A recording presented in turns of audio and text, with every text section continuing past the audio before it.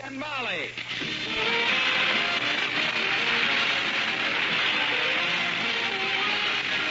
Fibber, McGee and Molly. With Bill Thompson, Cale Gordon, Arthur Q. Bryan, Dick LeGrand, and me, Harlow Wilcox.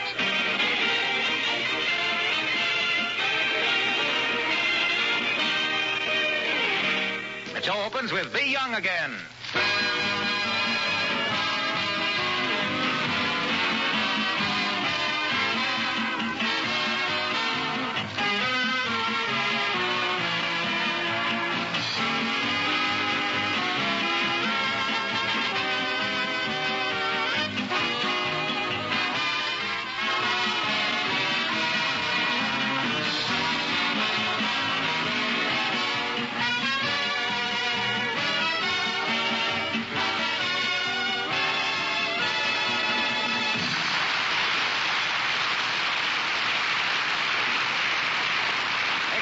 Prevails in Wistful Vista today. Look Who's Laughing, the picture that our friends made with Edgar Bergen and Charlie McCarthy, is having its world premiere at the Bijou Theater tonight, and everybody is in a dither. And here at the airport, where they are waiting for the arrival of Bergen's plane, we find Fibber, McGee, and Molly.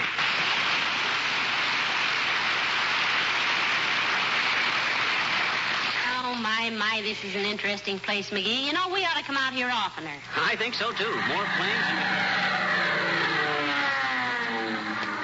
Oh, boy. Did you see that one, Molly? Yeah. That's one of them new military planes. One of the HICTIGs. The what? Yeah. HICTIG? Yeah. Here it comes, and there it goes. I'm thinking about buying a plane myself. Imagine me getting a sudden call to Washington, packing my bag, dashing out here to the airport, and leaping into my plane. Out the other side and down to the railroad station. With me on your heels. No, dearie. You stay down here where the terra is firma. Yeah, but Bergen says... Mr. Bergen isn't married. Maybe he ain't now, but wait till Mrs. Uppington goes to work on him. There's a grass widow that's out to make hay. Believe me. Hello there, kids. You're just the kids I wanted to see, kids. What can we do for you, Mr. Oldtimer? Give me a couple of tickets to the premiere tonight. How's about it? Gee, I'm sorry, old-timer, but we had such a demand for him that I... No, come on, Johnny. I'll be in there whistling and stomping every time you come on the screen. Well, how loud can you whistle? Listen, daughter.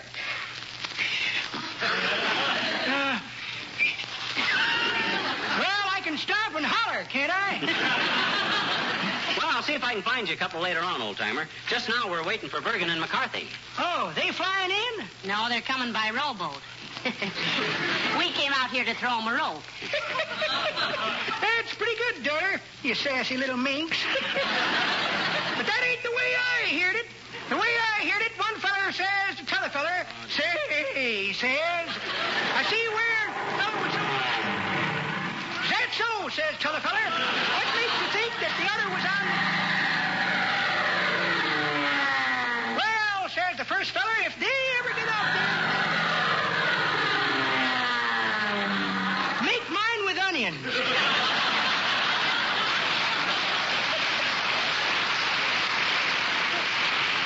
Best one I've heard for a long time, kids.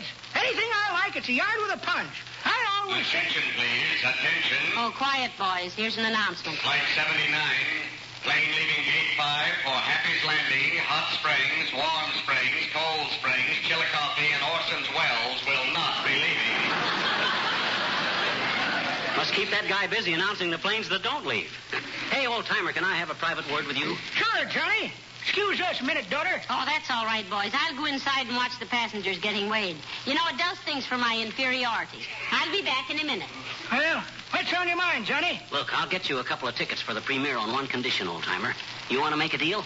I'll do anything that's honest and above board, Johnny. Otherwise, it'll cost you 3 tickets.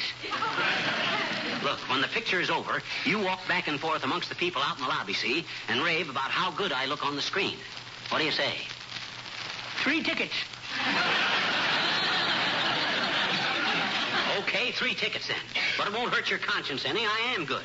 Now remember, all you gotta say is something like, boy, that McGee is a great actor, ain't he? Good and loud. You got it? I got it. Hey, that McGee is a great actor. Ain't he good and loud? No. You say it good and loud. Oh, So all the newspaper guys will hear it. Oh, yeah. Now, here's the 3 tickets. Hey. And don't let me down. Okay. I'll be in there pitching, Johnny. I'll give you a build-up that'll make Gary Cooper get on his horse and ride away into the sunset.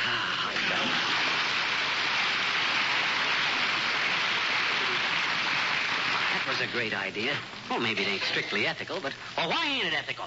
Well, shucks, it's just publicity, ain't it? Well, yeah, but it's kind of underhanded. What's underhanded about it? Well, it's almost bribery. It ain't any such thing as bribery. All I done was... McGee, what are you so excited about? You're all red in the face. Oh, I was just having a little argument. I'm the most unreasonable guy to argue with. Wait. He's landing at the far end of the field. Well, let's run out and meet him. No, wait here. He'll taxi up to the gate. What? Take a taxi for that little way? That's too extravagant. Come on.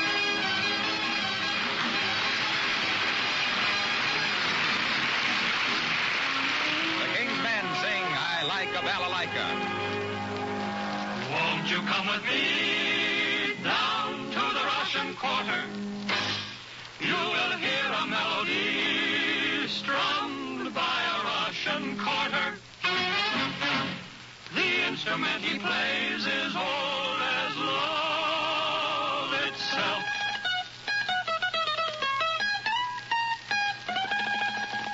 It's called a balalaika. I'm speaking for myself. I like a balalaika, a Russian balalaika, because the gal I like likes to hear a balalaika playing like a balalaika play. Hey, they play a passionata, concerto or sonata. They sing an awful lot of notes, and that is why I like to listen when a balalaika play. Hey, you know that steel guitars don't go with Sam or him. The balalaika is all you'll hear in good old Russian atmosphere. Oh, the balalaikas make me want to taste delight, not waste the night.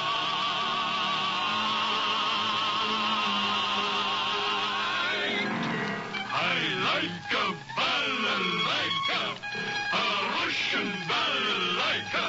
I have no special reason why I like a balalaika, only that the gal I like likes to hear a balalaika playing like a balalaika play.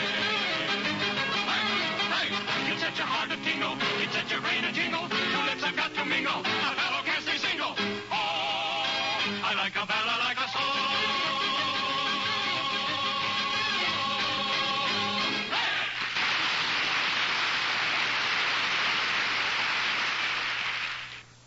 Hey, where's Bergen and McCarthy, Molly? They're up in Uncle Dennis's room. He won't be here tonight. He won't? No.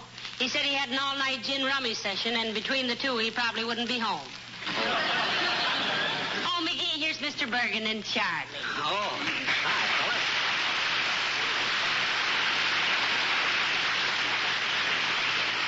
fellas. Find everything you need upstairs, fellas? Oh, yes, Fibber, yes. We're very comfortable, thank you. And you, Charlie? Oh, I'm all right, Mom. Don't mind if I call you Mom, do you? Not at all, Charlie. I love it. Good. That's approach number 17, boys. Make them feel maternal and you got them. Hey, where do you folks keep the bicarbonate? Well, what's the matter, Charlie? Don't you feel well? No. You know, I had 15 butterscotch sundaes when we were waiting to take off this morning, and, well, they kind of sneak up on you, you know. You know, I remember one time I was... Oh, dear. Come in. Oh, how do you do, Mrs. McGee and Mr. McGee? Hello, Abigail. Hi, Uppy. Who's the moose in the minx, Bergen? Why, Charlie? Why, she's a society leader here. Mrs. Uppington, I believe. Oh, is that so? She looks like a 5 and 10 cent baby from $1 million store. Charlie, will you remember we're guests here? Hey, Ed, I want you to meet a friend of ours, Mrs. Uppington. Yes, Mrs. Uppington. This is Mr. Bergen and Charlie McCarthy. Oh, yes. How do you do, Mrs. Uppington? I'm simply delighted to meet you, Mr. Bergen. I've been dying to meet you. All over or just your hair again, Uppy? Well, Mrs. Uppington has talked of nothing else for days, Mr. Bergen. You know, she's one of your greatest fans. Well, that ought to cool you off, Bergen, huh? you're going to the premiere tonight, Mrs. Uppingtail? Uppington, Charlie. Abigail Uppington. Oh, excuse me, Mrs. Uppington, excuse me. Oh, that's quite all right, you dear boy. After all, a rose by any other name would smell. You said it, babe. Will you watch what you're saying, Charlie? Well, there's many a slip twixt your lip and my quip, Bergen. You know that. Charlie is such an irrepressible little fella, Abigail. Of course, my dear, I understand. Oh, and I'm so glad I met them, so I could invite you all over to my home after the theater tonight for midnight supper. Oh, well, thanks, Uppy. We'll be there. I always have an appetite after watching one of my performances, Uppy. You ought to. You're strictly from hunger.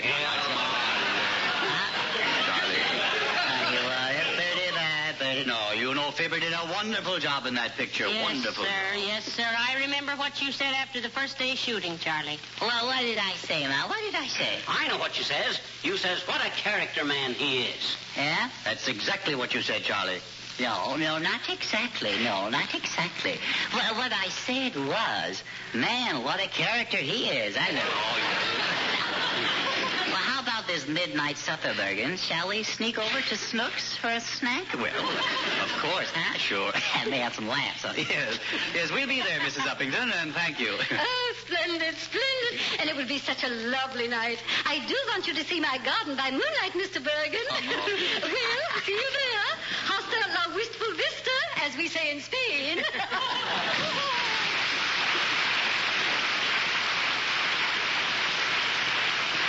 Well, you seem to have made quite an impression on her, Mr. Bergen. All you got to do to impress her is wear trousers and speak English.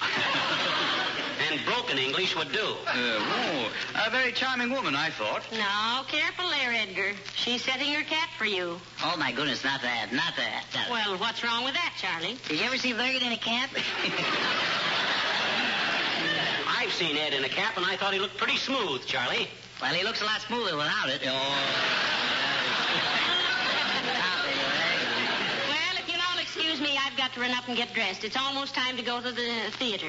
Oh, certainly, Molly. We'll run along now. I will Hey, just... Fibber, how about... Oh, hello, Edgar. Hello, Charlie. Oh, hello, Harlow. Well, if it isn't the old polish promoter. How's your linoleum today, Mr. Wilcox? Pretty perky, Charlie. How's your coffee? Percolating pretty, pal. Are you going to the premiere tonight and see yourself on the screen, Mr. Wilcox? Oh, gee, I don't know, Molly. I'm scared. I guess I've got stage fright. Oh, you've got to be there, Harlow. You'll be expected to say a few words into the microphone, for the crowd. Honest, will I? Why, yes. Oh, it's easy, Mr. Wilcox. You just say what everybody else says. I hope you will enjoy seeing this picture half as much as we enjoyed making it. Work like dogs. What's trite always used. Oh, you mustn't be nervous, Mr. Wilcox. Well, I am. It's a vicious circle, isn't it? Well, how about us, Wilcox? We were in there, too, What do you mean, Charlie? Well, why don't you say after the movie, ladies and gentlemen, enjoy a grand cup of delicious coffee? Yes, in your beautiful, gleaming, spotless kitchen. Darn it, he did it again, didn't he? Well, I better run home now and get dressed. I'll see you later, folks. Doesn't he ever lose his gusto, Fibber? No. Well, I simply must be getting dressed, and you boys had better be getting into your dinner clothes, too. I believe you're right, Molly. Come on, Charlie. Go ahead, Bergen, go ahead. I'm going to wear pajamas. Oh, but pajamas aren't dinner clothes, Charlie. Well, they are if you eat in bed. Well, now go away, all of you. There's a book here I want to read. What is it, Charlie? Well, it's Peoria High School Annual for 1912. It's a murder story. That's what it is. What do you mean, a murder story? Well, look at this picture, you. It kills me. Come on, Molly. Come on, Ed. He's a character. Peoria High School. I'll bet he was voted the student most likely to succeed, making a chump of himself. Come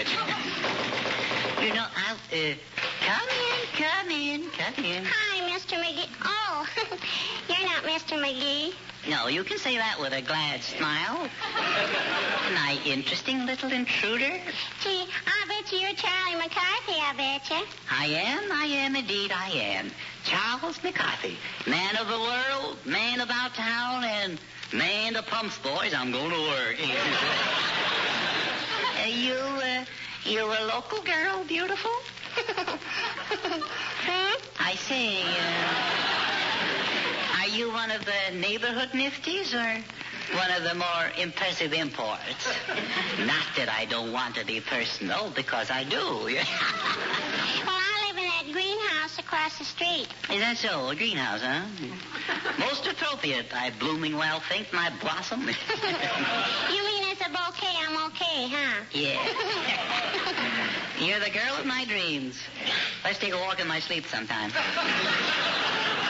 How's about a date for the premiere tonight, huh? Oh, I bet you don't want to go out with me, Mr. McCarthy. Oh, come. Let's not stand on formality.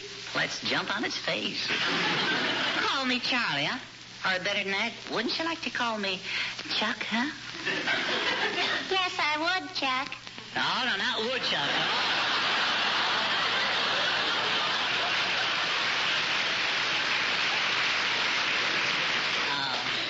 Okay, Charliekins.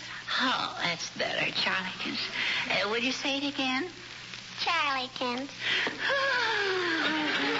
Mozart never wrote music like that. Come over here and sit by me, angel face. Let's discuss us. I guess I better be going home. I gotta do my homework. Homework? Oh, tush. Going out with me is a liberal education. Though if Bergen was more liberal with me, I could be more liberal. Well, let's face facts. I could go for a girl like you. Gee, could you? Yes, indeed. How about a little kiss? You good at oscillating? No, I always fall down. What was that? You said, was I good at ice skating, and I said I always fall down. Ice skating and osculating are two very different things, my demi-debutante. Or didn't you know? Sure I know, I betcha. In ice skating, you gotta keep your feet, and in osculating, you gotta keep your head. And if you think you're getting anywhere with that fast patter, you better get back in your den before somebody collects the bounty on you. So goodbye, Wolf.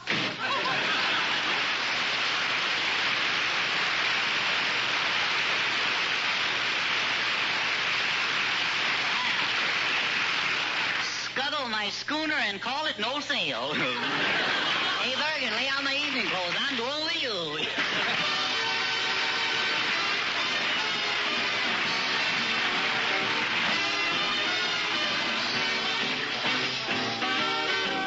Arthur Tilton sings, I See a Million People. I see a million people, but all I can see is you. I hear a million voices, but only your voice comes through. I wait for your footstep, I've waited before. I know that it's you. If you knock on the door, I'll know you're around by the sound of my pounding heart.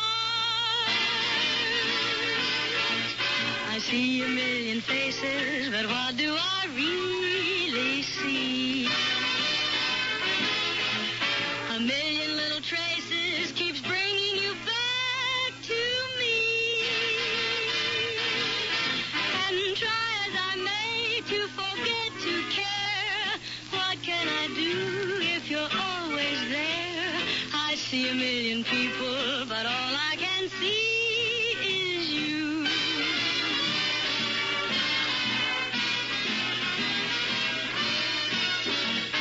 I've tried on my own to go it alone. I've tried to get lost in a crowd. But even when I wander the roaring streets, the picture of you repeats. I see a million faces, but what do I really see? A million little traces keeps bringing you back to me. And try as I may to forget to care, what can I do if you're always there? I see a million people, a million little traces, a million kinds of voices, and 100 million faces, but all I can see is you.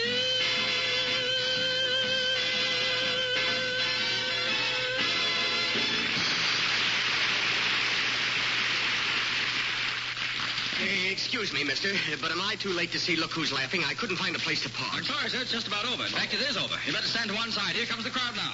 Very good picture. Yes, I enjoyed it. Well, Molly, what do you think? Pretty good stuff, eh? Well, I thought it was very good, McGee. How was I? I don't know. I was busy watching me.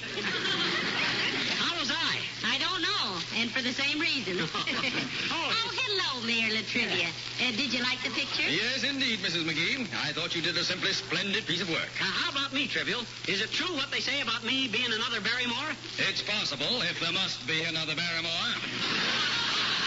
Good night. Good night, Mrs. McGee. Good night, Mayor. McGee, where are you going? In the box office. I want to use the telephone and call the newspapers. Going to tell them what a success it was. Come on, Molly. I'll tell them. Hey, Bud, you mind if I use your telephone? Who are you? Don't you know? He was the star of the picture tonight. Yeah. Oh, yes. I didn't recognize him, Mr. Bergen. Go right ahead and use the phone. Oh, Hurry up, McGee. I want to go out and hear what people are saying. okay. Hello, operator. Give me the Wistful Vista Gazette or the... Huh? Oh, is that you, Mert? You're at a time like this. How's every little thing, Mert? It is, eh? What's that, Mert? Your brother. Thrown in the hoosgow, eh? Oh, heavenly days. What for, McGee? The police force elected him king of the cops for 1941, and they're building him a throne in the hoosgow.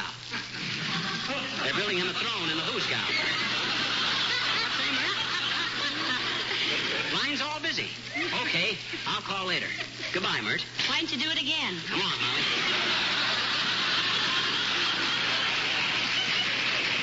Well, thanks, Bud. Okay, Mr. Bergen. Yes, I thought that wild airplane scene was the most exciting. It was the dishwashing thing that got me. I never liked Charlie McCarthy was talking to the fellow. Yes, sir. I always said that Edgar Bergen was one of the finest actors on the screen. Oh, what a job he did tonight. Hey. Yes, sir. Hey, old-timer. Come here a minute. Well, hello there, kids. Great picture, wasn't it? And what do you think of this Bergen boy? Really got something, eh? Yes, sir. Bergen is the... Hey, wait a minute. Did we have a deal on or didn't we? Hey? Oh, you mean them 3 tickets you gave me to talk you up, Johnny? Say, what is this? That's what I mean, and don't talk so loud, old-timer. What's the idea of double-crossing me? We heard you come out raving about Bergen. I know, Johnny. I'm sorry about that. Personally, as actors, you and Bergen are about even. But when you give me 3 tickets and he gives me $10, well, you can see how it is. Excuse me now, I gotta go do my job. Yes, sir, that boy Bergen is potentially one of the greatest actors. Put him.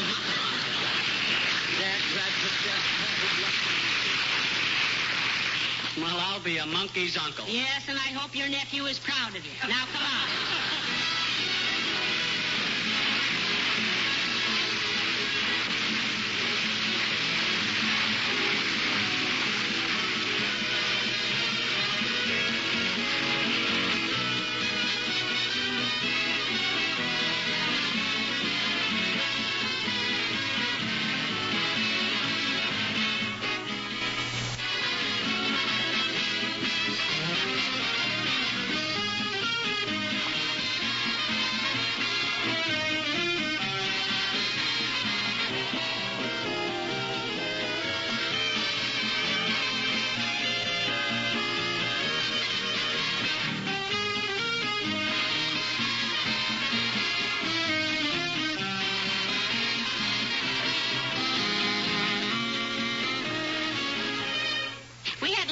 Doing it, didn't we, dearie? Yeah, but I don't know. As good as I was in it, I really think I could still do better if I had the... You know, that's what everybody says. They do? Gee, ain't that wonderful? Oh, say, McGee, I almost forgot. Huh? RKO called this morning, and they want you to come back. Hot dog. They do? To make another picture? No. You left your correspondence course in how to act in the dressing room. Oh, so... Good night. Good night, all.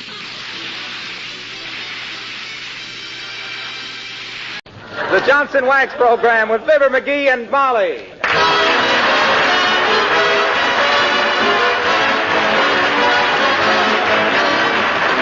The makers of Johnson's Wax and Johnson's Self-Polishing Glow Coat present Fibber, McGee, and Molly, written by Don Quinn, with songs by the King's Men and music by Billy Mills.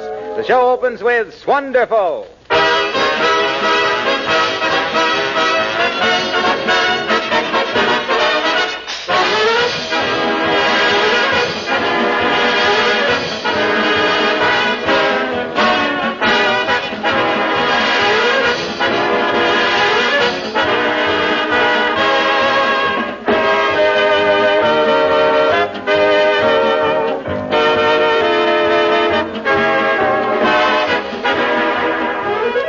year, we're probably going to have more gardens in this country than ever before. You'll soon see many of your neighbors working out in their yards, taking care of young carrots and cabbages and beets.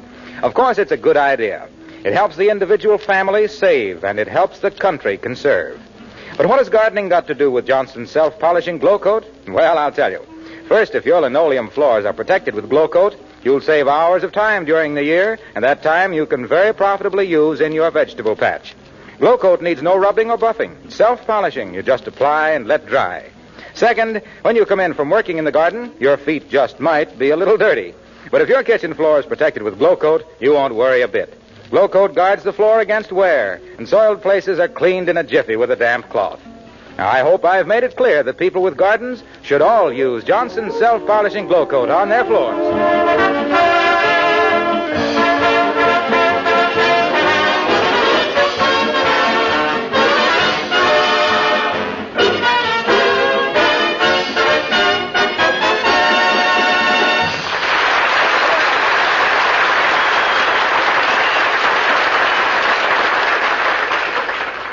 Fibber McGee is writing a song. That's all, brother. Now meet Fibber McGee and Molly.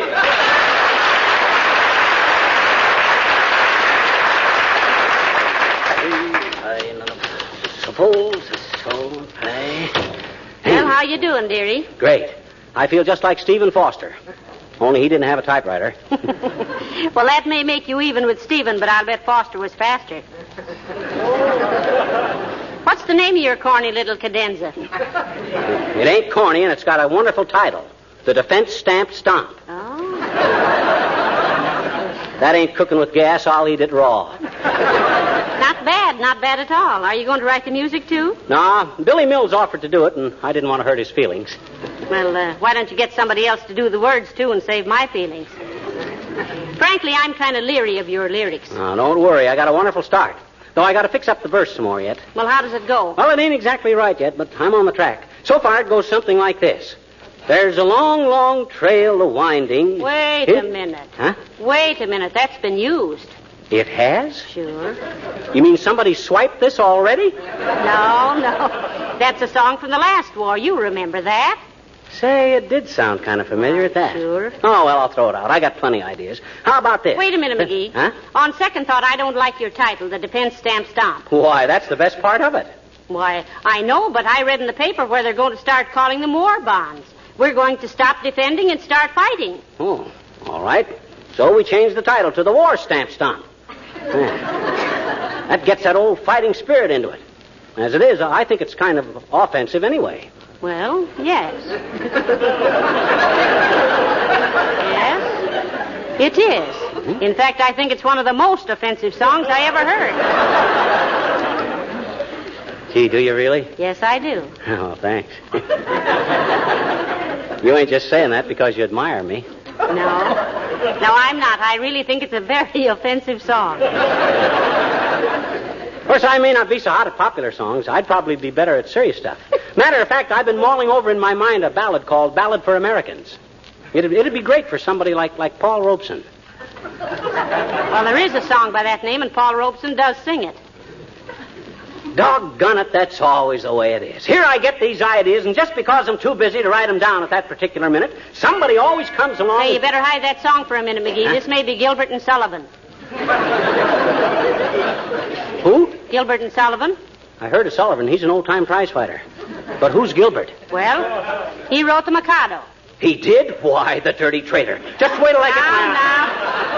Now. Calm yourself, McGee. It's only Mayor Latrivia. Oh, come in, Latrivia. Hello, Mr. Mayor. Good day, Mrs. McGee. Hello, McGee. Hi, City Father. What's all the bother? When I was over here for dinner the other evening, McGee, I lost my Phi Beta Kappa key. Did you find it by any chance? No, we didn't find any keys, Mr. Mayor. Did you lose your whole key ring or just the one key? Just my Phi Beta Kappa key, Mrs. McGee. Oh. It was pinned on my vest. Pinned on your vest? That's a heck of a way to carry a key, Latrivia. How do you carry your money? Tied into a corner of your hanky? Please, McGee, let's be sensible. A Phi Beta key is usually pinned on the vest. Well, what was it a key to, Mr. Mayor? It wasn't a key to anything, Mrs. McGee. It was the visible symbol of my membership in the honorary scholastic fraternity, Phi Beta Kappa. Oh, a key to the frat house.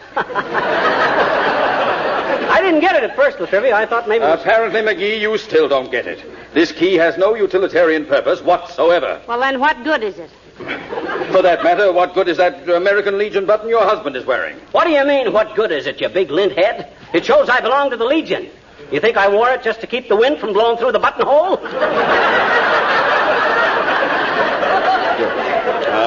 You see, the Legion button indicates your membership in the Legion. My Phi Beta Kappa key indicates my membership in Phi Beta Kappa. Is that plain enough, or shall I spell it for you? Understand, dearie? Sure. He means he can't get into the Phi Beta Capsule Clubhouse without using his key. They give all the members a key, and when they unlock the door... This key does not unlock any doors. Can't you get that fact through your Neanderthal noggin? My what? Never mind.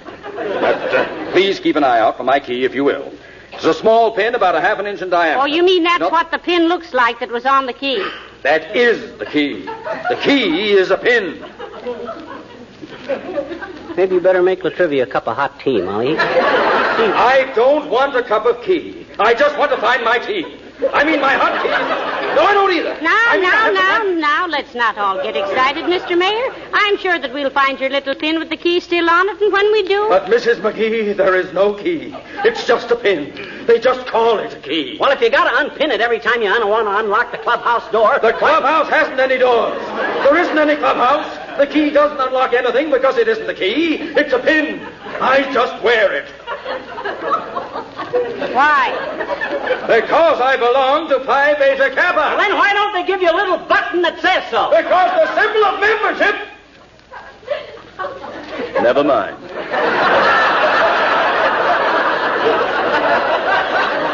I'm going to turn in my resignation today. I'm going to join the Elks.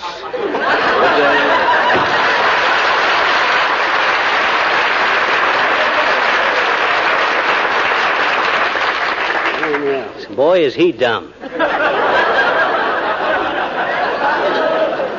You know, he wouldn't be if he'd spent more time studying in college instead of running around with those sorority fellas. Well, I got to get back to my song. Now, let me see. Look, McGee, I've got an idea. What? Mr. Wimple is a poet. Say, why don't you get him to help you with the words to your song? Oh, that's a great thought, Molly. Come on, let's go. I'll get Billy Mills to write the music and Wimple to write the words. Well, what'll you do? What'll I do? It's my title, ain't it? Come on, let's go. Over to Mills. Then we'll...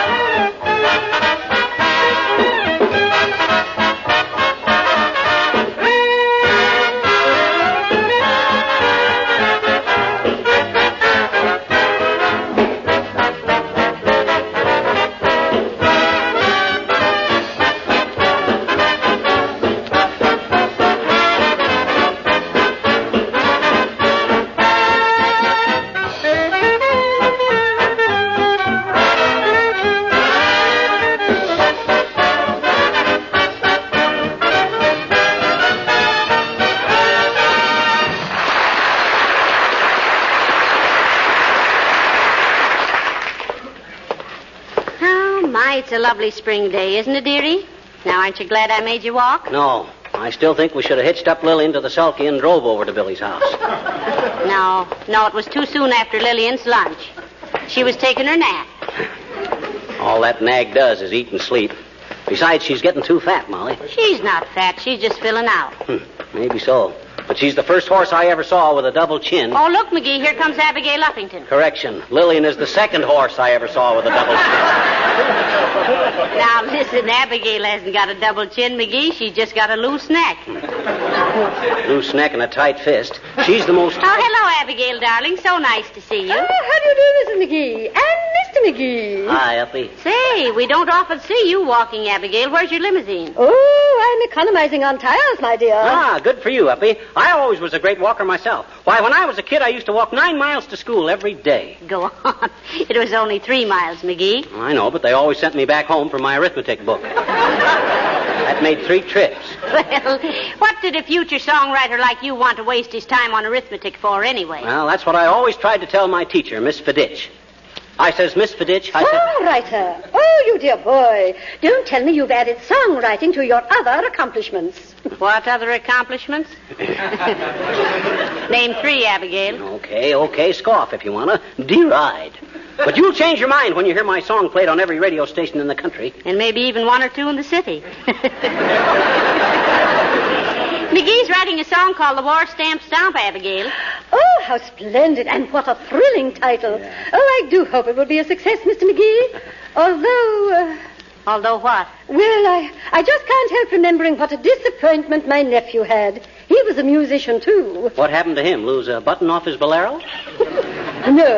No, he wrote a little thing which even now is played on hundreds of radio stations every day. And the poor lad never collected $1. Oh, what kind of a song is it, Abigail? Well, the name of it is Bong, Bong, Bong. Bong, bong, bong. That's cute. How does the music go? Oh, it goes like this. A bong, a bong, a bong. Heavenly days, did your nephew write that? Oh, indeed he did. Oh, well, I must be getting along. So you've decided to walk and save your tires, eh, Uppy? Oh, yes. I walk all the way down to the Bon-Don department store nearly every day. Oh, and all the way back, too? Oh, no, that would be too much, I'm afraid. So my chauffeur meets me with a car and drives me home. Good luck, Mr. McGee. I just know you're destined to be another Rimsky-Korsakov. Goodbye.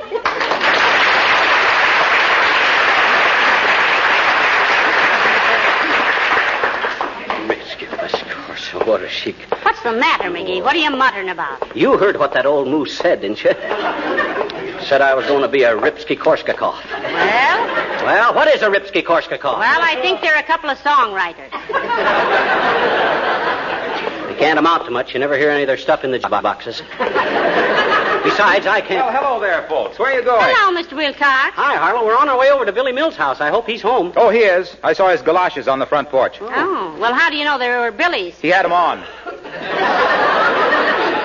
You going over there for dinner? No, I'm writing a song, Harlow. Billy's doing the score. Well, what kind of a song is it? Popular? Very, at least with McGee.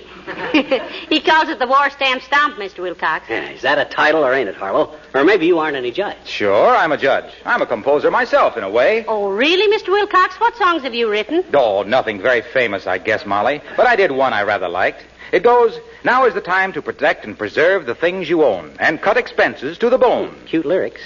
Johnson's wax on your floors, furniture, woodwork, windowsills, lampshades will not only preserve and protect, but beautify as well. It's swell.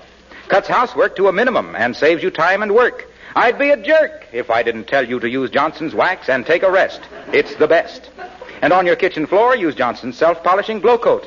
Just make a note. It's so easy, looks so pleasy. Pour it out and spread it around. Let it dry, and I'll be bound your linoleum looks like new. What a view. Oh, boy. What a joy. Floy, floy. Moy, moy. Hoy, hoy. Oh, here.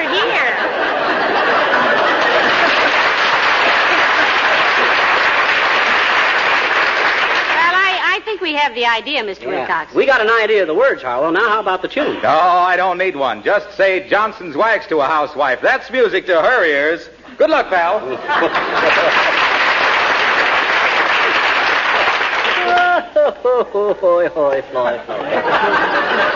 Oh, what a songwriter. Old Jerome Korn himself. Another Minsky-Korsakov. Say, isn't this Billy Mills' house, McGee? Huh? Oh, yeah. Oh, come on. Hope he's home. Hi, Skimp. Hello, Mom. Come on in. Why, this is an unexpected pleasure. Well, I thought you knew we were coming. Well, I knew Fibber was coming. I didn't know you were, Mom. Makes it a pleasure. If Park your hat, Pat. Let me take the sable, Mabel. Now, you're really jiving this afternoon, Billy. Yes, I'm sending, Skimp. How's everything? Just fine, Billy. How's my pal, Uncle Dennis? Oh, same as ever. He is, huh? Too bad. You know, we've been trying to give him some good advice, but he wouldn't take it. What advice, Mom? She told him he ought to give up the little brown jugs till we lick those little yellow mugs.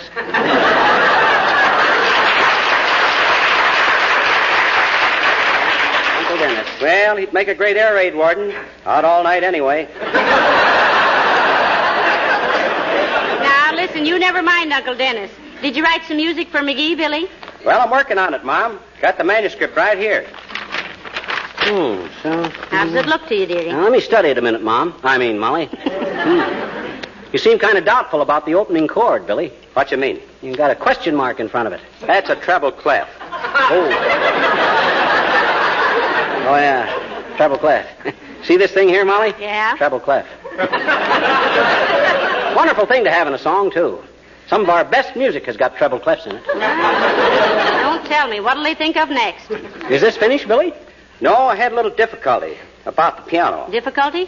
Yes, man from the finance company. I hurt my hand, too. How? Slugged a guy. Who? Man from the finance company. Well, that's tough, Billy.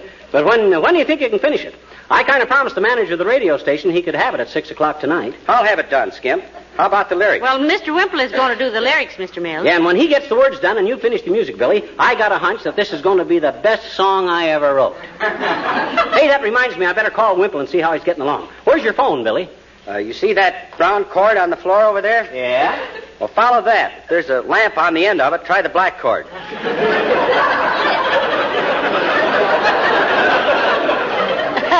Never mind tracing it down with you. Here's the phone right here. Let me take it. Thanks. Hello, operator. Give me Wistful Vista 72. Oh, is that you, Mert? No. My hospitality. How's every little thing, Mert? It is, eh? What's say, Mert? Your brother shot it out with the cops, eh? Oh, heavenly days, McGee. What happened? Mert's baby needed a bottle of milk in the middle of the night, and she called her brother at the creamery, and he shot it out with the cops. What say, Mert? Oh, you have? Oh, thanks. Hello, is this Wallace Wimple? Hey, what's the matter, Wimp? You got a cold? Your voice is deeper than usual. Huh? Huh? Oh, excuse me, Mrs. Wimple. May I speak to Wallace? Thanks. Wimple started the lyrics yet, Mom? Yes, McGee called him earlier today, and he said... Is that you, Wimple? This is McGee. Yeah, look, Billy Mills is nearly finished with the music. Suppose you get them words done and meet me at the radio station about 5:45.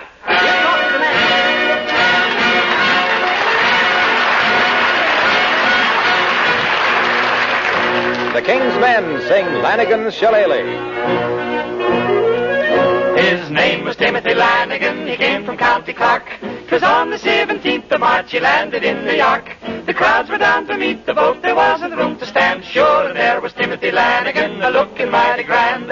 Oh, he carried his old shillelagh in his hand. Yes, he carried it all the way from Ireland. As he raised his old carbine and sang the wearing on the green. Sure, he carried his old shillelagh in his hand. I've got a job to do, I'm on the trail now of the guy who threw the overalls in Mrs. Murphy's chow. And if I ever find him, there will be an awful row. So I carries me old shillelagh in me hand. And all over the USA, the people all got out of his way, for he carried his old shillelagh in his hand. One day while Timothy Lanigan was leaving his hotel, he heard a step behind him and a voice he knew so well. He whirled around to take a look, and there upon the stoop was the man who threw the overalls in Mrs. Murphy's soup. And he carried a big shillelagh in his hand. In his hand, yes, he carried a big shillelagh in his hand. In his hand, he was big and he was tall and he was looking for a brawl. And he carried a big shillelagh in his hand. Swung their old shillelaghs and they circled all about. Through the afternoon they battled and they still were feeling stout. But when the moon began to rise they knocked each other out. And they fell with their shillelaghs in their hand. Oh, they both woke up together and they called the fight a draw. Then Timothy discovered he'd been fighting with his paw. Said Lanigan the senior, I'll confess it to you now, I'm the mink who threw the overalls and Mrs. Murphy's chow. So, they're carrying their old shillelaghs in their hand, and the last we heard they're back in Ireland, and they're looking for a brawl any time or place at all, for they carry their old shillelaghs in their hand.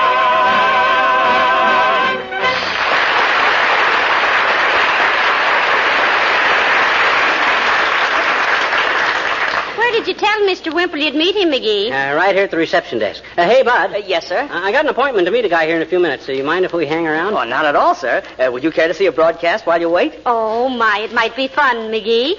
What's on now, sir? Well, in 5 minutes we have Uncle Bunny and his CP Time tales. And then at 6:30, a news broadcast by Herman Sherman, the commentator who sees all, knows all, and guesses very badly. And then at 6:45... Skip the schedule, Bud. Skip the schedule. Thanks anyway, but I don't think we got time. Oh, here he comes. Hey, Wimp. Here we are. Hello, Mr. Wimple. Hello, folks. How'd you get along with my song, Wimp? Oh, quite well, Mr. McGee, considering. Considering what, Mr. Wimple? Well, I had to stop every now and then and help Sweetie Face. Oh. She was practicing the shot put for the police games next month. Practicing the shot put. How could you help her do that? She didn't want to get the floor all dented up, so I had to stand across the room and catch the shot when she threw it. My goodness, the woman is a human cannon. I'd like to send her away to General McCarthy. Or somebody. Well, did you get the song done, Mr. Wimple? Yes, I did, Mrs. McGee. When I got started on the lyrics, Sweetie Face thought I was a regular Cole Porter. She did, eh? I guess so. Anyway, she kept me running down to the cellar for more coal for the fireplace. Let's hear your words for the song, Mr. Wimple. All righty. The war stamp stamp. Boy, what a title. Here's the chorus. Dig down deep into your rampers. Lay it on the line, you stampers. For the right, for right is might. Get into it. Don't be tight. And stamp, stamp. The war stamp stamp.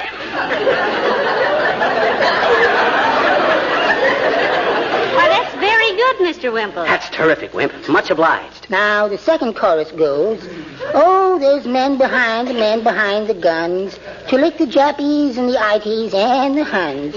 So when you... Hold it, Wimp, hold it. That's great. Much obliged. Now, you wait out here and I'll let you know what happens. Come on, Molly. Where, McGee? I got to show this song to the manager.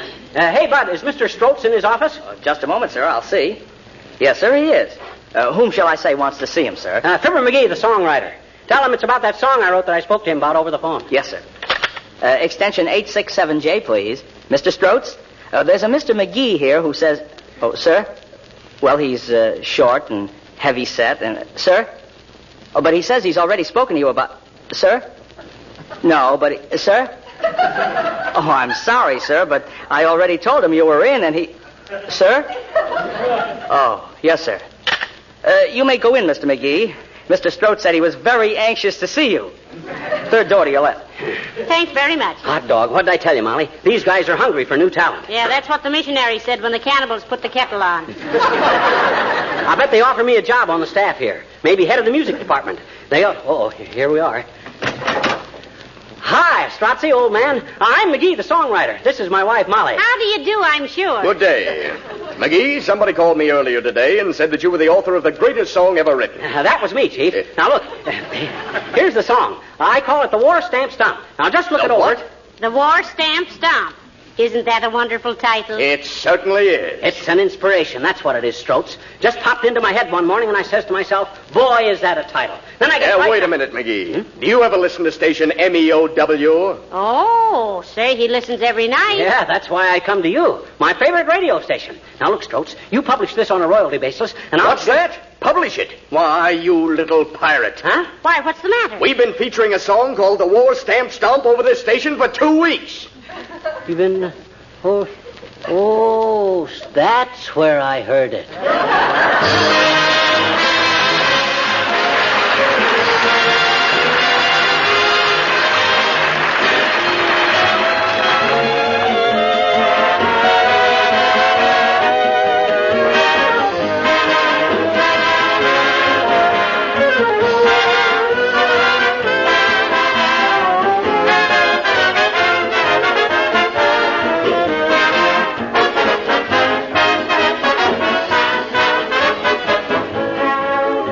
Nearly every home has a few things finished with chromium. If you think of your own home for a moment, you'll remember those towel bars and perhaps other fixtures in the bathroom and kitchen. Possibly some chromium chairs or tables, not to forget the trim on your automobile.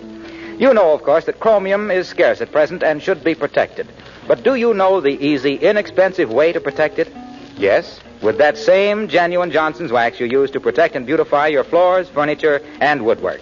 Apply Johnson's wax, either paste, liquid, or cream, the same as you do on wood surfaces. The wax forms a protective shield that guards the chromium against the corrosive action of weather and fingerprints, also against minor scratches. You'll notice, too, how the wax finish adds a soft beauty to the metal itself. Now, before another day passes, protect all chromium surfaces in your home with genuine Johnson's wax.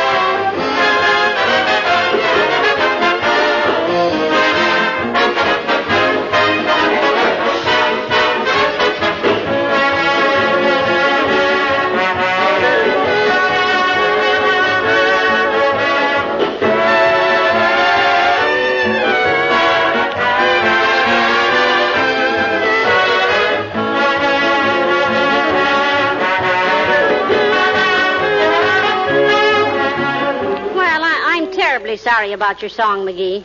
I really thought you had something there. Yeah, me too. I still think my song was better than the one they've been playing. It had more zing, more patriotic oomph. Yes, sir. And I'll bet if you ever published it and everybody started singing it, it would be an awful pain in the neck to Berlin. Berlin, Germany? No, Berlin, Irving. Oh. Good night. Good night, all.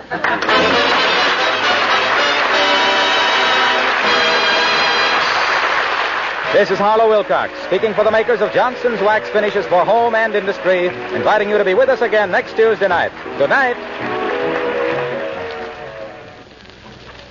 Will you do me a favor? Next time you get into your car, take a critical look at the finish. Doesn't it need a good cleaning and polishing? It's a cinch to do both these jobs now with Johnson's Carnew, because Carnew both cleans and polishes with one application. 2 jobs at once in quick time. You've probably heard people say, your car looks like new when you use Carnew. You'll be saying it yourself first time you use Johnson's Carnew on your car. Carnew is spelled C-A-R-N-U. This program came to you from Hollywood. This is the National Broadcasting Company. The Johnson Wax Program with Fibber, McGee, and Molly.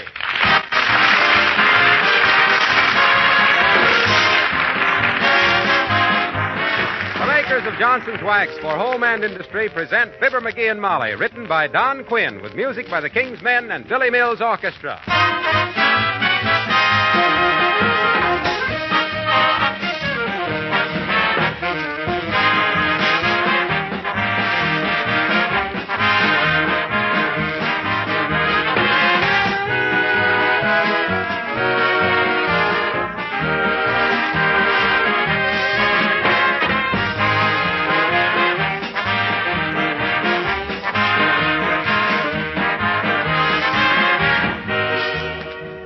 In your homes, you've known for a long time how to protect surfaces of all kinds with wax.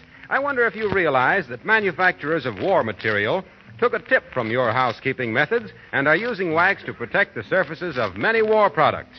That is true, and they should thank you women for this very good idea.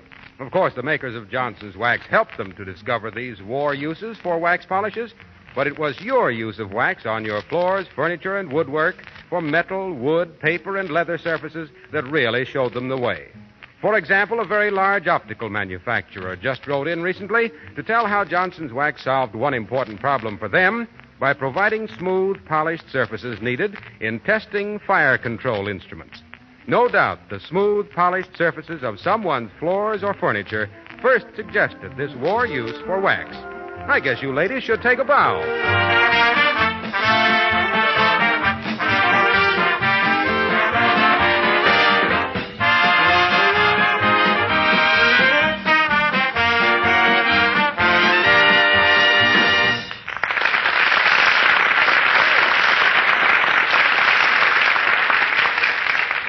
When Omar Khayyam dashed off those immortal lines about how the moving finger writes, he must have seen the squire of 79 Wistful Vista poking away at the typewriter. Yes, the old firm has taken in a new member. It's now Hunt, Peck, and McGee. as we meet Fibber, McGee, and Molly.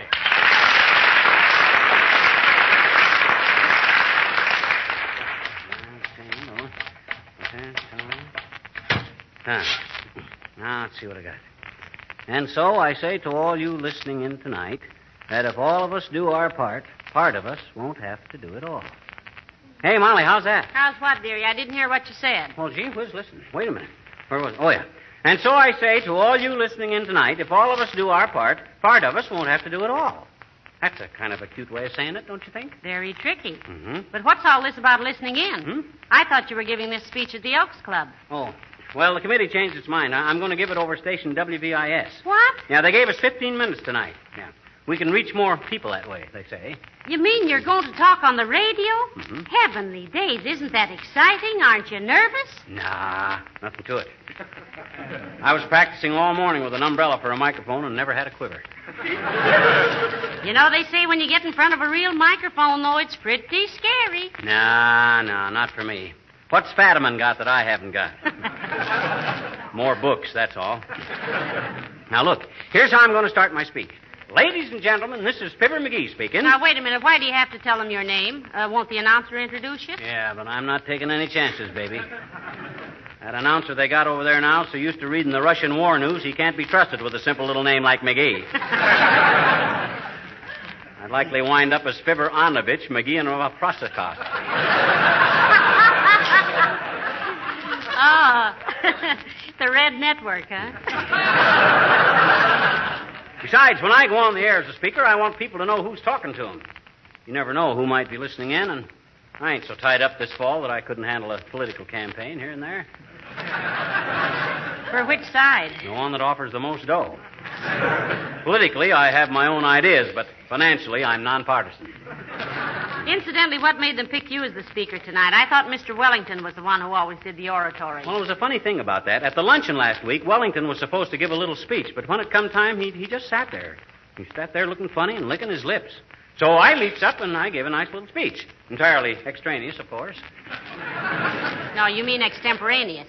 But what was wrong with Mr. Wellington? Well, it seems like somebody had poured a lot of salt in his coffee, and he couldn't even pronounce his own name for 2 hours. Well, who on earth would do a dirty trick like that to poor Mr. Wellington? Well, I guess I better finish this. Now, let me see. Where's my notes? Oh, yeah. Ladies and gentlemen, the Red Cross needs your money. All right? This campaign is to raise $200 million. Mm-hmm. The Red Cross is the greatest symbol of practicing humanity in the world today. And when you give generously to it, you are helping people all over the world. Remember that it's as easy to give $1 as it is to pass the buck. And when you... Hello, Mrs. McGee. Hello, Mr. McGee. What are you writing? A novel? No. I'm writing a speech for the Red Cross campaign, Alice. Oh. Himself here's going to be on the radio, Alice. Mm-hmm. Maybe when the Red Cross hears him talk, they may want him to go all over the country. Oh, I don't think it will be that bad, my dear. Creepers. Hey, wait a minute. What do you mean that bad? She meant that good. Oh. Imagine my very own husband talking to thousands of people on the air. I'm so thrilled. Oh, shucks. It's nothing. Roosevelt does it all the time. Hey, you coming to the radio station with me tonight, Molly, or are you going to hear it at home? Oh, I want to come with you, dearie. I'm going to sit out in the audience and clap till I split my gloves. Why don't you come with me, Alice? Oh, I'd love to, Mrs. McGee, but it's Tuesday night, and always on Tuesday nights So, you got a date, eh? Can't let your bobby socks cool off long enough to go hear a speech for a great organization like the Red Cross, eh? Well, Do you realize, my girl, that between January and November of 1943, the Red Cross packed over 5,300,000 food parcels? Yes, but you see, Mr. McGee... I can see that you got no sense of responsibility for the war front, Alice, for the war effort. Here I am, typing my fingers to the bone, trying to do what I can, raising dough for a good cause, and what are you doing? Out dancing the Charleston. The Charleston, McGee, is as dead as the minuet. Just because you stopped dancing when the two-step went out, don't get the idea that Arthur Murray tossed in his chips. Gee, I remember my father talking about the Charleston, Mr. McGee, but I never... The name of the dance ain't important, Alice. What I'm getting at is your flimsy reasons for not attending my speech tonight. But, Mr. McGee, every Tuesday night... Has it got to be every Tuesday night? Won't he let you off one night? Who? Whoever your date is with. But it's with the Red Cross. Every Tuesday night I roll bandages for 4 hours. So can't he... Oh. Well, why didn't you tell me? Well, she was doing her best to, McGee, but you were acting like a lot of other people. Huh? You were so busy waving the flag you couldn't see what was going on. I was not waving the flag. I just thought Alice wasn't interested, that's all. So you roll bandages for the Red Cross, do you, Alice? Every Tuesday? Yes, except Thursdays. On Sunday nights, I dance with the servicemen at the canteen and help serve coffee and things. Mm-hmm. And on Saturday afternoon, I take books to hospitals.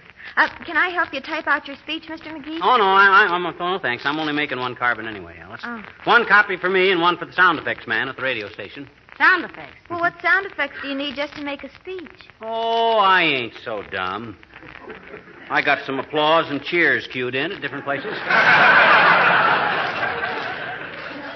Thanks for offering to help, Alice. I'm practically through typing it anyway. Well, that's why I thought you ought to know. Know what? He's got the carbon in upside down. His extra copy will be backwards on the back of his original. Huh? Well, good luck, Mr. McGee.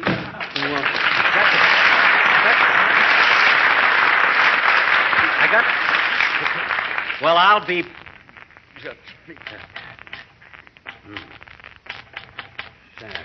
Message.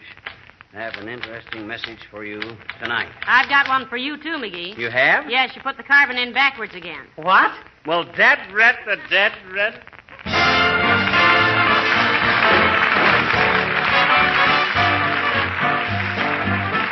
Billy Mills and the orchestra playing When They Ask About You.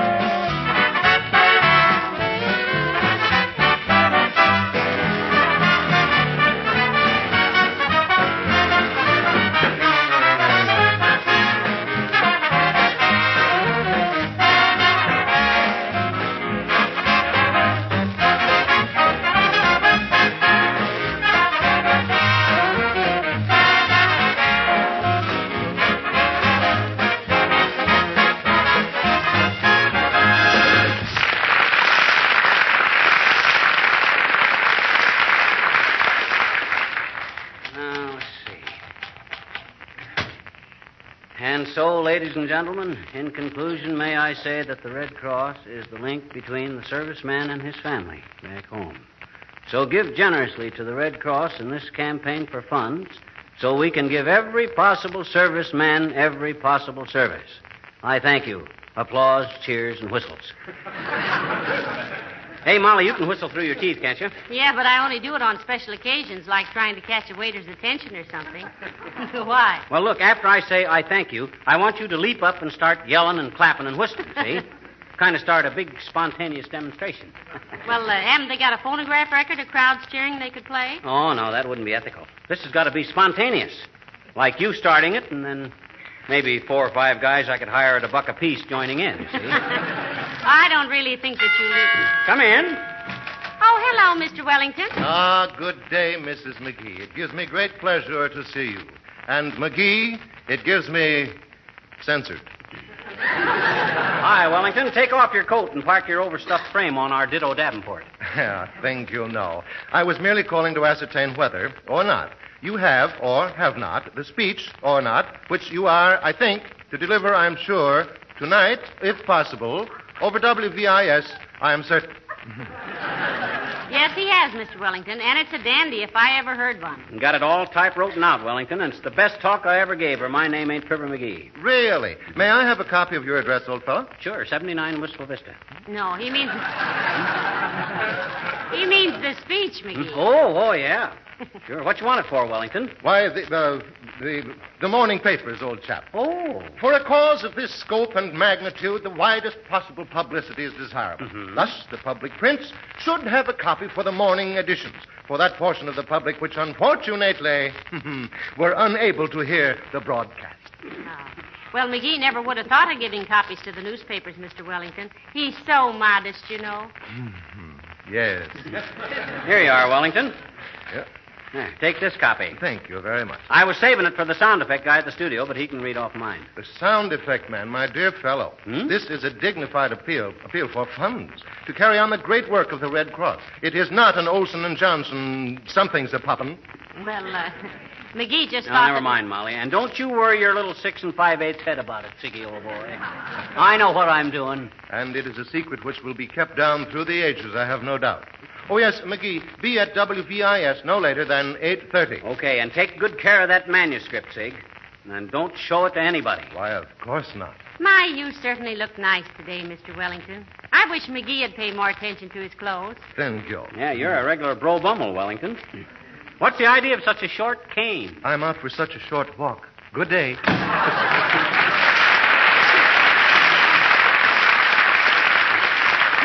Oh, you know, I like Mr. Wellington. He's so clean cut. He would be if I could find my Boy Scout hatchet. Now, let me see. I better run over the speech again. Say, did you put in that bit about how the Red Cross operates all those 350 service clubs and recreation centers for men and women overseas? Yeah, I got that in. But to me, the most important thing was the fact that the Red Cross gets information about war prisoners wherever it's possible. My gosh, that alone is enough to make you sit down and write them a big check. It really is. Incidentally, how much time did you say WVIS gave you? 15 minutes. They told me I'd have about 12 minutes for my speech. How many pages did you write? 18, but it's all single-spaced. It'll go pretty fast.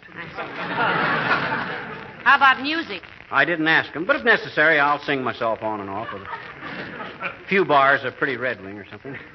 You know, I got to get the showmanship into this thing. I remember one time Hello there, Mr. Wilcox. Hi, Junior. Hey, what are you doing tonight? I'm making a speech for the Red Cross campaign fund on the radio, and if you can... Yes, I know. I'm going to be at WVIS myself, so I'll see you there. What are you doing at the radio station, Junior? Oh, I do some spot announcements. Some what? Spot announcements. I tell how easy it is to wipe up spots. Oh. If the kitchen linoleum is protected and beautified with Johnson's self-polishing glow coat. And in my spare time, I've been working out some sound effects. I've got them right here in this box, all wired up. Oh, my gosh, Junior. That's a pretty complicated-looking gadget. Yeah, how does it work? I'll show you. Look, every time I need a certain sound effect, I press a certain button, see? Mm-hmm. I want a splash, I press the splash button. See? Yeah, that's kind of hard to work into a conversation unless you're talking to a drip. Well, I use it in my glow coat announcements, like this. I say, folks, give yourself a break. Stop knocking yourself out. Scrubbing your floors the old-fashioned way. Use Johnson's self-polishing glow coat and stop working like a... It'll give your tired, dull linoleum the best beauty treatment you ever saw.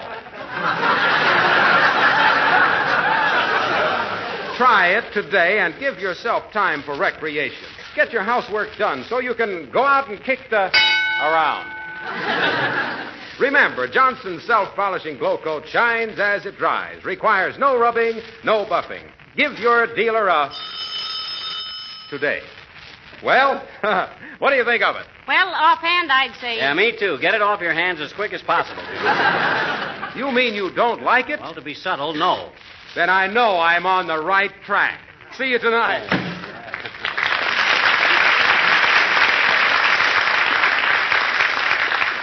I think I heard that routine from KDKA in 1926, McGee. Well, something's always new to somebody. We thought. I'll never forget the time. Hey, what time is it? Well, you haven't got much time to get dressed and get down there, McGee. Are you taking a cab? No, Doc Gamble said he'd pick us up. He'll find out from Wellington what time to be here. I'll run upstairs and change my shirt. All right. Ah, there goes a good kid. As excited over this speech as if he hadn't copied almost everything out of the Red Cross booklet. Maybe I better read it over for him. During the past 2 years, the disaster preparations of the Red Cross have been widened to include storage at strategic points of blood plasma, blankets, cots, and clothing for emergency use. We hope enemy action may never strike our own cities, but if it does, the Red Cross stands ready. Come in. Oh, hello, Beulah. Evening, ma'am. I just thought I'd stop by and see...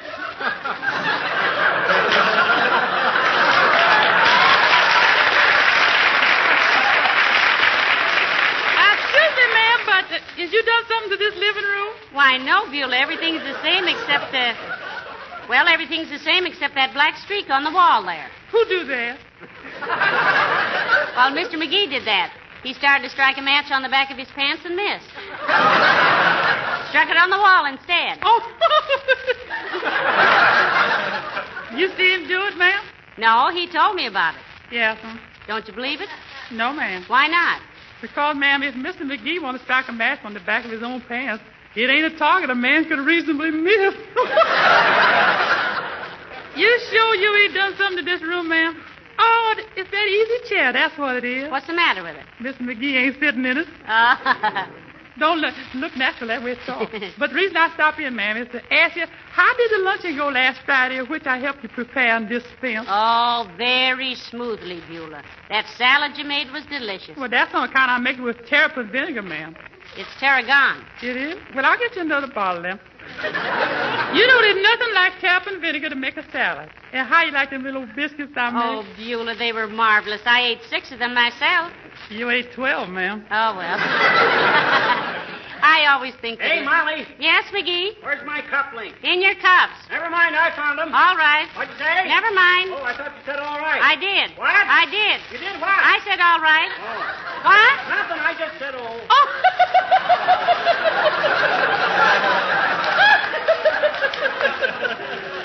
Love that man. Yeah, what that man needs around here, ma'am, is somebody to take care of his clothes. And it better be me. You see, I arranged with Miss Toops to work over here every Tuesday after this, and you can expect me next week. Oh, but Beulah, I don't think we could... I don't think you could either, ma'am. Get along without me. Yeah, but how much... Who cares how much work it is? I like you, Mr. McGee, and I'm moving in. Good night, ma'am. Well, good night, Beulah, but I wish you'd wait till... Till Tuesday, ma'am. That's what I thought, too. Good night.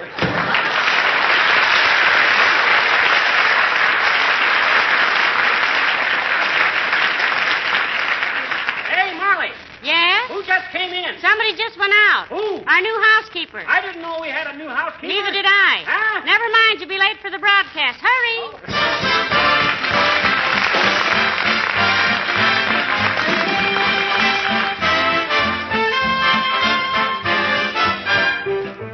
The King's Men sing The Kid with the Rip in His Pants. Johnny Jones was just a country lad who tore his pair of trousers that he had. Every time he climbed the apple tree, 'twas then his breeches parted company. Swinging down the country lane without a thought of romance, with a fishing pole upon his husky little shoulder, the kid with the rip in his pants. He plays hooky twice a week, he's always taking a chance. Minnows in the brook admire to dangle on the hook of the kid with the rip in his pants. Cool in the summertime, cold in winter too. When the breezes hit the rip, they go on whistling through. If you had one wish to make, wouldn't you love the chance to travel right along and sing a little song with a kid with a rip in his pants? In 29, a little boy of 6 would rip his pants and Ma would have to fix. 44 has found him in the fray. He tears his trousers in a different way. He tore them in a GI tank like his daddy in France. And he's the roughest, toughest Yank, the kid with the rip in his pants. He was just a bashful guy, always wore a grin. But he's not bashful in the sky, he's in there pitching to win. To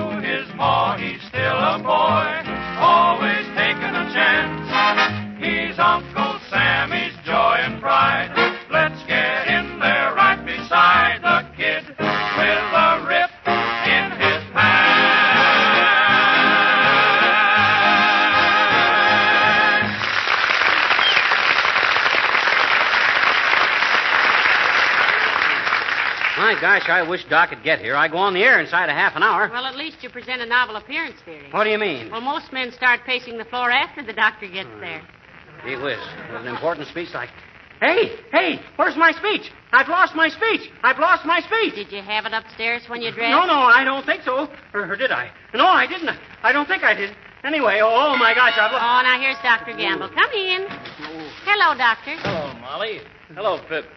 Well, what's your 50% common stock running around for, Molly? He's lost his speech. Lost his speech? Great Scott, and he's got to go on the air. Maybe I can fix it. Come here, McGee. Open your mouth. Oh, this looks bad. No inflammation. No swelling. Must have strained it talking too much. When did this come on? When did what come on? Your loss of speech. The time elements... So what is this? You're talking all right. Why, of course he is, but he's got nothing to talk about. I've lost my speech. Now, wait a minute. I distinctly heard you speak, McGee. And No, Doctor. His typewritten speech. Oh. He can't find it. I've lost it. Oh, stop singing a tisket a tasket. Your speech didn't run away. Now, calm down. Where would you put an important paper if you're going to need it immediately? He'd keep it in his hand. Yes, I'd keep... Oh. Here it is, in my hand. Gosh, that's great psychology, Doc. Yes, I'm quite a mind reader. I'd read your mind, McGee, but the small type hurts my eyes. Well, are we ready? Are we late, Doctor? Oh, no, we got lots of time. How'd the speech go, McGee? Going to knock 'em cold, Doc. Ought to raise a lot of dough for the Red Cross. Are you going to mention the home service for servicemen's families? And the 50,000 Red Cross nurses serving all over the world?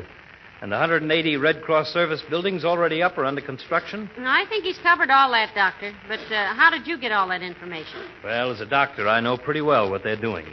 And believe me, it's worth every dollar you can dig up for them.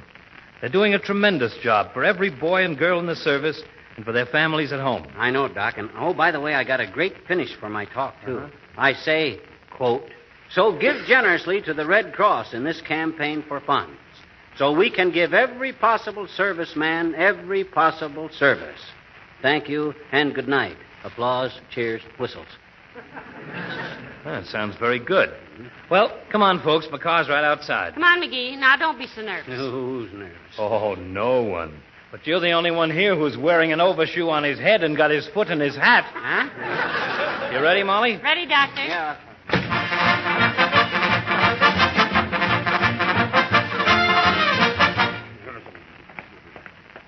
In Studio J, McGee. Right down this corridor. Okay. Ladies and gentlemen, my name is Red Cross, and I want to tell you about the Fibber... No. Ladies and gentlemen... He's starting his speech by telling the audience that he doesn't have to tell them anything about the great work the Red Cross is doing, Doctor. Splendid. Then what does he do? Then he tells the audience what a great work the Red Cross is doing. Oh. Well, my gosh, you got to give them the main points of the thing. You got to put... Hold it, McGee. Now hold it. Here's Studio J. Oh, it's sworn in. What are we waiting for? Look at the sign, dear. It says on the air. Keep out. Just finishing the program that precedes you, Oh, McGee. I see. Now come on in here and we'll listen to it. Okay. And so, ladies and gentlemen, in conclusion, may I say that the Red Cross is the link between the serviceman and his family back home. Why, that's Mr. Wellington. Hey, he's giving my speech. How do you know it's your speech? Listen. So give generously to the Red Cross in this campaign for funds, so we can give every possible serviceman every possible service. I thank you. Good night. Applause, cheers, and whistle. What is this? Oh, dear.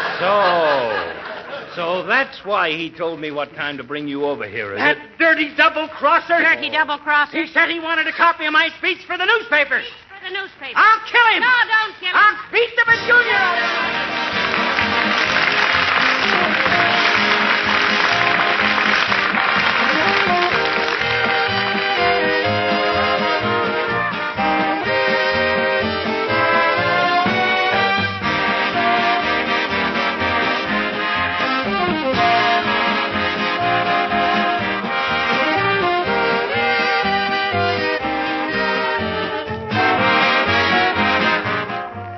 You know the expression fair weather friend, meaning the kind of person who stands by you while the sun is shining but disappears when you run into trouble?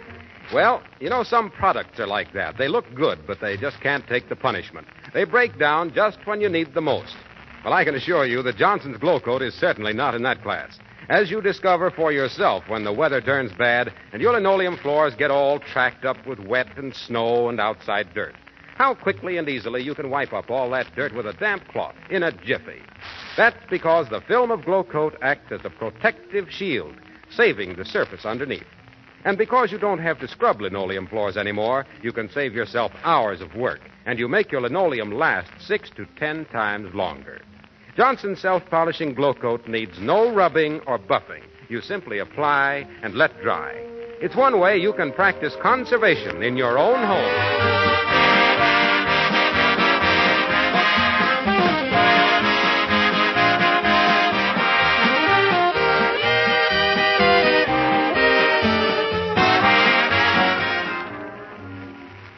Ladies and gentlemen, the goal of the 1944 Red Cross War Fund is $200 million. It's important that they get it. Important not only to us, our families, and our country, but for the comfort and well-being of all our men and women in service. Remember, the Red Cross is not a government agency. It is dependent on you and me for support. So let's see that they get it. Send your check or donation to the Red Cross in your community tomorrow morning. Wear the Red Cross on your lapel. It will show where your heart is. Good night. Good night, all.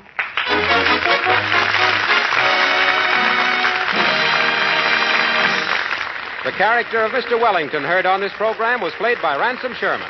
This is Harlow Wilcox speaking for the makers of Johnson's Wax for Home and Industry, inviting you to be with us again next Tuesday night. Good night. This is the National Broadcasting Company.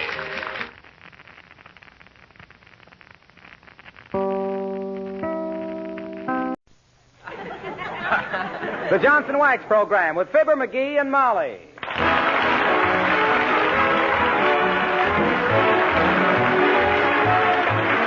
The makers of Johnson's Wax for Home and Industry present Fibber, McGee, and Molly, written by Don Quinn, with music by the King's Men and Billy Mills Orchestra.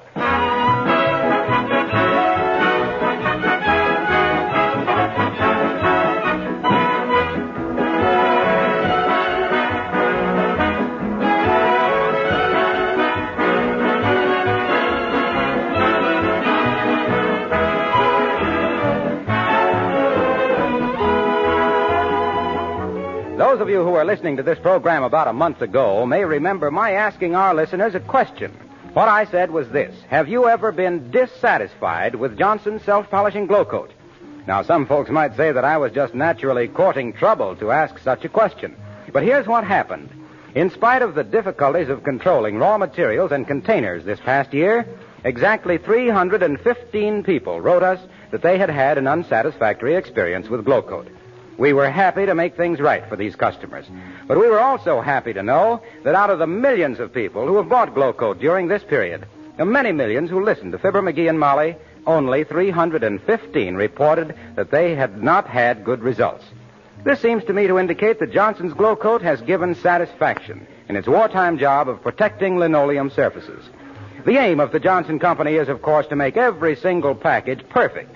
So if at any time you are dissatisfied with Glow Coat or any other Johnson's Wax product, remember that we want to hear from you. Just write S.C. Johnson & Son Incorporated, Racine, Wisconsin, or Brantford, Canada.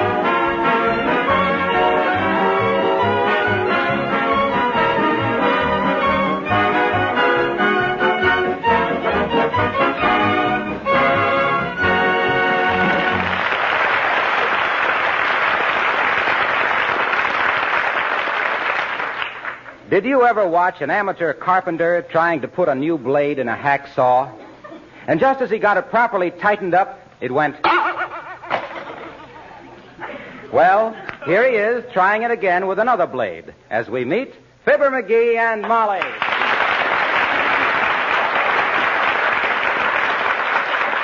Fine bunch of hacksaw blades. I could get better iron than this out of a can of spinach. Now, let me see. One more twist. Dead rat, the dead-ratted thing anyway. They must make these things out of peanut brittle. What are you doing, McGee? I'm getting ready to put up the porch swing. Well, what are you doing with the meat saw? This, my dear uninformed woman, is not the meat saw. This is a hacksaw. Oh. Well, if you have a friend in jail or something, I'll be glad to bake a cake around it, and you can... What are you doing with it? I'm putting a new blade into it. Blades keep busting. I've been tightening them very gently like this, and every time I... See what I mean? That makes 4 of them I've broken. Well, why don't you leave them looser? Won't cut anything if they're loose.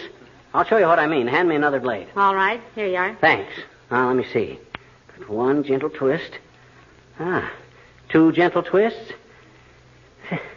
3 gentle twists. Ah. There. I guess I was just a little too... Now, McGee, don't say it. The dead... Why do you need the hacksaw anyway? I'm putting up the porch swing. Why do you need a hacksaw? Because the hacksaw is... I need it. It's for the... It's... My gosh, I guess I don't need it. Well, fine. Boy, is that a relief. I might have spent the whole day putting in new hacksaw blades. Sure. Now I can go to work. Hey, are my eyes going bad, or is that Sig Wellington coming up the walk? That's Mr. Wellington, all right. Wearing a Panama hat that must have been woven underwater and taken out wet because... hello there, Mr. Wellington. There, Mrs. McGee. How you do brighten my day. And McGee, tarnished again. Hello, Sigmund. Sit down on the top step and let's talk about inconsequential things. How have you been? That's the first pair of spats I've seen for a long time, Mr. Wellington. Is this a formal call? Oh, no. I was going to stop in at the bank on my way back about a small loan, and I was afraid I'd get cold feet. Beautiful Panama hat, too, Sig. Weave it yourself? No, it's merely one of a large collection of hats I own. Mm-hmm. One of the advantages of being a theater owner is the lost and found department, you know. You must let me show it to you sometime. All but the purses, which I keep locked up. Oh, too valuable, I imagine. No, I just don't like to see those bags under my eyes all the time. I suppose you hide the umbrellas, too, because they remind you of the overhead. Very amusing. But what, may I ask, are you constructing with this vast array of mechanical impedimenta, my friend? He's putting up the porch swing, Mr. Wellington. You can stick around and give me a hand if you want to, Sig. No, thank you, my friend. The last time you did some repair work, I gave you a hand. In fact, I gave you my all. In fact, that is my all right there. I've been looking all over for it. Hey, wait, what are you... Oh, well, take it then. Indian giver. How splendid to have it back again. It isn't a pleasant thing at my age to feel that one has lost his punch. Well, good day, old chap, and Mrs. McGee, au revoir until next week. Yes, but the thought of seeing you again gives me strength.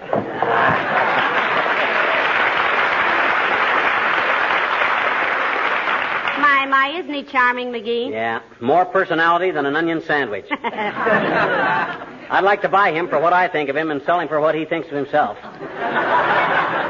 Did you see him go away with half my tools? Now, don't exaggerate, McGee. He only took that little awl and he had a perfect right to it. He loaned it to you a year ago. That's beside the point. He knows I got to put up this porch swing and deliberately ran off with a very useful tool. What would you need an awl for? I need an awl for in case I have to, it'd make it, it might... Well, I guess I don't need it at that. Of course not. Well, I've got to go see about dinner, dearie, and if you need help, you just call for me. Okay. There goes a good kid. She knows when it comes to carpentering, I don't know my neck from a folding ruler. But does she ever criticize? Yes. But does she mean it? Certainly she means it. That's why she does it. She's a... Hi, mister. Huh? Oh, hi, Teeny. Hi. Hey, what you doing, mister? What you doing? Well, I'm putting up the porch swing. Putting up a what, mister? Porch swing. Don't you know what a porch swing is? Sure I do, I betcha. We got one at our house. Oh, you got a porch swing? Hmm? Hey? What'd you say, mister? I says you got a porch swing. Gee, how'd you know? Who told you? I was walking by one night and it squealed. Oh.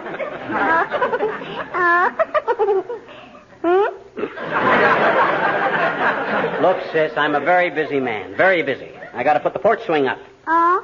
You got everything you need, mister? Yes, I have. Now, if you'll just get out of my way and I'll stand... Are you sure you got everything? Certainly I'm sure. Let me see. Hammer, screwdriver, hacksaw, brace and bit. Yes, I have. Oh, I bet you haven't, I bet you. Well, I'll bet you any amount of money you want to bet up to 10 cents that I got everything here I need to put up the swing. Let me see the dough, mister. Okay. There you are. Thin dime. Now, what do I need to put up the porch swing that I haven't got? The porch swing. Oh, my gosh, I forgot to bring out the porch swing. Sure you did.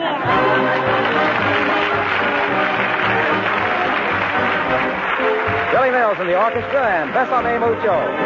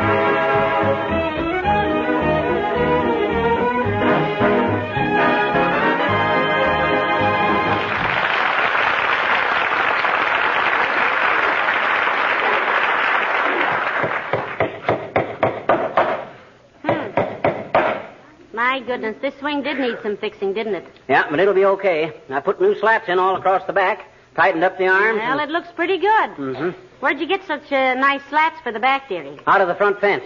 The front fence? Mm-hmm. McGee, you mean those are pickets? Now, don't worry. I took them out so as it don't show. I took out every other picket, see, and the fence looks like it's supposed to be that way.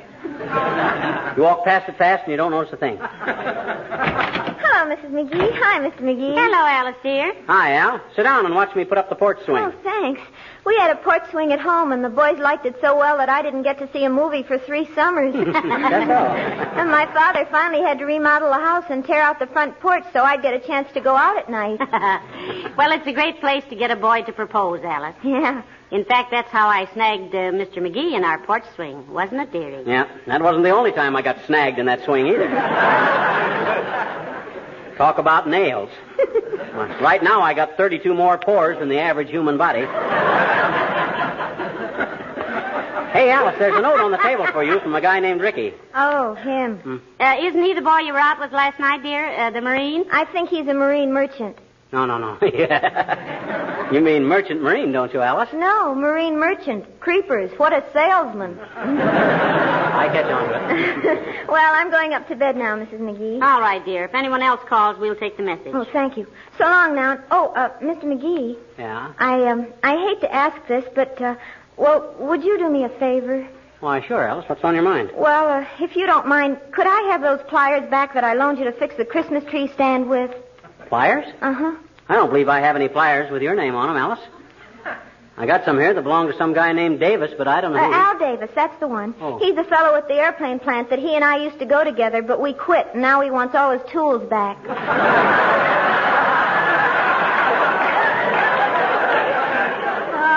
heavenly days. Of course you can have them, Alice. Here. McGee can always borrow them back in a pinch. Oh, gee, thanks, Mrs. McGee. I'll see you later.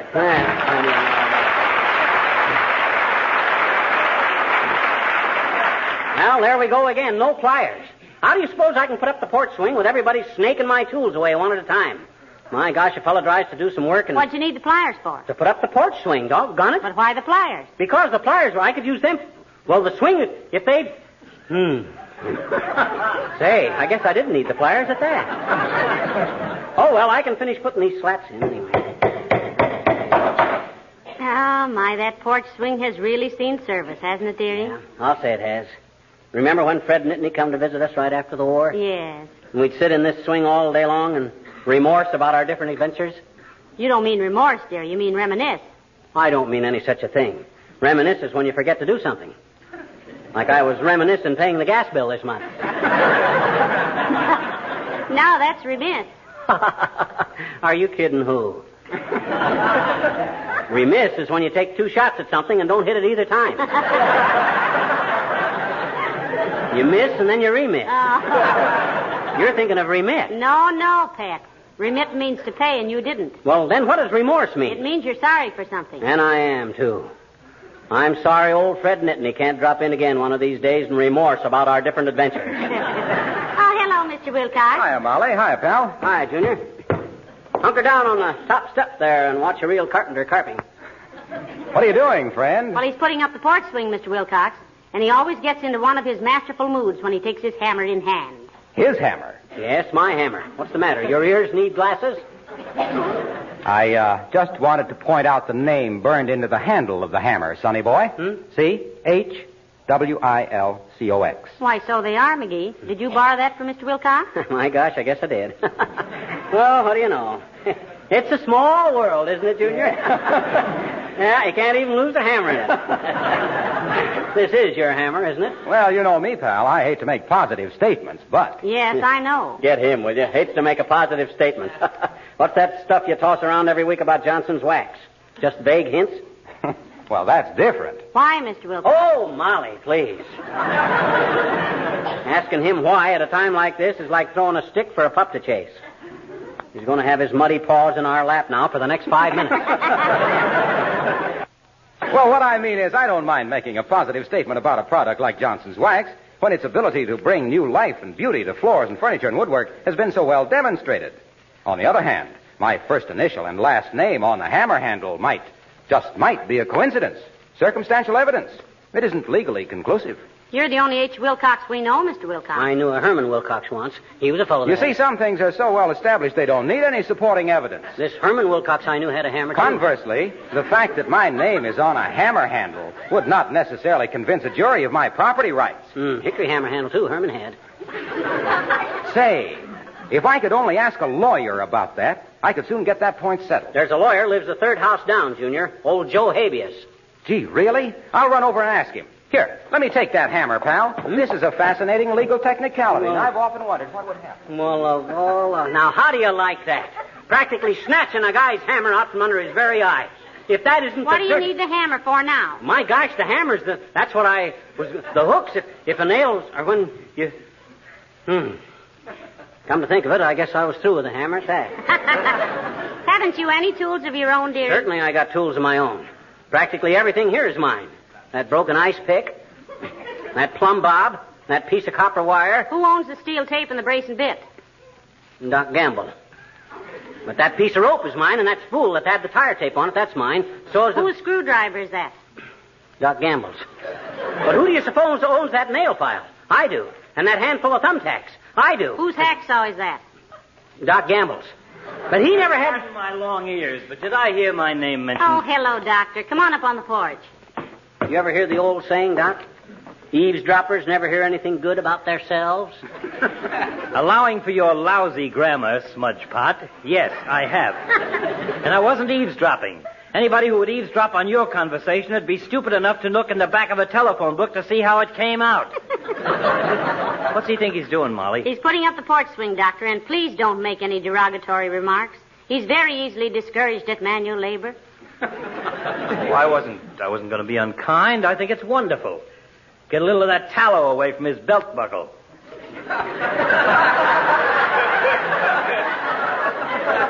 Look who's talking about a tallow tummy. You got a bay window that the Dion family could watch a parade from.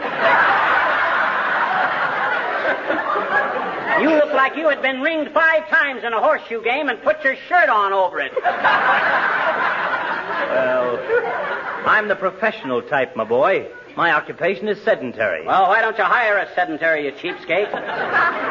Afraid she'd steal your 9 cents worth of postage stamps? No, he didn't say secretary, dearie. He said sedentary, meaning that he sits down a lot. Exactly. What do you mean, exactly? He couldn't sit down anywhere exactly if his life was at stake. He comes in on a wing and a chair. That's not bad, McGee. Not bad.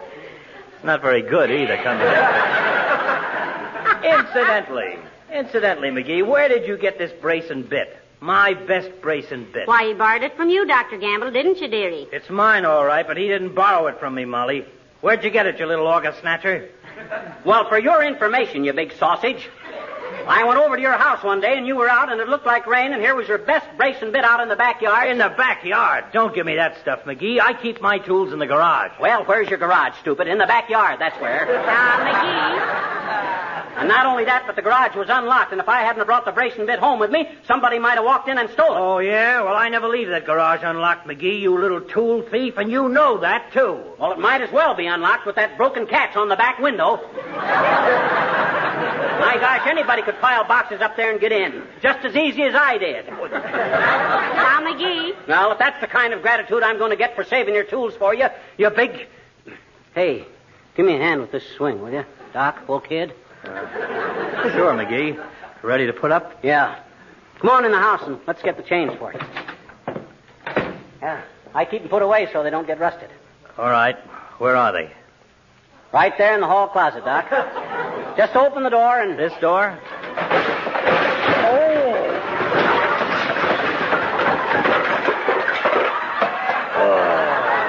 Yeah. That's the door.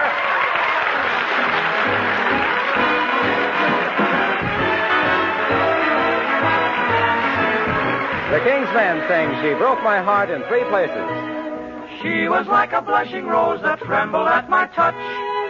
We traded side for side. Later on I realized I loved her much too much. Now you'll see what finally transpired.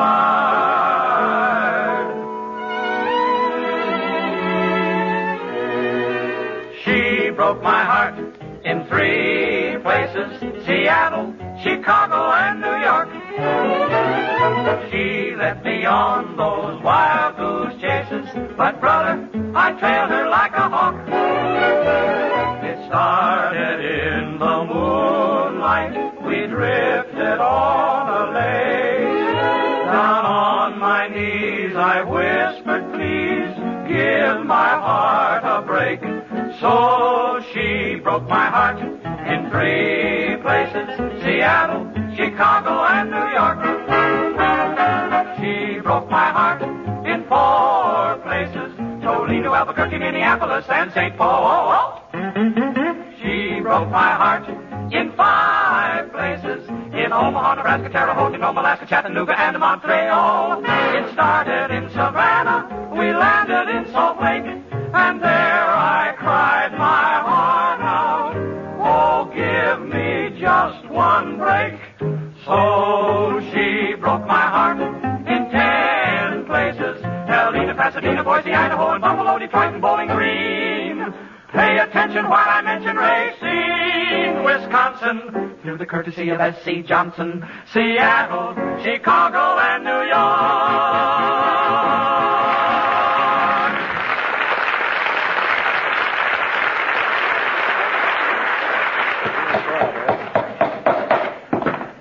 There you are, Molly. Porch swing is up. And may I be the first to congratulate you, dearie? You followed through like a rabbit hound in a hollow log. Why, it even hangs level. Hangs level? Isn't it supposed to hang level? Well, after you're married, yes. Huh?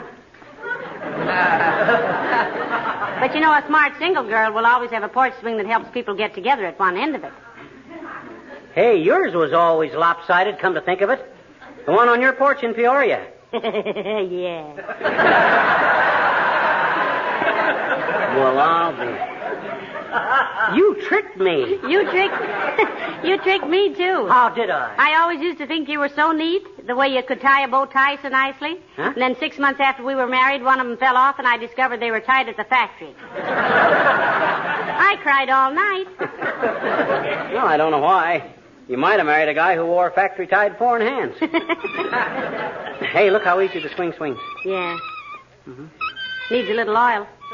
We got any? I think there's some in my sewing machine. I'll ask Beulah. Oh, Beulah? Beulah? Somebody out here yipping for Beulah?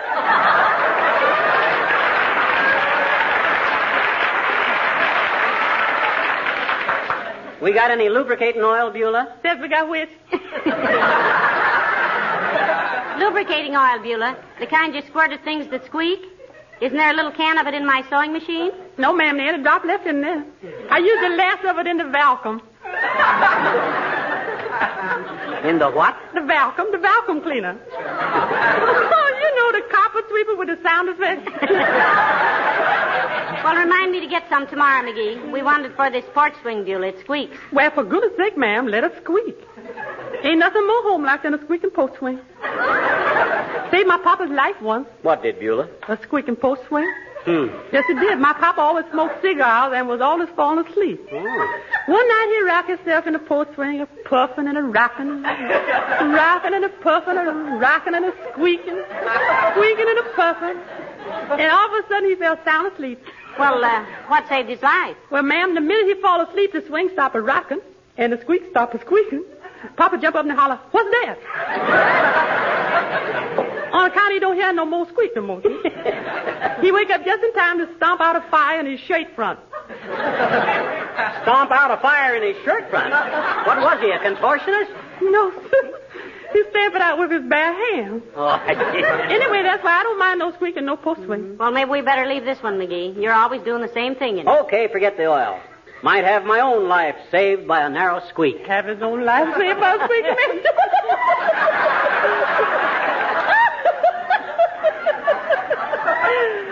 Love that man.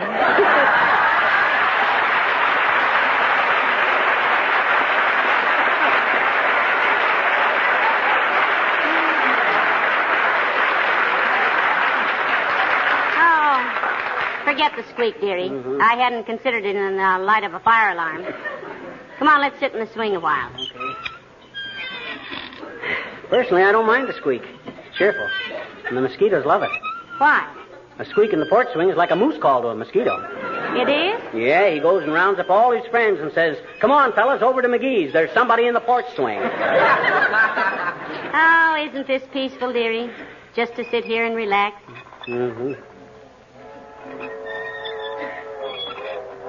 Isn't that a lonesome sound? Yeah. Nowadays, whenever I hear a train whistle, I think of all the boys that are over there. And McGee, did you remember to write a check for that extra war bond tomorrow? All wrote out and on the hall table with my hat. Getting it the first thing in the morning. Wish I could get a bigger one, but I'm straining the budget as it is. Oh, bother the budget. We'd better come out short at the end of the month than at the end of the war. Yeah, guess that's right. Like old times, isn't it? Huh? Sure is. Oh, hey, I almost forgot. Reach under your end of the swing. What on earth is... Oh, for heaven's sake. Let me take it. Here. Thanks. Oh, gee. My old mandolin. Oh, the moon shines tonight on red rain. Breeze is sighing. The night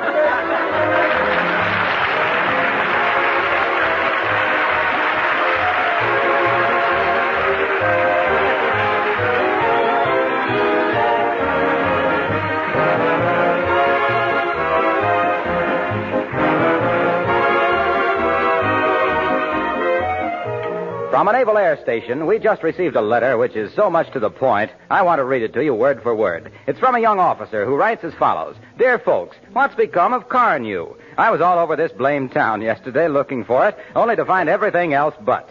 I didn't know auto polish was scarce, too. I'm tired enough now from using something else to write and find out if the darn stuff is off the market. How about it? Well, sir, the answer to what's become of Carnew is simple. It's going strong, and we're doing our best to supply the demand and fill all orders. It's quite apparent that car owners, more than ever before, appreciate the job performed by Johnson's Carnew. They use it because it both cleans and polishes a car with one application, makes the finish shine like a mirror with a minimum of work. You know it's more fun to drive a car that's clean and sparkling. What you may not know is that if you don't remove that grime and dirt, it may injure the finish of your car permanently. Will you remember to buy a package of Johnson's Carnew, spelled C-A-R-N-U? Well, now that you got the porch swing up, McGee, and are in the mood for carpentry, you can put the screen doors on tomorrow. Oh, I can't tomorrow. Make it Friday or Saturday. Why not tomorrow? No tools. Take me 2 or 3 days to round them all up again. Oh. Yeah. Good night. Good night, all.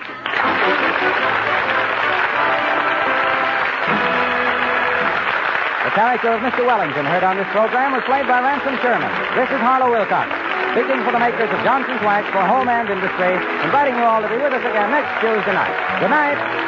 This is the National Broadcasting Company. Johnson's Wax program with Fibber, McGee, and Molly.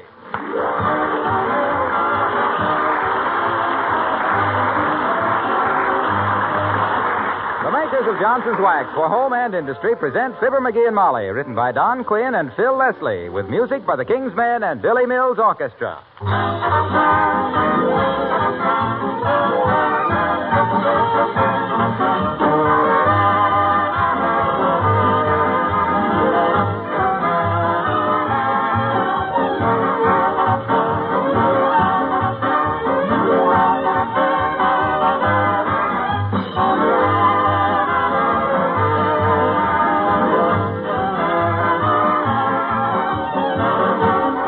Not many people are buying new linoleum today because there's a limited amount available. But in over 1 million homes, linoleum floors are being kept new-looking with Johnson's self-polishing Glow Coat.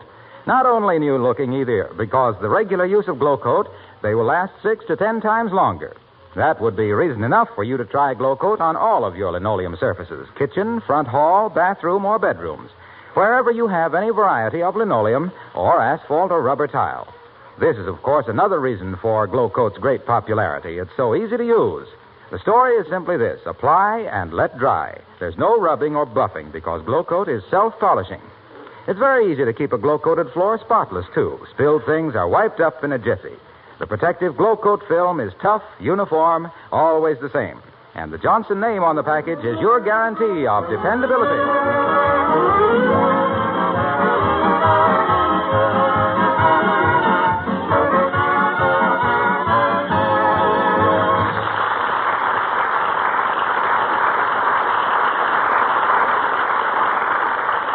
Fortunately for his wife and his close neighbors, the Squire of 79 Wistful Vista is not a profane man because he's just got his monthly bank statement. And you know what that does to Mr. McGee of Fibber, McGee, and Molly.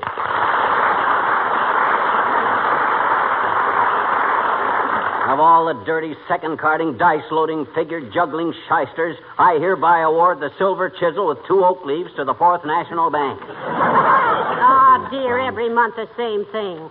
What have they done now? Look at this bank statement. Just look at it. They disagree with my figures again. They say my balance is $34.12. According to my check stubs, it's $35.62. They're jipping me $1.50. Maybe you wrote a check and forgot it, dearie. Impossible. I got a memory like an elephant. Yeah, and just as highly overrated. You've never yet nailed a bank in a mistake, have you? Oh, haven't I? Well, how about the time they spelled my name Flitter McGee? No, I mean a financial mistake. Well, they're not perfect. How about this $1.50? Say, by the way, didn't you buy a book for $1.50 last month? A book? On glass blowing? Oh, my gosh, I did at that. Doggone it, and I was sure I had them this time. Well, even if you had, they're entitled to a mistake now and then. Bankers are only human. I'm not so sure of that either. I never did decide what old man McDonald was. He's got eyes like a mackerel, a voice like a bull, the soul of a hyena, and a handshake like a bucket of guppies. Well, personally, I like him. Well, so do I, doggone it. And he'd be so easy to hate, too. By the way, dearie, why did you want that book on glass blowing? Oh, I had an idea to make some cute Christmas presents. Oh? I was going to blow some glass ships with bottles inside of them. It didn't work out right. You ought to buy a book on how to blow money. I'm sure you could have blown $1.50 more intelligently than Hello, that. Mrs. McGee. Hello, Mr. McGee. Oh, hello, Alice, dear. Hi, Alice. Hey, what business do you do business with? What bank do you do business with, kid? Where do you bank your dough? In the Darling Security. The what, Alice? The Darling Security. My left stocking. Why? Oh. Well, by George, I think I better try that. Then I wouldn't be getting into these rat races with the Fourth National every month. There's never been a run on the Fourth National, McGee. Alice's bank has had several. Not only that, but every once in a while I paint my stockings on with that liquid stuff. And one day after I applied it, I spent 20 minutes trying to stuff $18 into it. You can't do it. Besides socking your dough in your sock is very inconvenient, McGee. You have to go into a phone booth or a dark corner to make deposits and withdrawals. Then I'm going to get me a money belt and carry it around my waist. Oh, well, I'll get you one for Christmas, Mr. McGee. What size belt do you wear? I wear a size... Oh, never mind. I'll keep my dough under a loose brick in the fireplace. All right. Were there any phone calls for me today? Oh, yes, Alice. Corporal McCluskey called. He didn't leave any number, though. Oh, I've got his number, believe me. I gave him the gate. When I was a girl, Alice, I made it a point never to break up with a boy till after Christmas. And you're not whistling Dixie, baby. You were the sweetest girl in Peoria during November and December. But what a whim of iron in January. Well, it won't do any good with McCluskey. He said when he was a child, he got stuck in a chimney, and ever since then, he's had Santa claustrophobia. Oh. But if he calls again, find out where I can call him back, and then hang up on him. Thanks very much.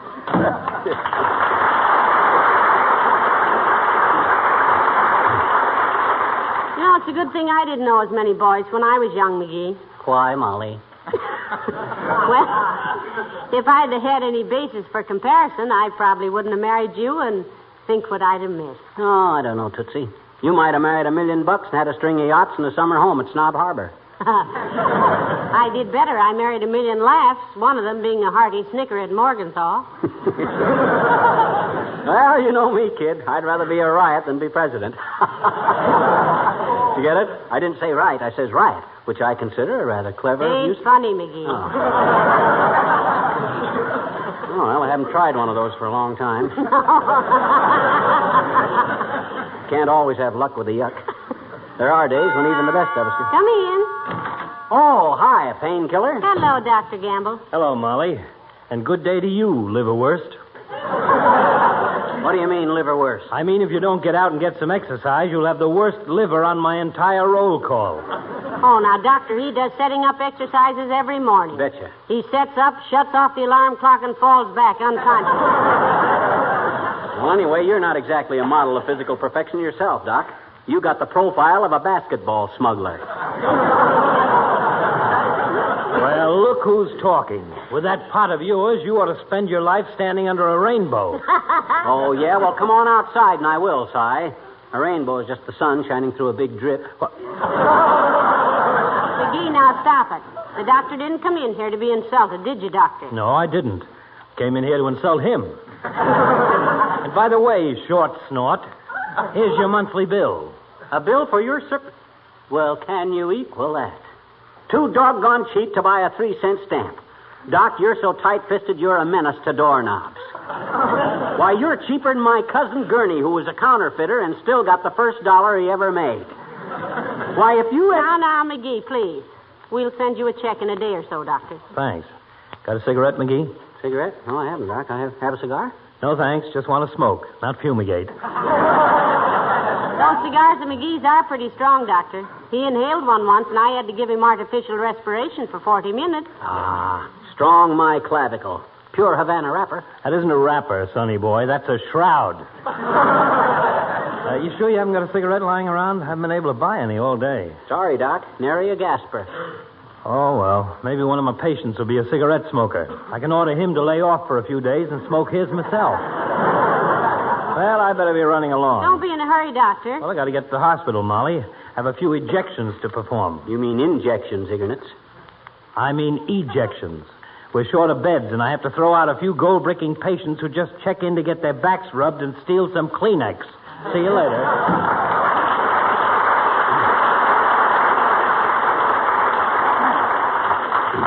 Isn't he a sweet old character? He's a tight-fisted old buck hunter. That's what he is. The idea of bringing me a monthly statement. It's unethical. Dunning a patient in person, I got a good mind to report him to the AMA. How much is the bill? Oh, I don't know. I didn't even look. See. Oh, my gosh. How much? Nothing. Nothing? It says... Well, we owe him at least $18. What does it say, dearie? Charges canceled in lieu of Christmas present. Oh. And a Happy New Year. Signed, Kris Kringle Gamble. Isn't he a sweet old character? Dear. And we couldn't couldn't even give the poor lad a cigarette. Dad, drat it, you know what I'm going to do? I'm going to find old Doc some cigarettes if I have to climb George Washington Hill on my hands and knees. Hand me the phone. Billy Mills in the orchestra, and there goes that song again.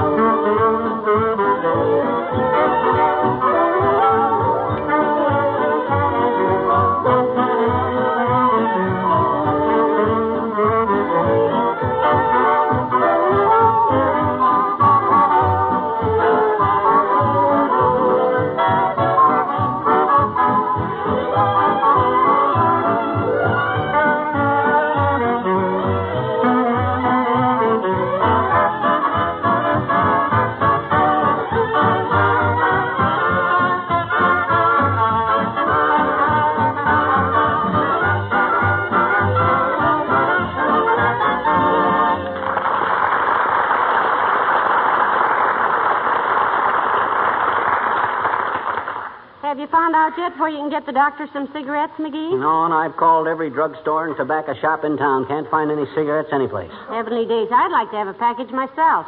You? Why, you never smoked a cigarette in your life. I know, but that's how these shortages affect people. Huh? If somebody started a rumor that there was going to be a shortage of war bonds, why, every town in the country would buy over its quota. Unquota. Well, I still got one ace in the hole to get good old Doc some cigarettes. And this is my last phone call. Hello, operator. Give me radio station WVIS. That you, Mert? Oh, dear. How's every little thing, Mert? It is, eh? What's that, Mert? Your kid sister. Went to the waves last week. Oh, good for her, McGee. How old is she? 11. She went fishing with her father and fell out of the boat. What's that, Mert? Okay, connect me. What's the radio station got to do with getting cigarettes for... Hello, WVIS? Let me speak to Mr. McClure, please. Yeah. Hello, Paul. Fibber McGee speaking. Remember? Oh, sure you do, Paul. Went to school with you in Peoria. Huh? You didn't? He didn't what? Says he never went to school in Peoria. Well, where did you go to school, Paul? Libertyville, Illinois.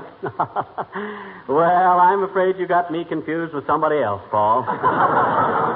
I never been in Libertyville. This is as far-fetched a way to get cigarettes as I look, ever... Paul, how's chances of getting on that quiz program of yours tonight? That Smokes for Folks. The one you give cigarettes away on it. Ah, I begin to see. Yeah, that's the one. Huh? Oh, I see. Yeah. Huh? Okay, I'll be there. 6:45. Okay, McTavish. Thanks. You see, Molly, that's what it takes to get things. Brains and brass. But... Got to get down there at 6:45. We'll get supper downtown someplace after the show. And yes, all I got to do is answer a few quiz questions, and boom, they hand me a carton of cigarettes. But... I always wanted a chance to make a monkey out of some of those experts. But... Offered to go on information, please, once, but they never answered. For a show with such a polite title, they're awful bad-mannered with their mail. But... What were you saying? Never mind. I should have saved those butts for Dr. Gamble. Well, get your hat, kiddo. We haven't got much time. I better tell Beulah we'll be out for dinner. Beulah! Oh, Beulah! Roger.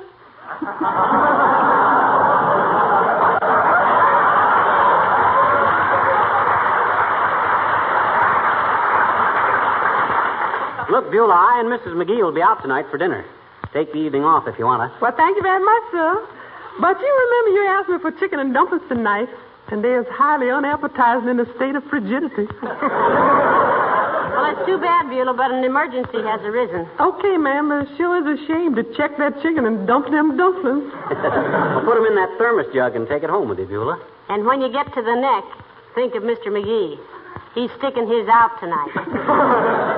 In what, if I may inquire, way, ma'am? You're going to go on the air tonight, Beulah, at WVIS. Listen in at 7 p.m. Well, strike me pink, if possible. What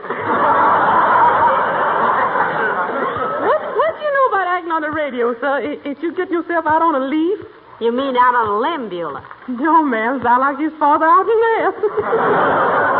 Oh, I don't know. Well, to tell the truth, Beulah, he's going to appear on that quiz program, Smokes for Folks. You ever been on one of them whodunits before, sir? No, well, this is a quiz show, Beulah.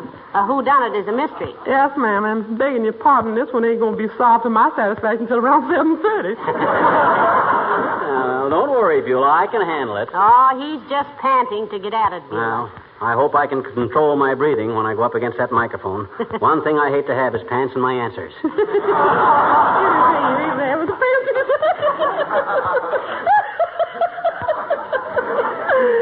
Love that man.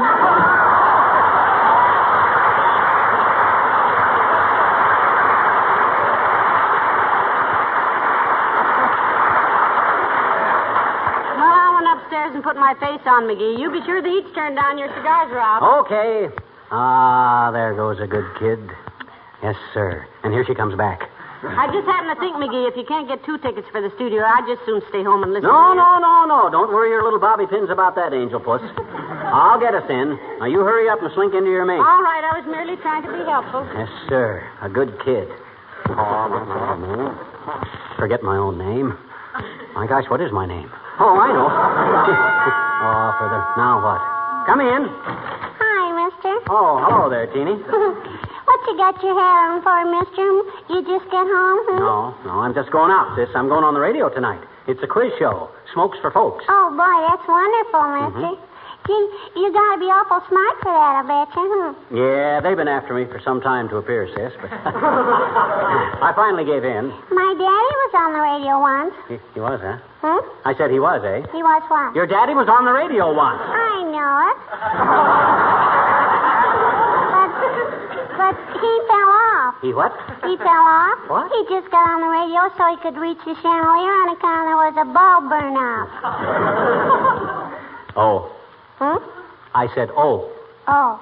Hey, mister, I got a dandy idea, I bet you. Look, let me ask you some questions and see if you can answer them. It'll be dandy practice for you, I bet you. Shall we do it? Shall we? Shall we? Shall we? Well, that's the first constructive thing you ever said, sis. Nothing like a little warm-up. Fire away. Okay. Where does quinine come from? From the bark of the cinchona tree, sis. Oh? Though I understand they can now make it sympathetically in the laboratory. Okay. Now, wait till I write that down, mister. Okay. Second question. Shoot. If you had 6 apples and you had to divide with your brother, so he'd have 2 apples less than you, how many apples would you give him? Why, that's easy. I'd give him 2. Gee, you're awful fast, mister. Sure. My uncle was a lightning calculator, sis. He miscalculated one day and got struck. Next question. You're funny. Okay.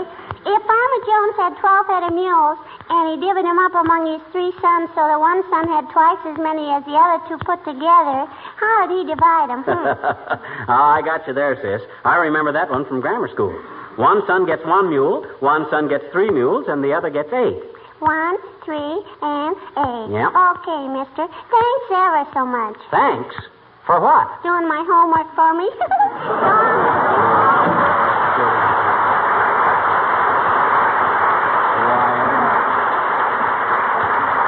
Well, I'll be Why, that little... all the... I'm all ready to go, McGee. Who are you talking to? Oh, that kid from across the street. And you know, I still think that kid is a midget. Well, come on.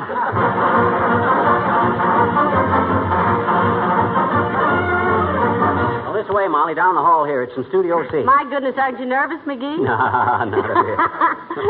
Take your hat out of your pocket and get that handkerchief off your head there. Hey, isn't that Harlow over there? Where? The guy standing in the corner reading the paper? I can't see his face. Let's go over there and see. And that's why Johnson's Wax is the finest protection money can buy. The finest protection money can buy. Better underline protection. For floors, furniture, and woodwork. It protects against dust, dirt, dampness. Slight pause here. and keeps things from... Hi, Waxy. Hello, Mr. Wilcox. Don't bother me now, folks. I'm rehearsing for the... Oh, hello there, Molly. Hello, pal. What are you doing here? I'm going to be one of the experts on smokes for folks, Junior. He's doing it to get some cigarettes for Dr. Gamble, Mr. Wilcox. Oh, gee, that's great. But look, if you'll excuse me, I've got to run over this sales talk before I go on the air. Let me see. Use Johnson's wax on windowsills, lampshades, luggage. I'd better say or luggage. Yeah. No, that's all right. Windowsills, lampshades, luggage. Johnson's wax seals the pores of wood and leather against the elements, and, Hey, Fibber, did you say you were on Smokes for Folks? Sure. Why? Well, gee, you've only got a minute to get into the studio. Hurry up. It's right in that door there, Studio C. See you later. Oh, thanks, Junior. Come on, Molly. We'll see what Franklin P. Adams has got that I haven't got, besides a mustache.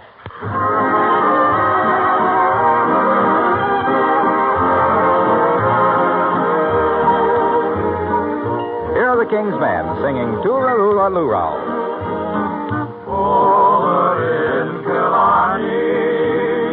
Many years ago, me mother sang a song to me in tones so sweet and low. Just a simple little ditty in her good old Irish way. And I'd give the world if she could sing that song to me today.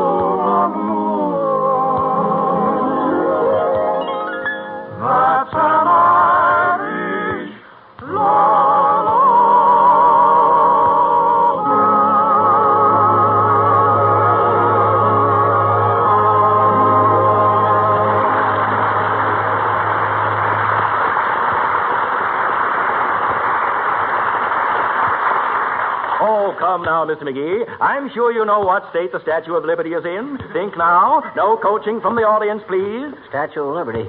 Well, that's on Ellis Island. And Ellis Island is... Think hard, Mr. McGee. And by the way, how do you like this new jersey I'm wearing? Oh, that's very good looking. But don't waste my time now. I'm trying to think. You have 25 seconds left, Mr. McGee. In what state is the Statue of Liberty? McGee, it's in New... Please, no coaching. New York. Oh, I'm sorry, Mr. McGee. I think you'll find that the Statue of Liberty is on Bedloe's Island, which belongs in New Jersey. And that gives you a score of 17 against 19 for the other surviving contestant, Mr. Egbert Crabtree. You may sit down for a minute, Mr. McGee. Oh, thanks, Bud. All right, Mr. Crabtree. If you'll select your questions from the old... McGee, you're doing wonderful. Oh, gee, I don't know, Molly. He got me with that fourth question. You mean who wrote the autobiography of Benjamin Franklin?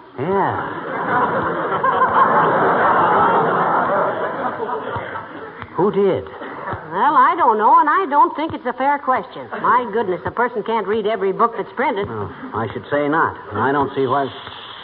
Boy, listen to him hiss that guy Crabtree. No, they're asking us to keep quiet. Huh? Oh. Listen. Now, take your time on this question, Mr. Crabtree. Here are 3 questions about dancing. You get 2 out of 3. First, what dance originated in Hawaii?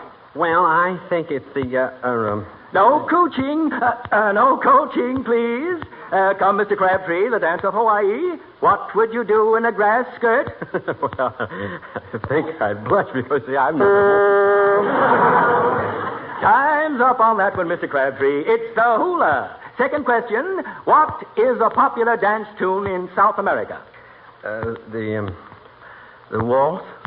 No, Mr. Crabtree, the waltz is not a South American dance. Well, the waltz is just one revolution after another, so naturally I thought... The samba, Mr. Crabtree. Now, the third question. What dance around 1912 was named after a bird? The, bird.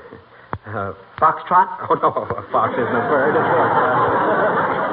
I'm talking turkey to you, Mr. Crabtree. Your time is almost up. I can't seem to think. Oh, I'm sorry, Mr. Crabtree. It's the turkey trot. Sit down, please. All right, Mr. McGee. If you'll step up to the microphone again, your last question. If you answer correctly, you will beat Mr. Crabtree by 1 point. Well, let's get at it, Bud. I'm here on business. Hand me a question. Take a question out of the old tobacco box, Mr. McGee. Some of them are squirrely, but it's all for Hurley, the burly cigarette that's secretly blended with rubber. So the ashes bounce right off your vest. All right, Mr. McGee, have you selected a question? Yes. That's fine. And here's your question. Name 10 American Indian tribes. 10 Indian tribes, eh? Be a feather in my cap if I answer that one, won't it, Bud?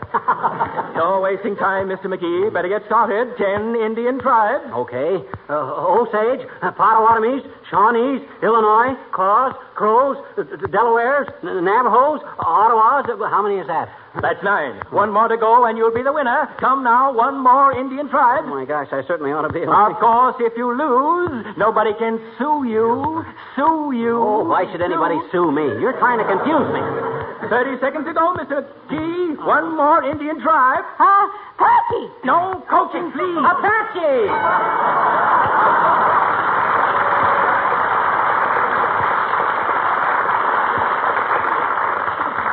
McGee, you're wonderful. I don't know how you do it. I did it for old Doc Gamble, Molly. But I won him his cigarettes. Oh, boy, oh, boy. By George, when I start out to do Ladies and gentlemen and contestants, the Hurley-Burley Tobacco Company, makers of that fine Hurley-Burley cigarette, the cigarette that's quick on the draw, so round, so firm, so hard to get. Thank you all for being here for Smokes for Folks. For the loser tonight, Mr. Egbert Crabtree, a carton of Hurley-Burley cigarettes. And for the winner, Mr. Fibber McGee, this beautiful gold-mounted cigarette holder. Well, I'll be a cigarette holder. Oh, sure.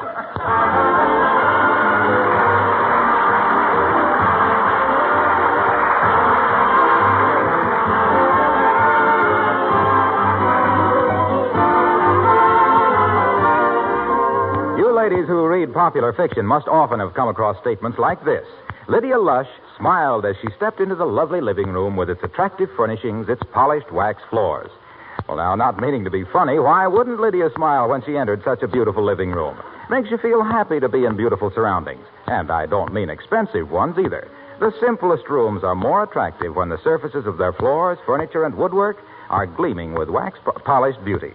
Try it yourself, and you'll see what I mean. If it were hard work or expensive to have wax protection, you might have to think twice about it. But Johnson's Wax is so inexpensive that its cost is negligible. And saves you so much work all through the year, you'll gladly give it that first waxing. And besides making your things last longer, it gives you a healthier home, because Johnson Waxed home is a clean home. Have I said enough? Now do you know why Lydia smiled?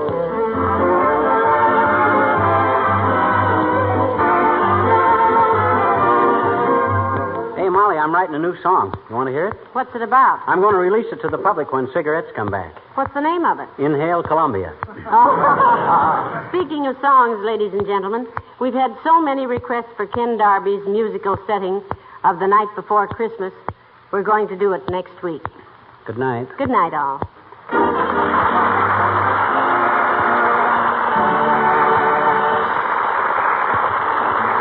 This is Harlow Wilcox speaking for the makers of Johnson Wax finishes for home and industry, inviting you all to be with us again next Tuesday night. Good night. This is the National Broadcasting Company.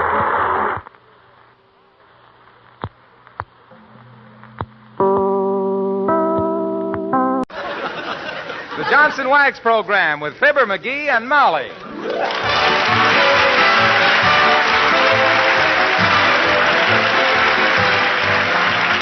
The makers of Johnson's Wax for Home and Industry present Fibber, McGee, and Molly, written by Don Quinn and Phil Leslie, with music by the King's Men and Billy Mills Orchestra.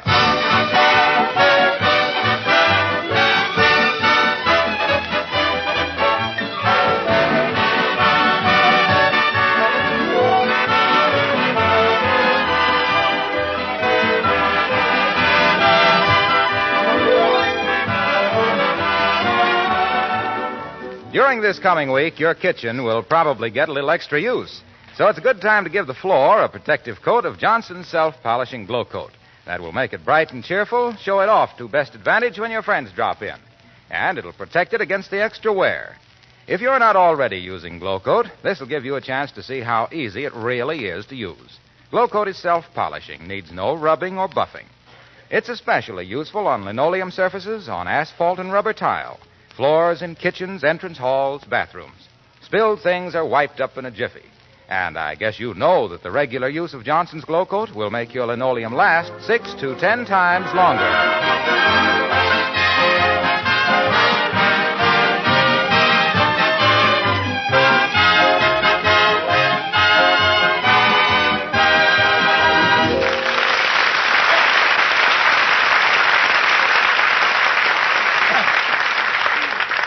When an ordinarily good-natured husband starts stalking up and down the living room and throwing his weight around like so much confetti, it's a good time for the little woman to get out of the way.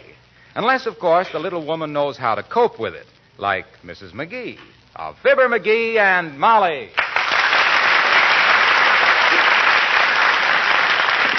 The dad-ratted thing anyway. The dad-ratted...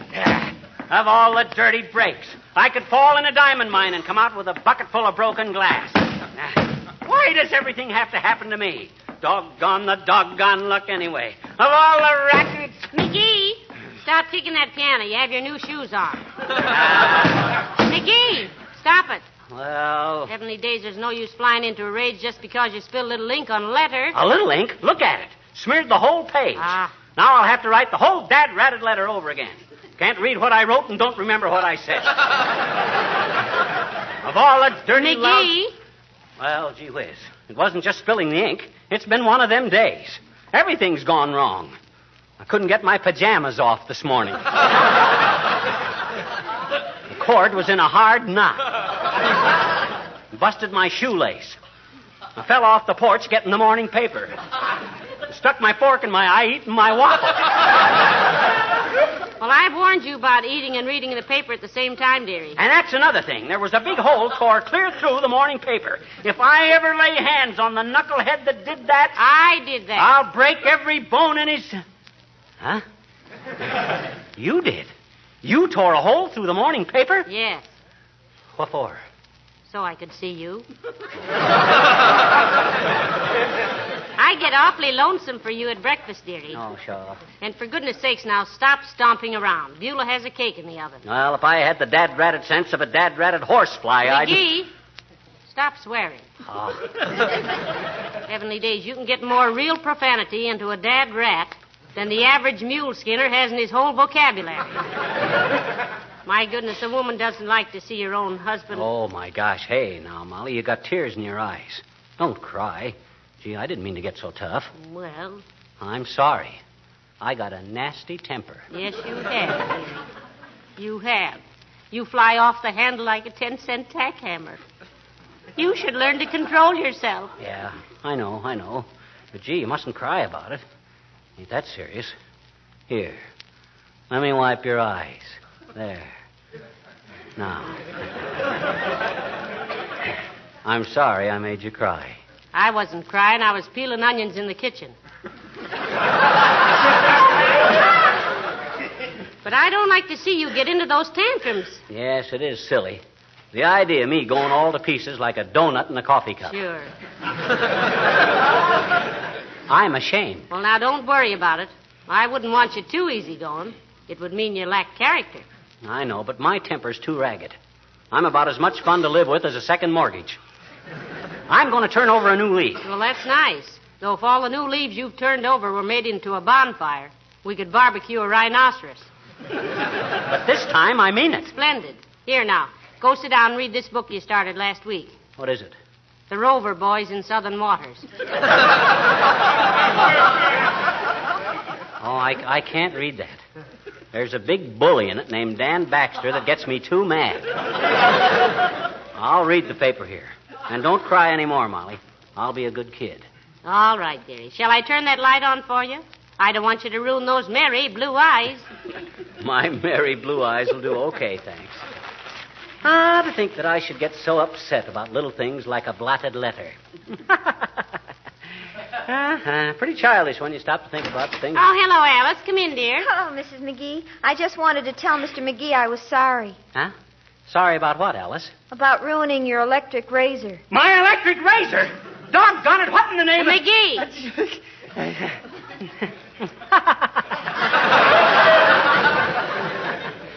Forget it, Alice. Gee whiz, why get excited over a little electric razor? What's the fun of shaving if a guy can't bleed a little bit? Well,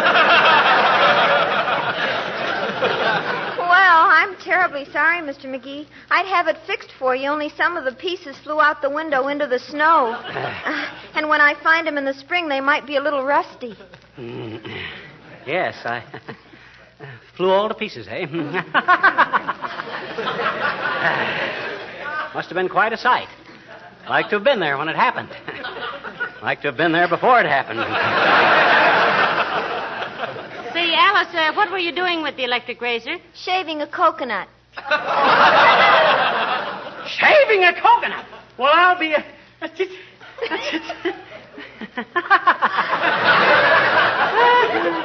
Well, it was a fine idea, kid. Anything I love to see, it's a nice, clean-shaven coconut. Is shaving coconuts a hobby with you, Alice, dear? Well, no, but it looked so uncouth, Mrs. McGee. You see, it was sent to me by a boy in the South Pacific, and I wanted it to look nice. And a very good reason, Alice. What's a little thing like an $18 razor compared to a great romance like yours? Is the boy a flyer, Alice? Yes, and he's had some exciting experiences over there in the jungles, believe me. One time he was lost for 3 weeks in a swamp with nothing to eat. Nothing? No. All he had with him was a roll of maps, but they saved his life. You mean he studied the maps and found his way home? No, he ate them. He ate the maps? No, wait a minute, Alice. That isn't... But he did. He was just about to die of hunger when he suddenly thought of it. He held the maps up and turned them around backwards and ate them. I don't get it, Alice. Creepers, don't you see?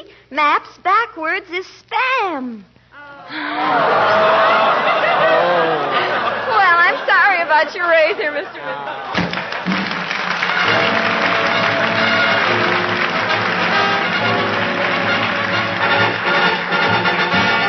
Billy Mills and the orchestra and the Parade of the Wooden Soldiers.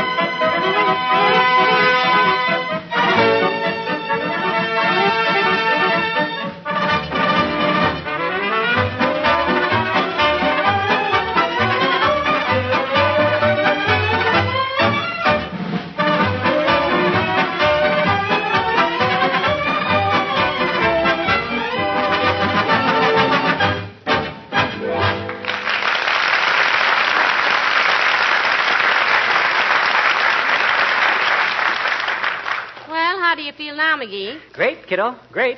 Your nerves stopped jumping around like a ping pong ball? Yep, under strict control. Been sitting here reading the morning paper, as cool as an iceman's shoulder. Well, good for you. Then maybe it's safe to break a little bad news. Beulah smashed your wristwatch. Really? Well, I hope she didn't cut her hand on it. Why, McGee, you're marvelous. You love that watch. Yeah, but it was a lot of trouble, too. Had to wind it every day. Tell Beulah not to worry about it. McGee, I can't get over this. There was a time when you'd have screamed with rage. Yes, I know, but that was before I learned self-control. I figure you live a lot longer if you don't get too excited about things. Yeah, or else it just seems longer. Now, you'd be surprised how much better I feel already, Molly. Just an hour or so of controlling my temper, and I'm a new man. Well, would the new man care if we had lamb stew for dinner? Lamb stew! Again? Doggone it, I've had so much lamb stew lately, I'm afraid to make a U-turn.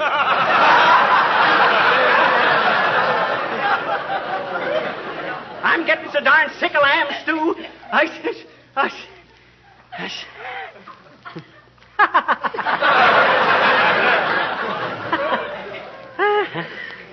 That's how I would have reacted this morning. But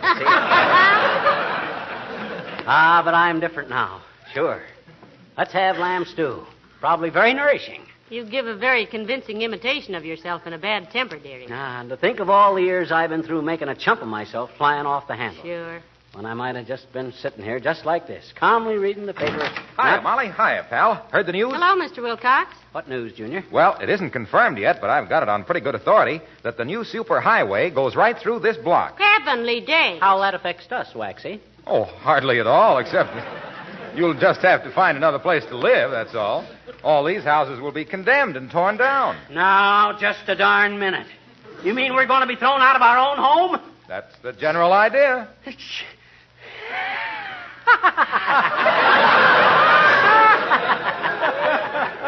You hear that, Molly? We're being tossed out on our clavicles. Boy, is that rich. Just get the house almost paid for, and boom, out we go. Funniest thing I ever heard. Well, I'm glad you're so happy about it, McGee. Personally, I think it's an outrage of all the... Temper. No use flying off the handle over a little thing like that. It's time we moved anyway. Imagine moving into a new house with an empty hall closet. Well, I must say, pal, you're taking this like a sportsman. Personally, I'd be so darn mad I'd blow up the courthouse. Not a bad idea. Where's my hat? I'll go down. Now, Molly. Why, shucks, Junior. No use getting your blood pressure up on account of something you can't do anything about. Relax and live longer, I always says. Take it easy. Take it easy, he says. And us about to be thrown out in the street lugging luggage. Oh, well. What a day, what a day. Stick a fork in my eye, wristwatch busted, electric razor ruined, thrown out of our own home. Ain't that a panic? Fibber, permit me to shake your hand. Huh? No, don't get up. Thank you. And look, will you accept my congratulations on rising to a difficult occasion with such savoir-faire, such aplomb, such sang-froid? Is that good? Oh, it's marvelous. I never knew you could restrain yourself like that, pal. And to think it's all a matter of internal control. How else would he do it? Well, external circumstances sometimes help. Like a woman I know who was always in a foul temper. Nerves were ragged. Her name was Mimi Perkins, and everybody called her Screaming Mimi. And you know what cured her? What did cure her? Asked little Fibber innocently, as if he hadn't heard the answer every week for 10 years. Why, Johnson's wax. When she found out how easy Johnson's wax made her housework, she was a different woman. Oh. The very fact that every piece of furniture, all the lampshades, windowsills, woodwork, and leather things gleamed and sparkled with a new beauty and cleanliness. Why, it just did things for Mimi. And Screaming Mimi is now known as Peaceful Perkins, I suppose. Well, it changed her whole life. Moved her family from Hellgate, New York to Lake Placid. Oh. And all because Johnson's wax had smoothed the way. Well, that ain't how I do it, Waxy. With me, it's just willpower. I look myself right in the eye, which is quite a trick in itself.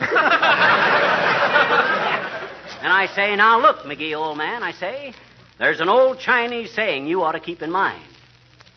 Fong gui sing a, sing ho, ling hu. What does that mean? I don't know. I don't understand Chinese. Well, thanks for the information anyway, Junior. No, don't mention it, pal. As I say, it may be just a rumor, but I thought you ought to know. Hey, Fibber, it's getting pretty dark in here to read a newspaper. Don't you want me to turn on that light for you? No, I don't. Doggone it, if I wanted that light turned on. No, thanks, Junior. I'm okay. Perfectly all right. Won't you sit down a while, Mr. Wilcox, and enjoy this new era of peace and happiness that has come to our little nest? No, thanks, Molly. And congratulations on your new outlook, pal. I guess people were right about you after all. What have they been saying? Well, they've been saying a guy like you ought to go a long way. Isn't that nice? Yep. They say they can hardly wait for him to get started. Well, so long now.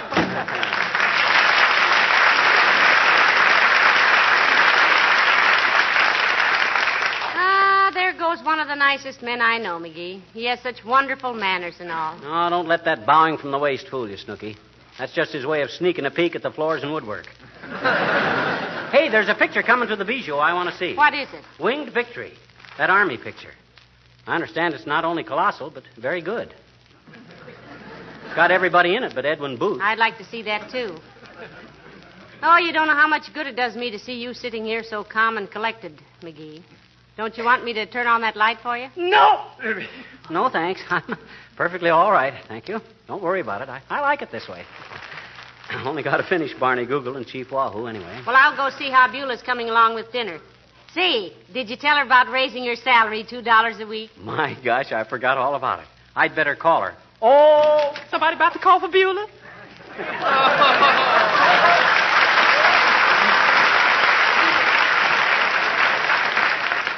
Yes, Beulah, wanted to tell you that I've took the matter up with the War Labor Board and got a confirmation to raise your salary $2 a week. Well, for goodness sake. Mm-hmm. Thank you ever so much, sir. Who's going to be here? What do you mean, who's going to be here? Oh, well, it's been my experience, ma'am, that when folks raises my salary all of a sudden like that, it usually means they's planning some big wing-ding whereby I loses my Thursday off or something. Now, there's no catch in it, Beulah. You've been doing a good job, and we appreciate you, that's all. Thank you very much, sir. Sure was good news. One more raise like that, and I can afford to quit. Heavenly days, Beulah. Aren't you happy here? Oh, yes, ma'am. This is the most compatible place I ever worked. Oh, only me and Ira, we may get married. Is Ira your current admirer, Beulah? Current? That man is 1,000-watt, million-volt, direct, and alternating. Alternating? Yes, ma'am, between me and Lily Robertson. She worked for Toopses. Oh, but you got the inside track, eh? I got the inside track on the rail, closing fast, in a photo finish, I win. That Lily should take a bad picture. Has Ira proposed yet, Beulah? Oh, no, but I know the signs, man. When a gal straightens a man's necktie and he don't slap her hand away no more, she might as well start selecting her torso. It's true so, Beulah. It's true so, help me, sir. Well, Beulah, we'll hate to lose you, but never let it be said that the McGees ever barricaded the middle aisle. Yeah, let us know when it happens, Beulah. We'd like to give you a shower. Mr. McGee, you just trying to make me blush. Now, Beulah, he means a gift shower. Yeah. You better read up on the customs, Beulah. You know, when you get married, you got to wear something old, something new, something borrowed, and something blue. Mr. McGee did, Beulah. Yep. He wore an old suit, a new hat, and borrowed $2 from me for the license. And what was blue, sir? 4 of the prettiest gals in Peoria. 4 of the prettiest gals.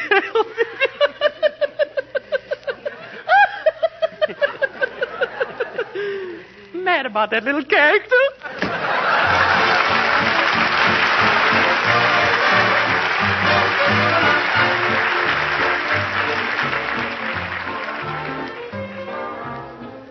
The King's Men sing Accentuate the Positive. Gather round me, everybody. Gather round me while I preach some. Feel a sermon coming on. I must deliver this message before the old year's gone.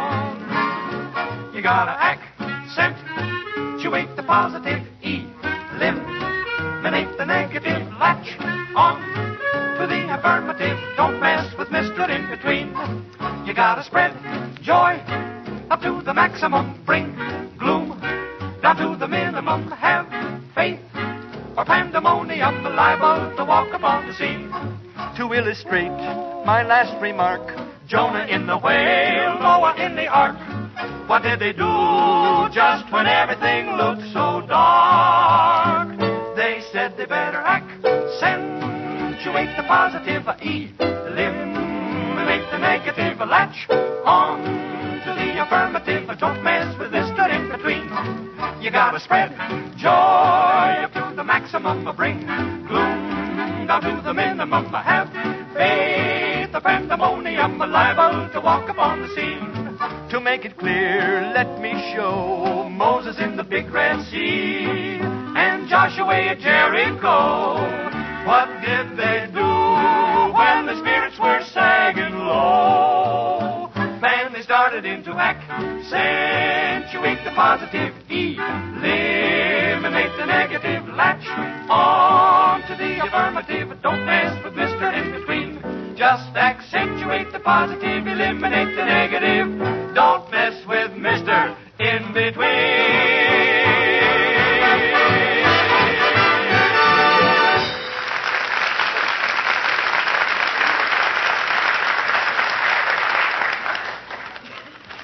McGee, dear, it's getting pretty dark. Don't you want me to turn that light on for you? Doggone it, how many times have I got to tell you? No, thank you. I'm fine. Perfectly all right. Just reading the want ads, anyway. Sorry I disturbed you again.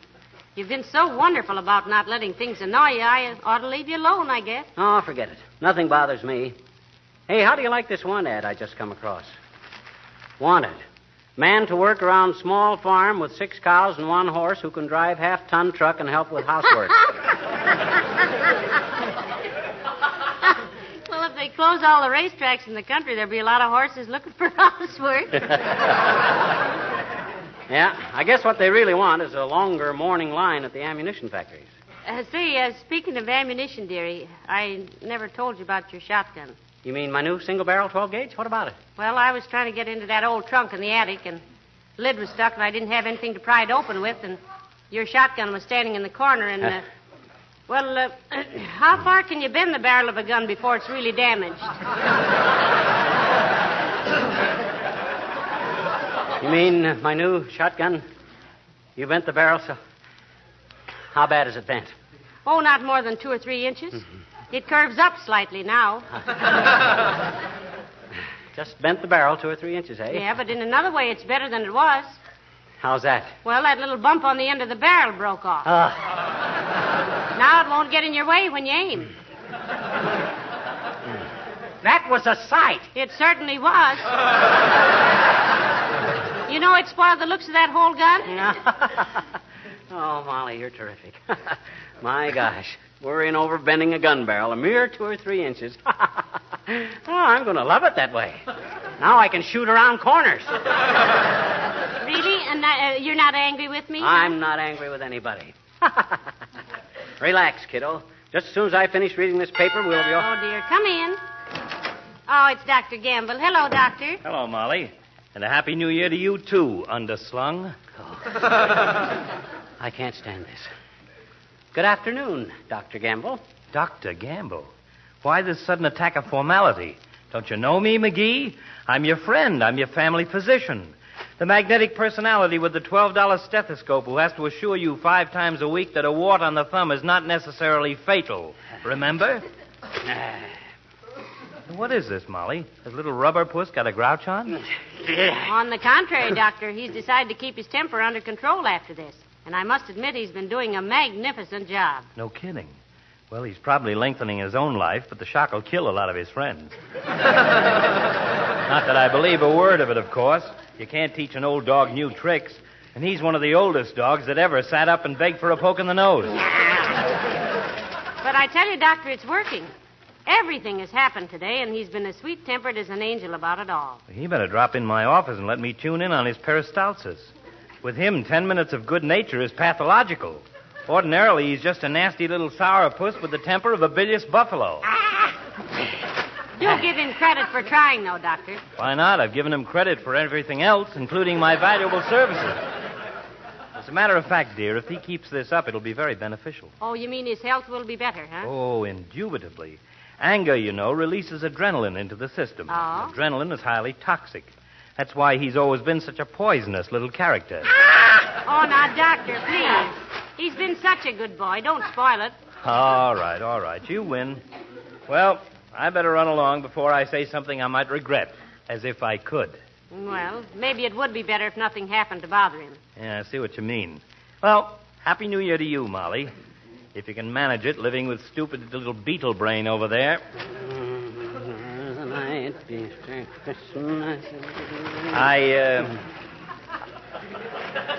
I hope little droopy drawers won't take it amiss. I hope he won't take it amiss if I make a slight suggestion in the best interests of his well-being. What's that, Doctor? Getting too dark to read in here. Let me turn on that light. There you are. Get your big fat hands off of that light, you nosy old bone scraper. Can't a guy read his paper in peace without every busybody in town butting his big bald head into what's none of his business? Oh, dear. All I ask is a little peace and quiet, and what do I get? Yammer, hubba. Turning on the lights all over the place. But, my boy, I was merely... Well, go merely someplace else, you big lemonhead. Of all the dad-ratted nerve. McGee, stop kicking that piano. I'll kick the dad-ratted jukebox all over the house if that big obscure, obsolete, everything old obstrition don't scram out of here.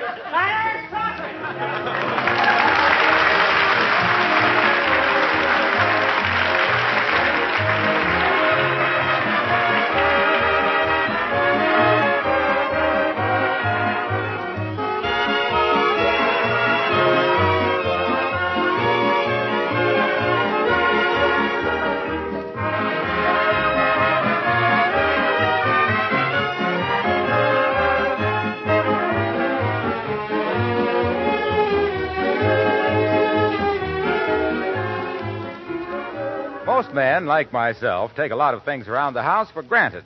Few of us really realize, for example, how much our good wives have done to make our homes attractive, to keep everything in good running order, and to take special care of our household things for the duration.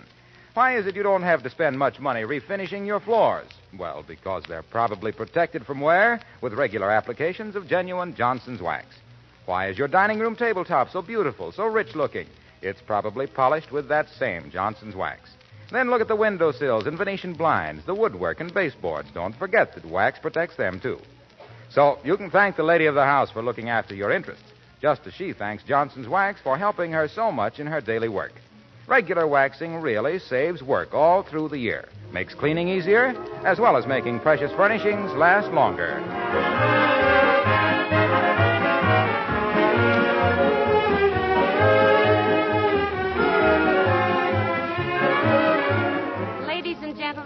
From the Johnson Wax people, Billy Mills and his orchestra, the King's Men, Alice, Dr. Gamble, Harlow Wilcox, Beulah, us, and the man who slams the door, a very happy New Year.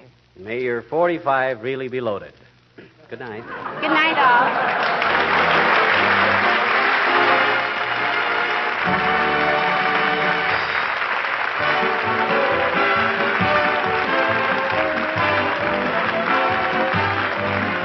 This is Harlow Wilcox speaking for the makers of Johnson Wax Finishes for Home and Industry, inviting you all to be with us again next Tuesday night. Good night. This is the National Broadcasting Company.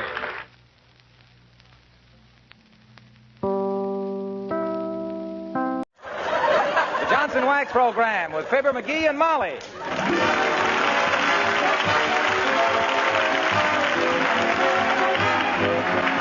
The makers of Johnson Wax products for home and industry present Fibber, McGee, and Molly, written by Don Quinn and Phil Leslie, with music by the King's Men and Billy Mills Orchestra.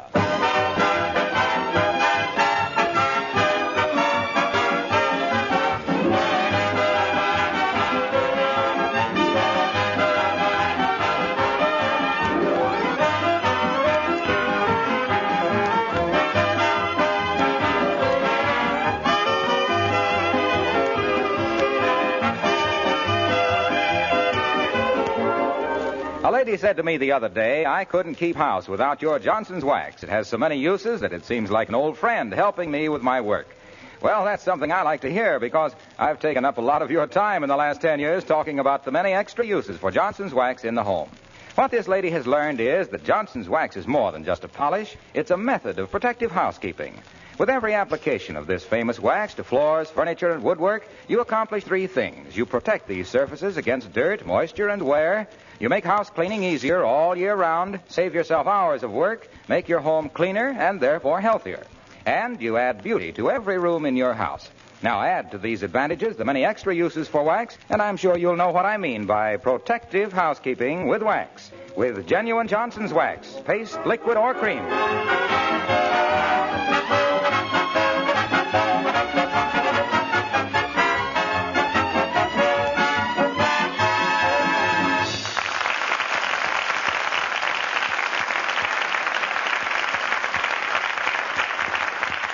Advertisers have invented a lot of new diseases in our time. Dishpan digits, 5 o'clock fuss puss, and pipe smokers gurgle, to name a few. But what a wife dreads to see dawning in her husband's eyes is what is known as tool chest gleam.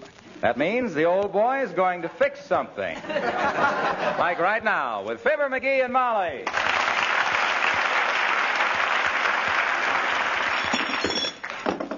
Now, let me see. I got my wrench, my hacksaw, my hammer, my friction tape. What else do I need? Maybe a pair of pliers. Sweetheart. No, I got pliers. Folding ruler. Darling. Shucks, there's something missing. What is it? My crowbar? No. McGee. Huh? Look, lover. Look. We've been very happy all these years. Yes? I've tried to be a good wife to you. You've been a good husband to me. Oh, sure. We love our little home. At the risk of destroying all we've built up together, I'd like to ask you a question. Yes? One little question. What are you going to fix? I'm going to tune the piano. Tune the piano.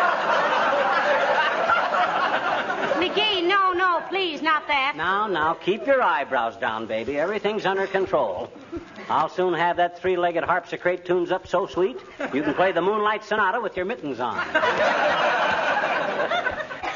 Yeah. But, McGee, you don't know anything about tuning a piano. Oh, no? I've told you 100 times. If it needs tuning, get Mr. Heimiller, the piano tuner. What do you mean, if it needs tuning? Why, that jangle box has got enough flats in it to solve the housing shortage. Well, then call Mr. Heimiller. That's not necessary. I've watched old Heimiller tune this thing a dozen times. There's nothing to it. You just turn the knob till it sounds okay, and with this pitch pipe, I can't miss. Well, you win. Go ahead and tune the piano. We can always fill it full of dirt and plant nasturtiums in it. You wait, Snooky. When I get through, this thing will sound sweeter than a new retread on a wet pavement. And if you don't think it needs tuning, listen to this. Now try it without that cigar in your hand.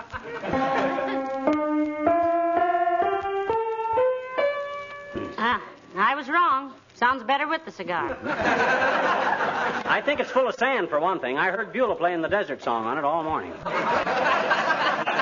I'll soon have her in shape. Wait till I take the lid off and get a gander at the inside. Oh, my gosh. No wonder. What's the matter? Look, here's that briefcase I lost last summer. And this piano. Why, look at it. The strings are all different lengths. Boy, did we get gypped when we bought this thing. We didn't buy it. Didn't buy it? Where'd we get it? You won it. Huh? Sure. You found out the most faces in the leaves of the tree in the advertisement. And you won the piano's first prize. I wish now I'd taken the Shetland pony. Well, I did at the time. We had to pay $312 express on the piano when they sent it. Well, I'll fool them. They didn't realize they were sending this thing to a born little piano tuner. Now, let me see. Where's my pitch pipe? Ah, here. That's a perfect 440G, you see. That's A, dearie. What did I say, G? Yeah. I meant A. Now all I got to do is sound A on the piano and see if it's the same. Wow. Is this thing off key? You're not sounding the A. Why, I am, too. A's the first letter in the alphabet, isn't it? I'm sounding the first note on the piano. It's got to be A. Well, you're right, it is. But I must say, you can get more right answers by the wrong methods than anyone I know. Oh, brother. Sure a lot of work to be done on this. Look, McGee, are you familiar with the musical scale? Well, Natch. Every school kid knows that. Do, re, mi, fa, sol, la, ti, do. Ah, what a musician was lost in you. Betcha. And I hope they never find him. What are you looking for? Something to hold the strings apart while I tune the others. That's the way Heimiller does it. Something I can wedge it. Oh, I know. That trick can opener we got. Well, that'll do it. Where's that can? Oh, hey, Beulah. Oh, Beulah. Somebody ball for Beulah?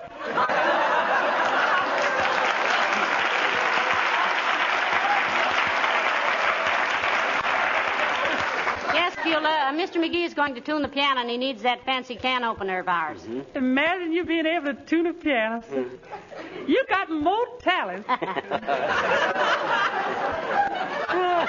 Just takes a little dexterity, Beulah, and a good ear for music. Oh, you really have that, too, dearie. Mm-hmm. The way you sing Don't Fence Me In makes me think immediately of barbed wire. I come from a musical family myself, ma'am. Really? Yeah. Papa, he's hot in a dime store frying pan on a guitar. And Mama played real New Orleans piano. Yeah? And my little brother,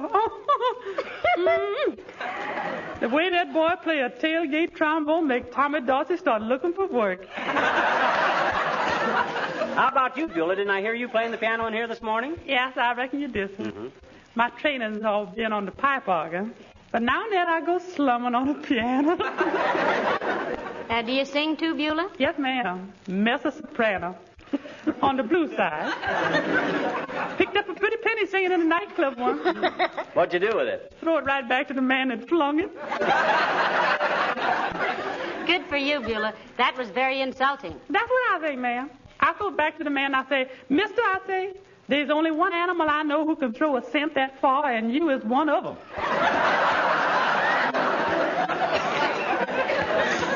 And your mother still plays a hot piano, eh, Beulah? Yeah, so she's 82 and stomping around like she's only 40. Ah, that's wonderful. How does she do it, Beulah? Well, ma'am, Mama got a philosophy.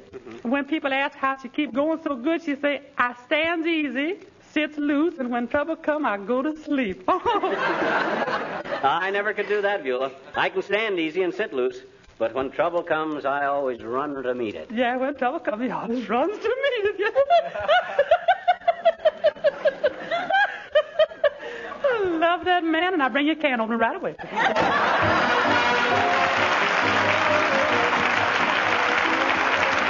Billy Mills playing I Won't Dance.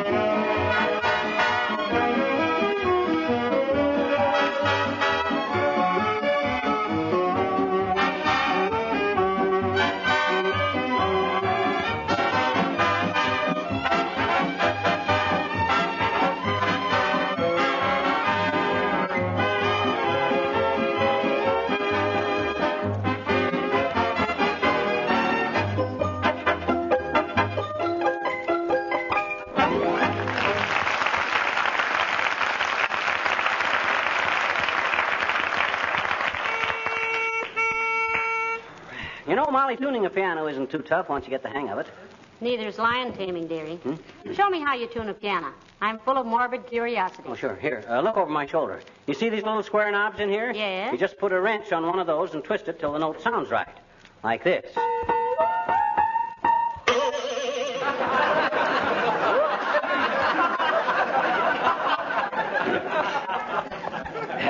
Too tight. Keep that up, McGee, and all we'll be able to play on this is Silent Night. How many strings you broken so far? 6, I think. No, 7. Old Highmiller never could have done any better than that. He never did as well. He never broke any. Well, he ain't as strong as I am. Oh, say, you play the piano. Maybe you can tell me something. I could tell you any number of things, dearie, but the reason we've stayed married is because I didn't. What do you want to know? About these 3 foot pedals on the piano down below there by the floor. I know the left one is the clutch, the right one is the brake. What's the middle one for? Well, McGee, you got me. Huh? I've been playing the piano for 20 years, ever since I was 7 years old. And I don't know what that middle pedal is for. Oh, well, don't matter. Now, let me see. This middle G is too sharp, I remember. I gotta get that.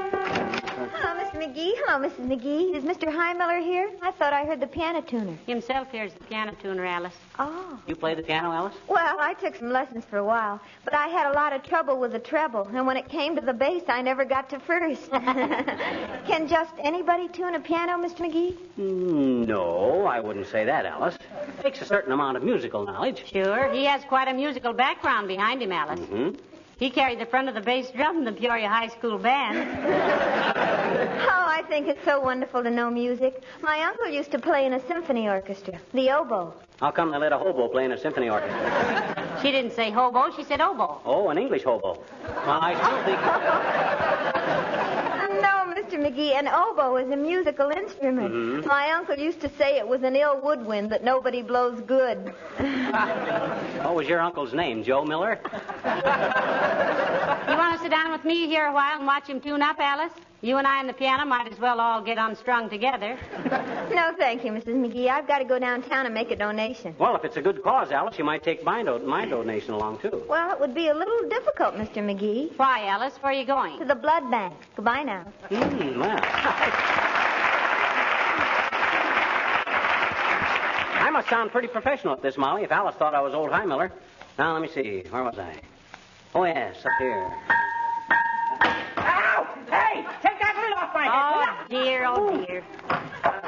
Thanks. There. That's the 4th time that dead red thing has fallen on me. You're really knocking yourself out on this job, aren't you? Maybe when you... Hello, folks. Hello, Mr. Wilcox. Hi, Junior. What are you doing, pal? You going to tune the piano? Sweet Genevieve, he is going to tune the piano. Look, pal, tuning a piano is no job for amateurs. Why don't you get Highmiller to come over and do it? Oh, Highmiller. My gosh, is he the only guy in the world that can tune a piano? There's no use arguing with him, Mr. Wilcox. Compared to him, a Missouri mule is a very weak character.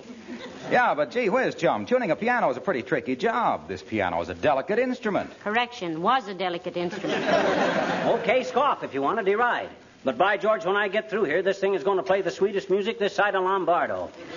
I'll have this piano tuned so sharp.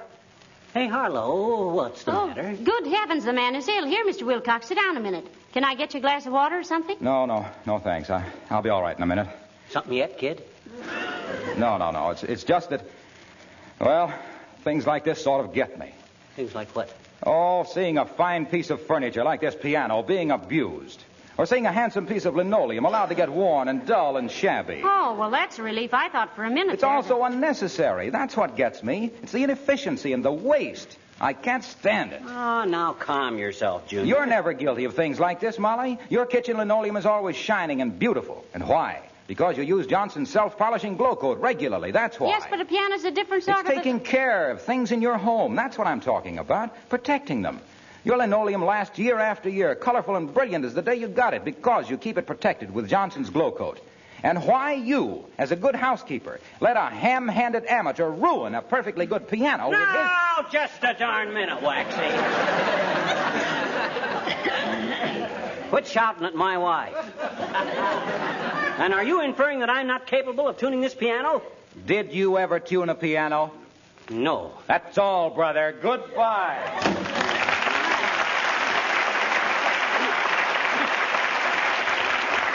Why, he was really serious about that, McGee. Well, so what? I'm not the one to let a little minor criticism stop me. Hand me my pitch pipe, will you? Here. Thanks. Used to use this for calling ducks, but all I ever got was sparrows. Now, where was I? Oh, that one needs loosening up. Hand me my wrench.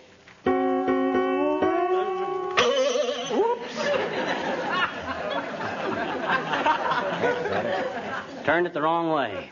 Lost chord number 8. I'm afraid I can't stand this anymore, McGee. I'm going upstairs and change my clothes. Let me know when Dr. Gamble comes. Doc Gamble, what's he coming here He for? told me he'd give me a ride downtown on his way to the hospital. I got to do some shopping. Try and save 1 or 2 piano strings. We can use them later to hang pictures. Okay. Ah, there goes a good kid. But stubborn. Piano has to be falling apart before she let me tune it. And she's probably right, too. I'll see. Sure wish I knew what I was doing.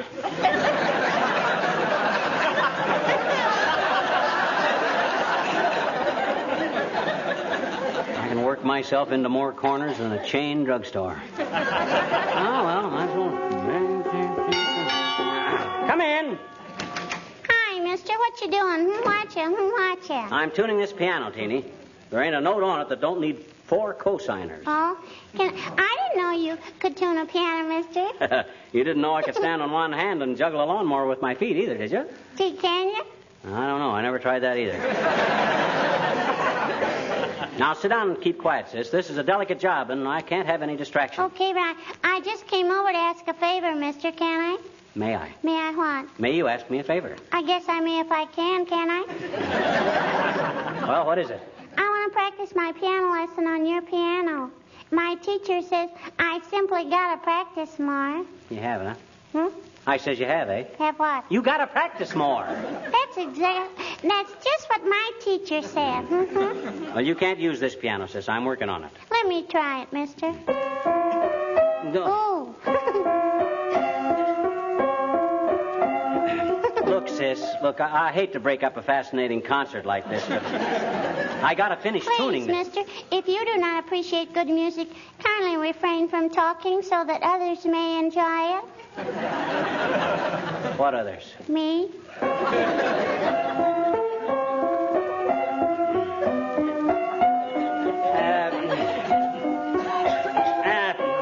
Hey. Cut it out, sis. Cut it out. Hmm? I says that's enough. I got work to do here, and I You mean can't. you're not going to let me practice? Right. You do not appreciate a little child's artistic efforts? I may not be a finished pianist. Now, you are on this piano, sis. Look, sis, I don't... You're going to stifle my career? Stand in the way of my musical education? No. I'm not standing in the way of anything. I just... Are you against little children, mister? Don't you want little children to have a musical education? Yes. Of course I do. I think music is swell for kids. Okay, then.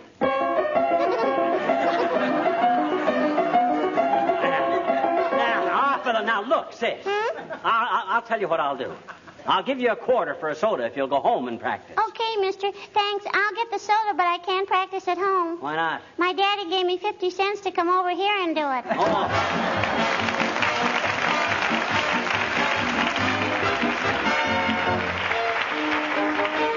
The King's Men sing Skip to Maloo. Do-si-do, and away we go. I lost my partner. Skip to Maloo. I lost my partner. Skip to Maloo. I lost my partner. Skip to Maloo. Skip to Maloo, my darling. I'll get another one. Prettier than you. I'll get another one. Prettier than you. I'll get another one. Prettier than you. Skip to Maloo, my darling. Ho, ho, skip to Maloo. Ha, ha, skip to Maloo. Hey, hey, skip to Maloo. Skip to Maloo, my darling. Oh, gray mare has lost her shoe. Oh, gray mare has lost her shoe. Oh, gray mare has lost her shoe. Skip to Maloo, my darling. Fly in the sugar bowl. Shoe, fly, shoe. Fly in the sugar bowl. Shoe, fly, shoe. Fly in the sugar bowl. Shoe, fly, shoe. Skip to Maloo, my darling. Cows in the corn. Hear them moo. Rats in the barn. Hear them chew. Don't give a darn. How about you? Skip to Maloo, my darling. Ho, ho, skip to Maloo. Ha, ha, skip to Maloo. Hey, hey, skip to Maloo. Skip to Maloo. Skip to Maloo. Skip to Maloo. Lost my partner, what'll I do? Lost my partner, what'll I do? Find your partner, anyone'll do. Skip to Maloo, skip to Maloo, skip to Maloo.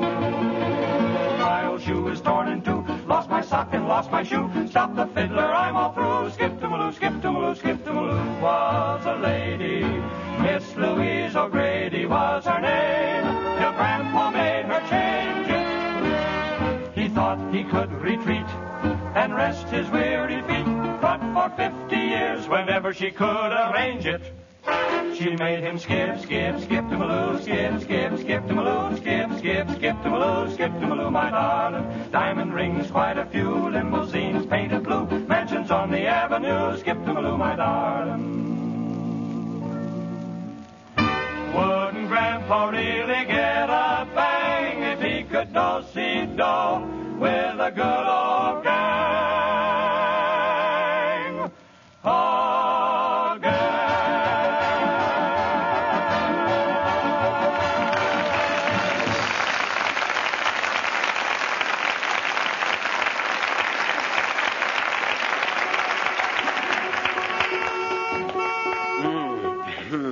Well, that one isn't so bad. A little flat, maybe. I'll give her a couple of twists just for safety. McGee, have you nearly finished tuning the piano? Almost. Tightening some of these upper strings, so... Whoop. There goes another one. Hey, remind me next time I tune the piano to do it in the summertime, Molly. I think this cold weather makes the strings brittle. It's a deal, dearie. It'll be a very hot day before I remind you to tune it again.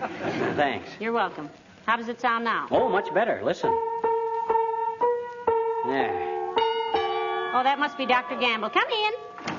Hello, Doctor. I'm all ready. Hello, Molly. Hello, Guppy. Hi, skin grafter. On your way to scare some poor patient out of his wits with that solemn puss of yours? For your information, Buster, the Gamble bedside manner is famous on 2 continents, America and Long Island. And if you... What goes on here, anyway? Got mice in the piano? Or breaking in a vaudeville act? He's tuning it, Doctor, he claims. And believe me, Doc, I know exactly how you felt the first time you peeked into a thorax. But there's one difference. This piano is going to live. Baloney, if you'll pardon the colloquialism. This jukebox has got 1 foot in the junkyard already. Look at it. Keyboard all loose, lid on the floor, sounding board across the room, strings all over the place. Why, well, you bonehead, there isn't a whole string left on it. Oh, no? Well, how about this one right here? Whoops. Say, I wonder what we can do with the piano when they all break. It's a little big for a paperweight and too small for a guest house. Molly, this man is going to set music back 500 years. We'll all be dancing around in our bare feet playing flutes. Now, look, Maestro, when you get through with this job, will you stop over at my house and give me a hand? Your piano need tuning, Doctor? No, but I have a bagpipe that's a little short-winded. Breezy here can blow it up for the next 6 months with 5 minutes conversation. Come on, Molly. So long, Chubby. Good day, Tummy Thumper. Now hurry home, Molly. I'm here.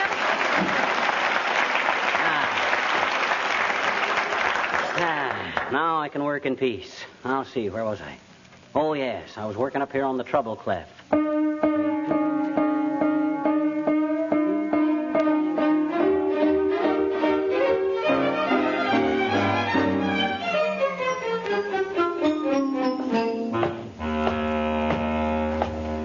Thanks very much for bringing me home, Doctor. Sorry you can't come in for dinner. Okay, Molly. I'm sorry, too. I'll see you both later. Oh, dear, I'm almost afraid to look in the... Molly, is that you? Yes, dearie. Is everything all right? Don't come in yet. I didn't expect you so soon. I got a little surprise for... Okay, come on in. What is it, dearie? Oh, nothing, really. I just wanted to get the top back on the piano and get it dusted off. All set, that's all. The piano? Yep. McGee, did you, is it... Like I said, all tuned. As soon as you hang up your coat and hat, you might come on back downstairs and try it out. As soon as I hang up I'll try it now. This very minute. And do I dread it? Why, McGee, that's wonderful. Oh, shucks, it's... well, people do it every day. Takes a little time, but... Oh, it's wonderful, dearie. Sounds like a baby grand. Oh, it is a baby grand, isn't it? Oh, but it's going to be a pleasure to play this now. I can hardly wait to get at it. Wait till I run upstairs and hang up my coat. I certainly apologize, dearie, for everything I said. You're the most wonderful man. Phew. Boy, that was a close call. Hey, hi, Miller. Hi, Miller. You can come out now. Hurry up. I ought to charge you an extra $5 for sitting behind that Davenport, McGee. I got a crick in my neck if you can't... Pipe down, High Miller, will you? And get out of here. You better go out the back way, so... No. Not that door. No, that's the hall front.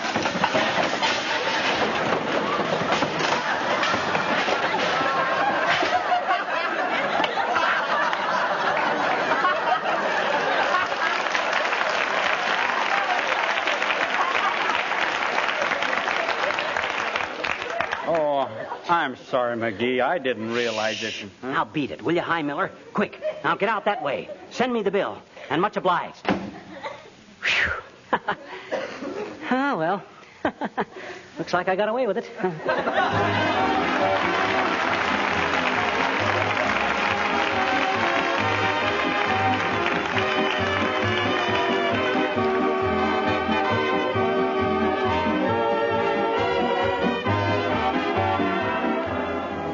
If you've just bought or intend to buy soon some new linoleum floor covering, let me give you some good advice. From the very first day you put it down, protect it with Johnson's Glow Coat, and it will last you practically forever. Regular care with Glow Coat will make it last 6 to 10 times longer and will preserve its original freshness and beauty intact. That's why linoleum manufacturers themselves recommend Glow Coat. You yourself will be saved many hours of work because Glow Coat is so easy to use. You simply put it on and it dries to a wonderful polish in 20 minutes without any rubbing or buffing. That's why Glow Coat is called self-polishing. The time it saves, you can add to your war work. The money it saves, you can use for buying war bonds.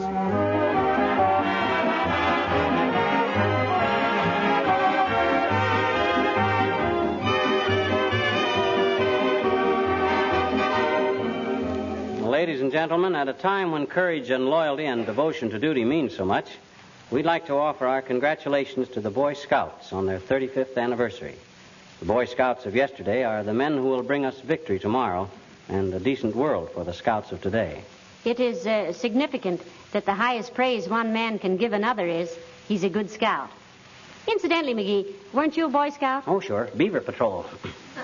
Didn't you see me working like one on that piano? I sure did. Now you can straighten out the closet. Yeah. There's a job you can really get your teeth into. Yeah. Good night. Good night, all.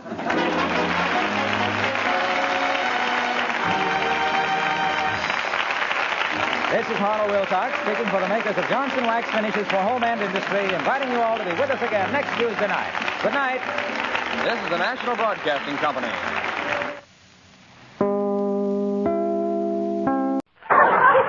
Johnson Wax Program with Fibber, McGee, and Molly.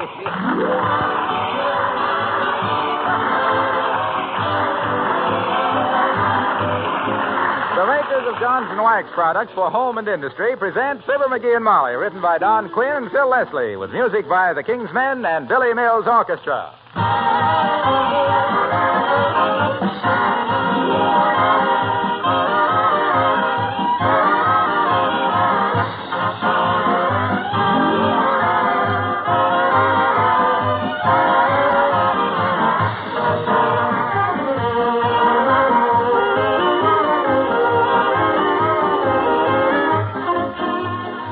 While you were getting the dinner or doing the dishes tonight, did you take a good look at your linoleum floor covering? Were you satisfied with its appearance, or was it a little on the dull and shabby side?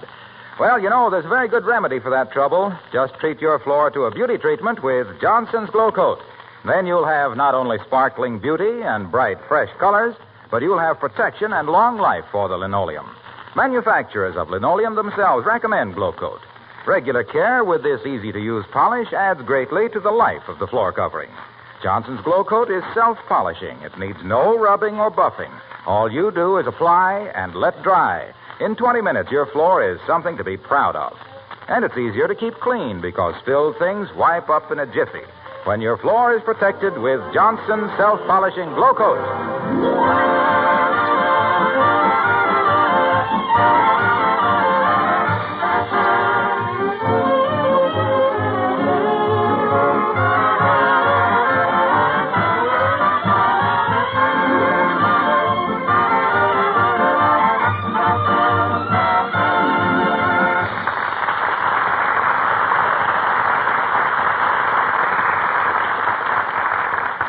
Some people think the reason a newspaper is printed in several sections is so the wind can blow it all over the neighborhood easier.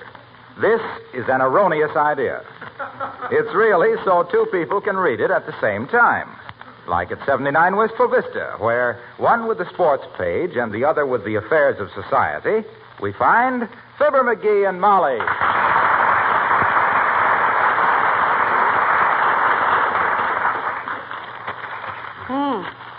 I see where Ham-Faced Gorton, the Denver Destroyer, KO'd Slugger Malone in the 5th round, McGee. Oh. Molly, please. That don't sound good coming from you. Well, blame yourself, dearie. You're the one who handed me the sports section while you grabbed the news. Yeah, but my gosh, I never... Oh, listen.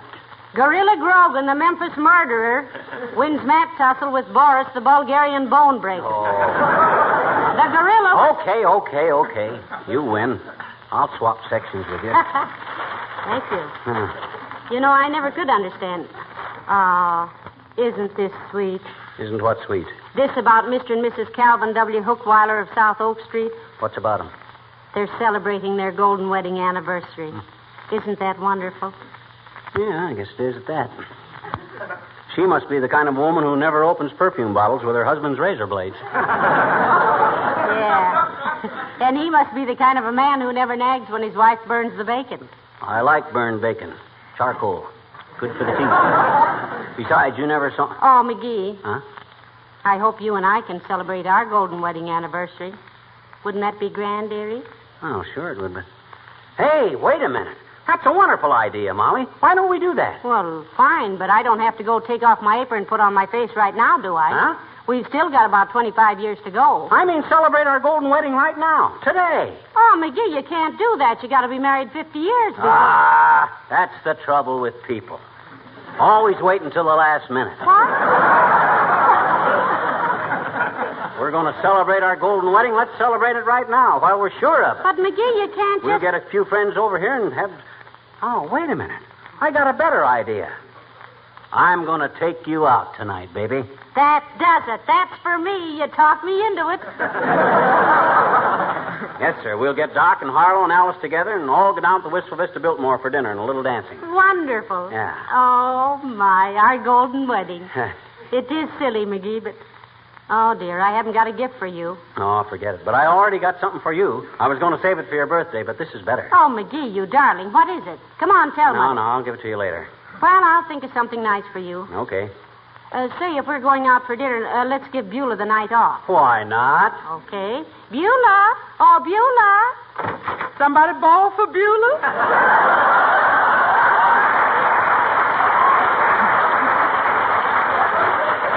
Yeah, look, Beulah. Mrs. McGee and I are celebrating our golden wedding anniversary tonight, and... You doing which, Wednesday? We're celebrating our golden wedding anniversary tonight, Beulah. Yeah. Well, for goodness sake. When did folks just get married back in that little old Peoria when he was 2 weeks old? No, we haven't been married 50 years yet, Beulah. Of course not. Oh, you mean it only seemed like 50 years, man? Yeah. No, Beulah. You see, Mr. McGee just decided we ought to celebrate our golden wedding while we were still more or less young. Mm-hmm. It is pretty silly, isn't it? What do you mean, silly? Why, ma'am, I think it's just wonderful. Why, sure. I'm plumb flabbergoosed. My sister, she's always talking about celebrating her wedding anniversary, but she never get around to it. Why not? No time? No, sir, no husband. What you going to do tonight, ma'am? You going to have the ceremony again and toss your bridal bouquet downstairs? Because if so, you're going to find Beulah out there in left field. No, we're just tossing a little wing-ding for a few friends, Beulah. A little dinner party. Oh, my, I'm going right to work. Oh, Beulah's going to whip you all up a 5-tier wedding cake. Oh, Beulah, you mean 5-tier. Ain't going to be no tears today, ma'am. This is happy stuff. Well, thanks, Beulah, but we're going to eat downtown tonight, and you can take the evening off. Oh, well, thank you, ma'am. You're welcome. Ira's in town tonight. Oh. We may go down to the Dreamland Ballroom tonight and turp us a little sickery. I saw you ain't having a party at home, though. I'd love to make you some punch. And I could go for some, too, Beulah. You make good punch? Sir, when I delivers that punch, it's a knockout. My uncle invented a recipe, although he ain't been able to make it much since he got hurt in an explosion. Oh, my. What exploded, Beulah? A bowl of punch he was making. Well, that sounds like his recipe went over with a bang. Yes, it did really well. Oh, look here, what the man is saying.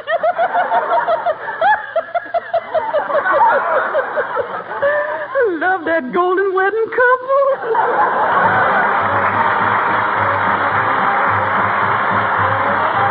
Billy Mills from the orchestra and Perfidia.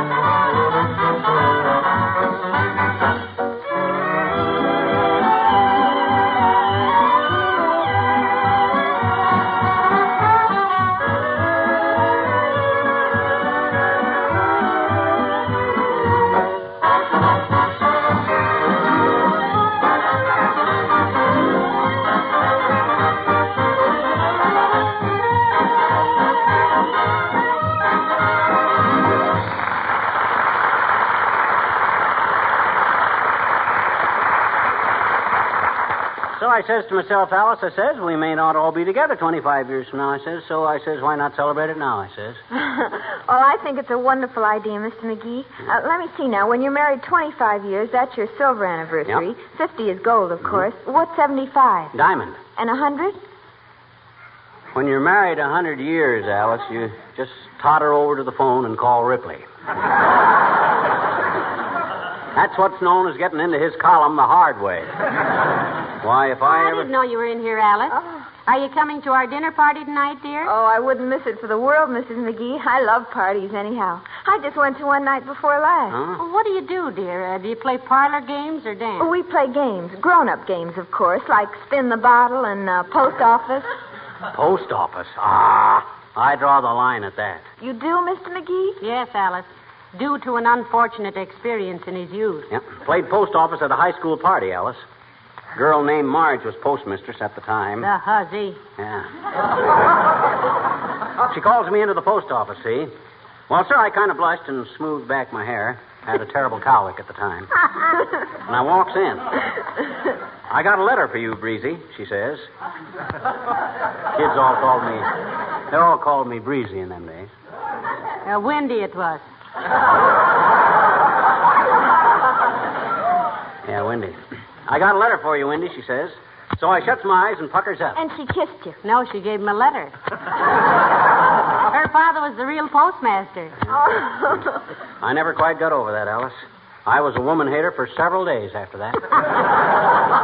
Gee, nobody ever wanted to kiss me when I was a little girl. I had braces on my teeth, and they called me Iron Jaw Alice.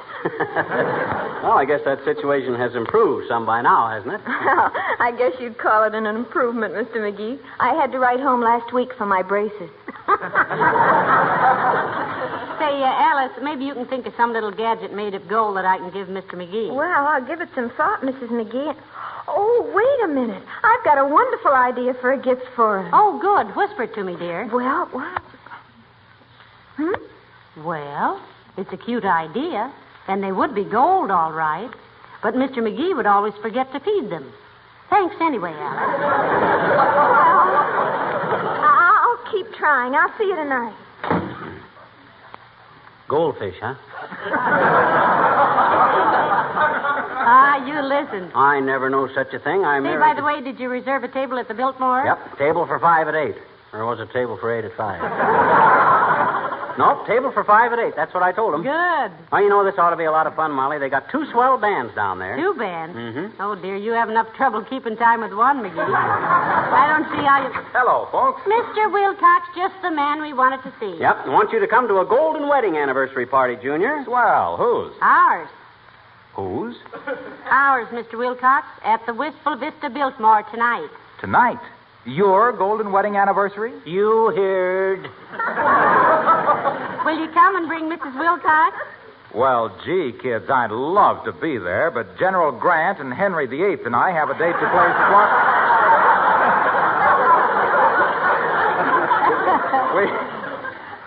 We have a date to play squat tag in Carnegie Hall.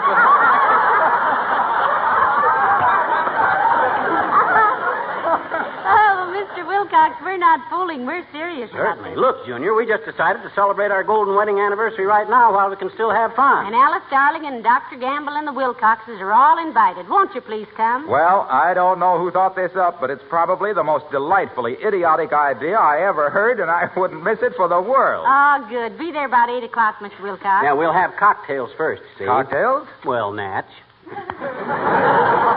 Oyster, shrimp, mixed fruit, anything you want, Junior.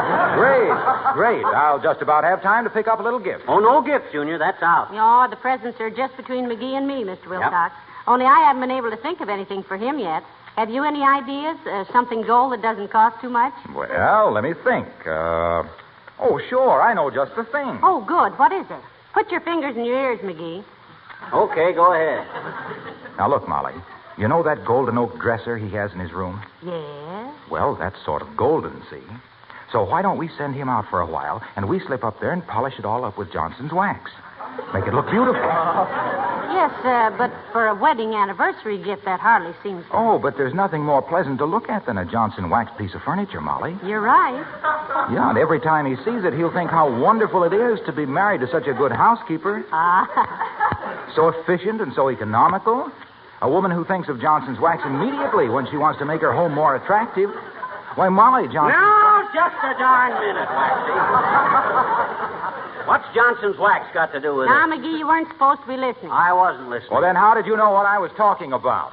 Look, Junior, when you get that slap-happy look on your face, when your chest starts going up and down like a movie hero in a clinch, when you start swaying like you were in a trance, I know what you're talking about. Well, I think it's wonderful to be so enthusiastic about something, dearie. The only thing you were ever carried away by was the ambulance the time you had pneumonia. And you know what they use on those ambulances to keep them so shiny? Yeah, we know. Yes, we know. Yeah, I was afraid you did. Well, I'll see you at night, folks. So long.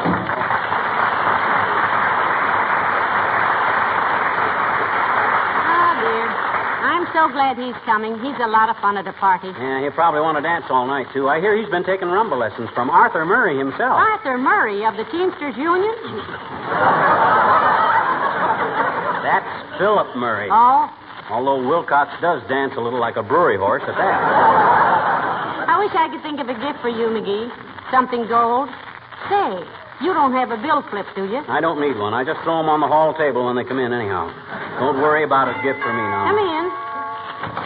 Oh, for goodness sakes, Dr. Gamble. Hello, Doctor. Hello, Molly. And how are you today? Good looking? Oh, fine, Doc. Thanks. I was still talking to Molly. Oh. Well, look, you're invited to dinner with us tonight, Doc, at the Wistful Vista Biltmore. 8 o'clock. It's a celebration. Celebration of what? Our golden wedding anniversary. There must be something wrong with my ears. I better see a doctor and see what am I saying? I am a doctor.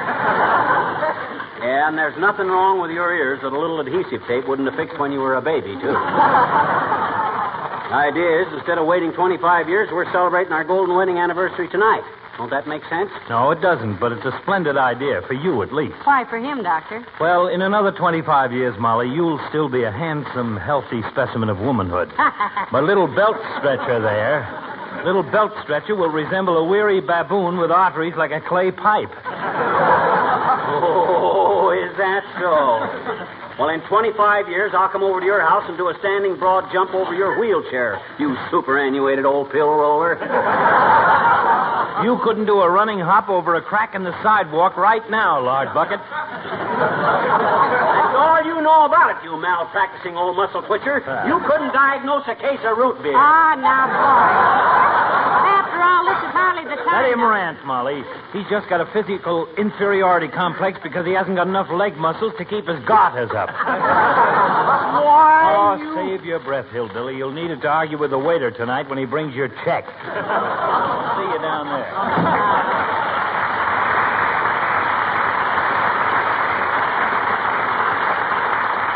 Isn't he a sweet old character?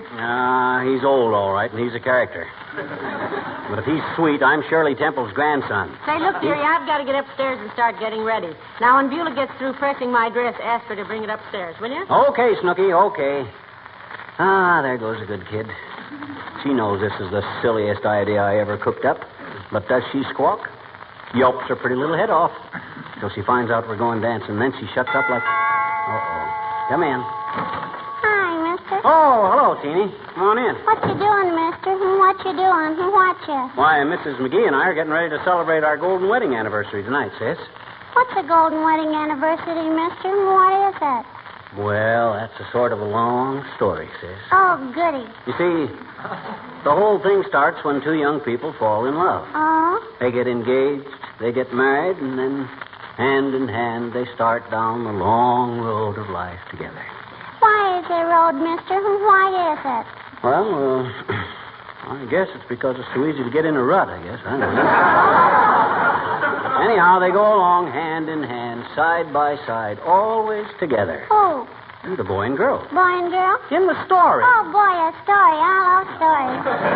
Tell it to me, mister. Go on, tell it to me. Dad, drat it, sis, I'm trying to tell it to you. Anyhow, they go along through the years, sharing everything. Mm-hmm. Through troubles and trial and tribulation. Why did they get arrested, mister? They didn't get arrested, sis. I says Then they... why do they have to go through a trial. Were they framed, huh? Look. Skip the trial. Okay, I'll read about it in the paper. Well, this young couple goes along through sickness and sorrow, through grief and bad luck and misfortune, through sadness and misery and trouble. Don't they ever have any fun? Oh, sure, some. But they go right ahead anyway. Resolutely marching forward down the rocky road of time, her little hand in his and her little head on his shoulder. Oh. Till all at once one of them happens to take a gander at the calendar, and this thing's been going on for 50 years. Oh, boy. Mm-hmm. So they throw a big golden wedding celebration, and all their friends come and hoop and holler and spill stuff all over the furniture. They live happily ever after and get their pictures in the paper. Oh, gee, that's a wonderful story, mister. Can I have a golden wedding anniversary, mister, can I? Probably someday. Will I grow up and get married like Mrs. McGee? Well, certainly. Will I have a husband like Mrs. McGee's got? Oh, if you're lucky. And I'll have him for 50 years. Sure. Oh, boy. What some women won't do to get their pictures in the paper.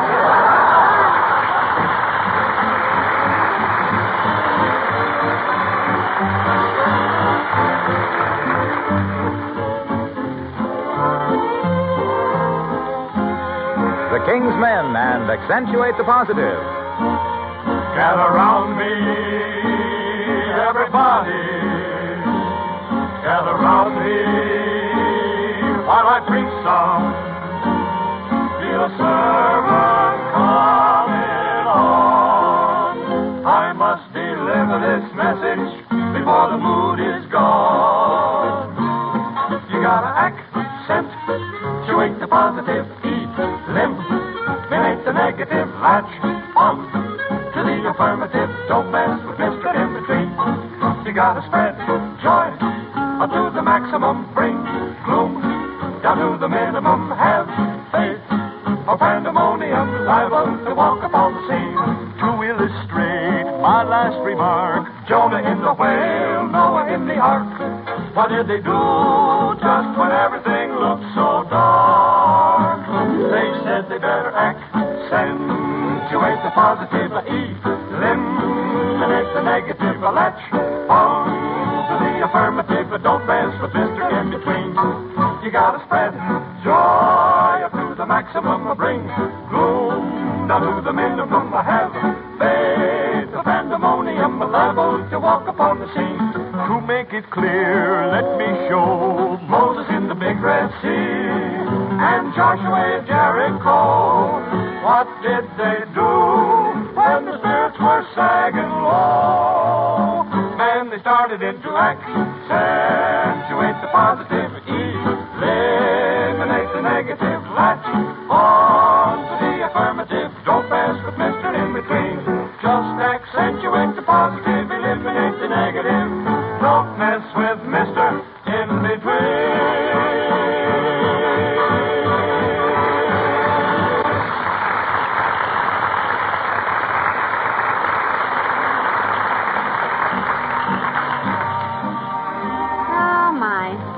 Isn't this nice, McGee?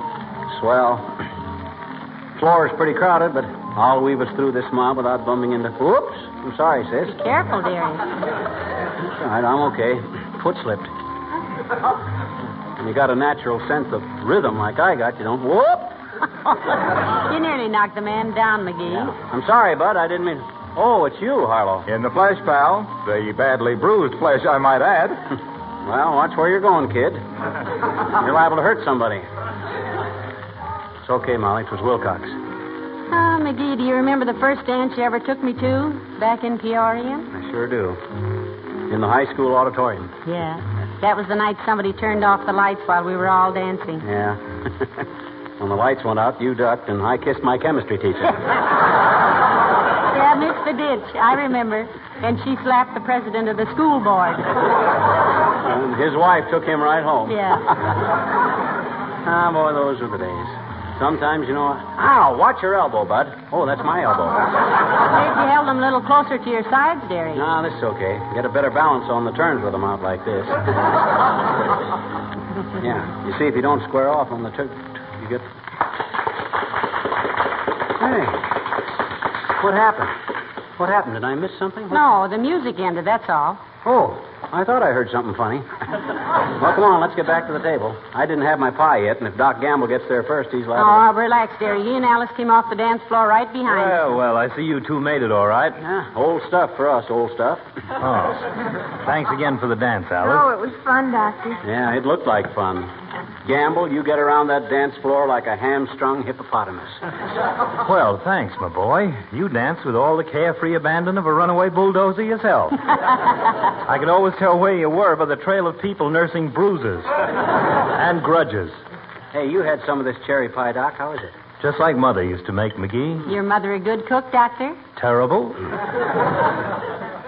Tastes okay to me.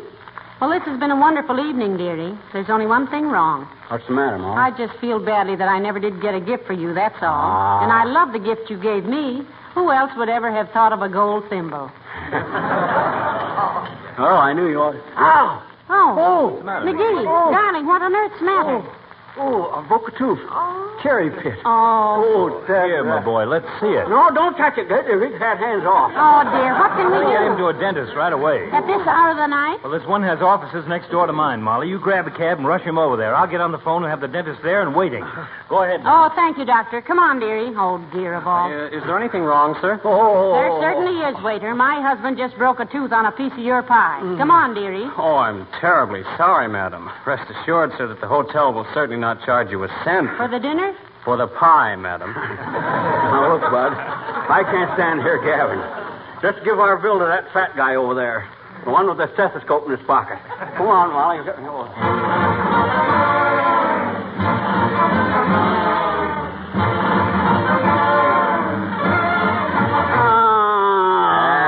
That's it. Just sit back in the chair, Mr. McGee, and we'll have a look. Now, relax now. Don't hurt much, Doc. Oh, of course not.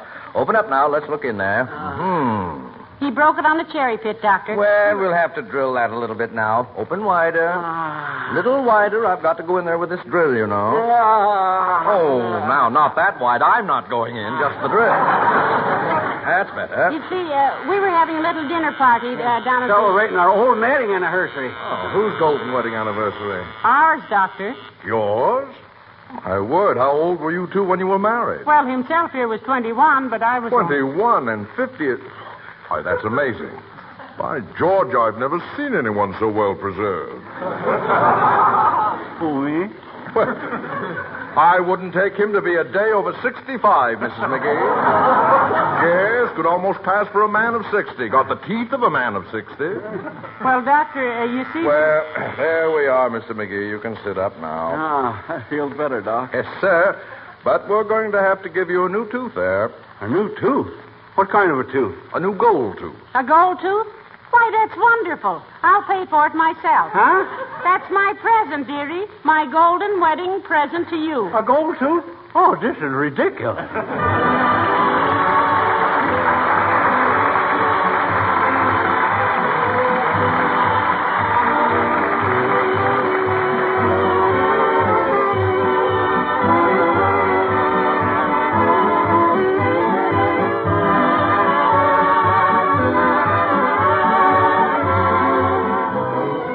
As you go about your housekeeping from room to room, you don't stop to think about what you're doing for your family, but with every bit of your housework, every pie you bake, every floor you wax, you're expressing your love for them. And when they say, Mom, this pie is swell, or Mother, the house looks beautiful, well, you've had your reward. And here's something else to give you satisfaction. If your home is regularly wax protected, it's a clean home, cleaner and more sanitary and more healthful. Johnson's Wax fills the pores of wood and other surfaces, eliminates many breeding places of germs. Moisture and dirt just don't collect in clean, waxed corners. Cleaning and dusting are easier all year round. So the regular use of Johnson's Wax saves you work, and every application of this famous wax polish adds greater beauty to your floors, furniture, woodwork, and other furnishings. You can get Johnson's Wax in 3 forms: paste, liquid, or cream.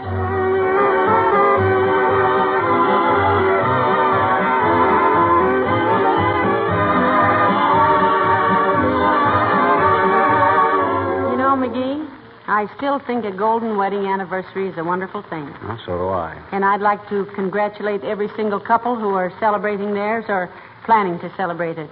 I hope they have a long life and a happy one. And ice cream for dessert. Why the ice cream? No seeds. Oh. Good night. Good night, all.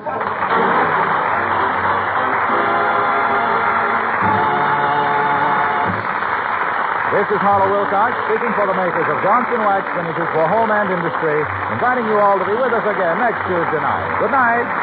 This is the National Broadcasting Company.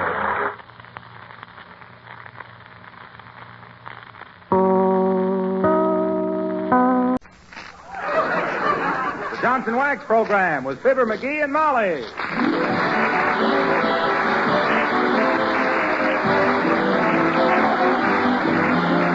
The makers of Johnson Wax products for home and industry present Fibber, McGee, and Molly, written by Don Quinn and Phil Leslie, with music by the King's Men and Billy Mills Orchestra.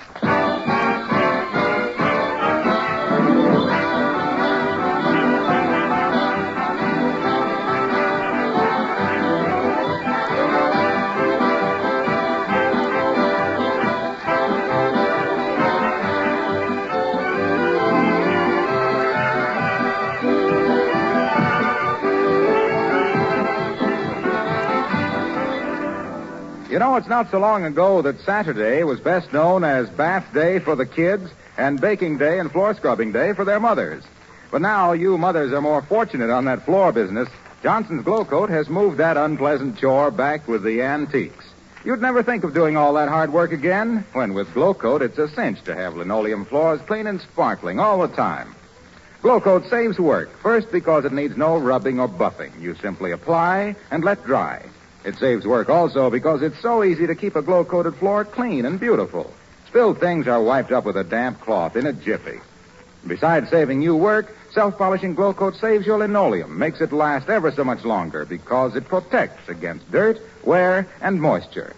And, of course, a beautiful floor protected with Glow Coat makes your kitchen a more cheerful room to work in.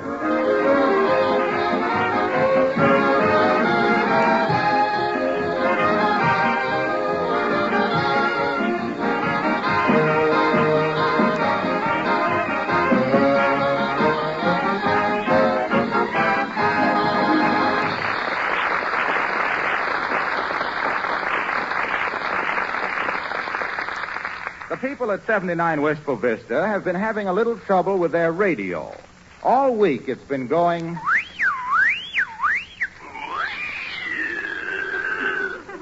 This morning, however, Mr. McGee made a couple of minor adjustments, and now it goes...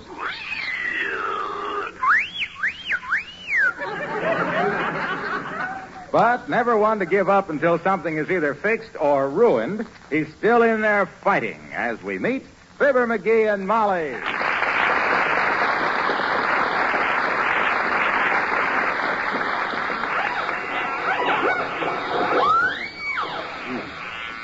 Sound any better now, Molly? If I wasn't so fond of you, dearie, I'd say that every time you touch that thing, it sounds worse. Well, I think I've located the trouble. I think it's got a grid leak. Shall I get a pan to put under it? I guess you don't know much about electricity, Snooky. What I mean is the AC is draining off into the DC. Now, let me see if I put this... What on earth are you doing? Well, just feeling around inside this radio. I think possibly the condenser is... No! What are you dancing around for? I don't hear any music. Got a shock. My gosh, I just absorbed enough juice to light the city of Akron. Hey, you got any rubber gloves? No, I haven't. I sent the only pair I had to Cousin Letty. She's going to work on a farm this summer, you know. What does she need rubber gloves for to work on a farm? Well, she punches little holes in the ends of the fingers with a needle. Yeah? Fills the glove with warm water and practices milking.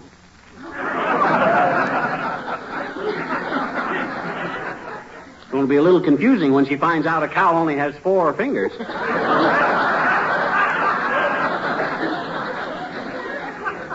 Oh, well, I guess I don't need them anyway. Now, let's see. Where's my pliers? In your left hand. Well, what'd I do with my left hand? Oh, okay. Now, let's see. If I tighten this little dingus here. I'll bet that did it. Now, listen. And as Mr. Starling says at the Yalta conference... My. Isn't Russian an interesting language? I think maybe I better take the whole radio apart. Oh, dear. Unplug the plug out of the wall plug, will you? Thanks. Now to work. Here we go, laughing and scratching. I still think we ought to call a radio repairman, McGee. No, it'll take too long. There's an opera singer on tonight that I don't want to miss. Gloria Pizzicato. On that Gilly Garden Hose program. Why, she can't sing. She's only on that program because her husband is Mr. Gilly, and she only married him because he manufactured hose. She not knowing it was garden hose. She's positively the worst. Oh, hello, Alice. Hello, Mrs. McGee. Hello, Mr. McGee. Something wrong with the radio? Yeah, tube's burned out or something, Alice. Oh. Tuned in the Andrews sisters last night and could only get 2 of them. Plug it in and let me hear it, Mr. McGee. Okay. I'll see if we can get that program Molly likes. Joyce Jensen, Girl Gopher Hunter. Oh, yeah. That's the one. And as we leave Joyce Jensen, Girl Gopher Hunter... That's it. ...trapped in the blazing reptile house at the zoo, where she has been lured by Ben Baxter, who is secretly trying to break the will of the dying Mortimer Bixby. Because he is secretly infatuated with Tracy Lammermoor, whose father has been missing since the blueprints for the new battleship was stolen by Siegfried Schoenfeld, the Nazi spy. Who is secretly in love with Alice Griefeather, who has been Baxter's secret mother. We wonder how it will all come out. Tune in all day tomorrow and let your housework go straight to...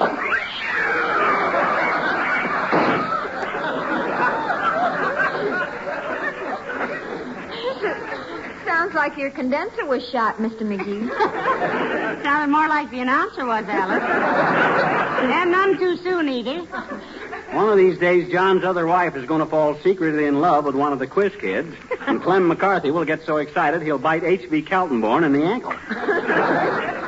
Well, I'll just check this radio all over, I guess. If I can help you any, Mr. McGee, I have my toolkit upstairs, and I'll be glad to run up... No, thanks, kid. I'll make out okay. This is man's work. I used to build radios, you know, back in Peoria. Indeed, he did, Alice. Betcha. Many's the oatmeal box I've held while he wrapped wire around it, and then held again while he unwrapped the wire and got his thumb out of it. I built the first GA set in Peoria, Alice. What's a GA set? Get anything. Had 12 dials on that baby. Took up the whole mantle. My father used to be a great radio fan in the early days. He'd sit there night after night with those headphones glued to his ears. Mother finally had to do something about it. What'd she do, Alice? She had to spank my little brother and hide the glue. Well, this isn't getting the radio fixed, girls. One side, please, while I make a mug out of Marconi. I'll be glad to help you, Mr. McGee, if you want me to. I'm very happy. No. Thanks anyway. This is no job for a bent hairpin, kid. Well, all right. Just call me if there's anything I can do. Call her if there's anything she can do. I never saw a woman yet that didn't think a shingle nail was something to scratch yourself with when you had the shingles. Now, let me see. Where's my tire tape? Well, I think I saw it. Oh, I know. It's right here in the hall closet.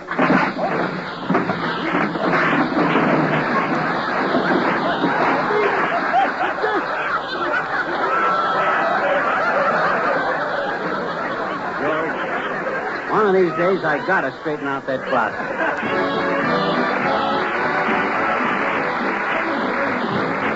Billy Mills and the orchestra and Sleigh Ride in July.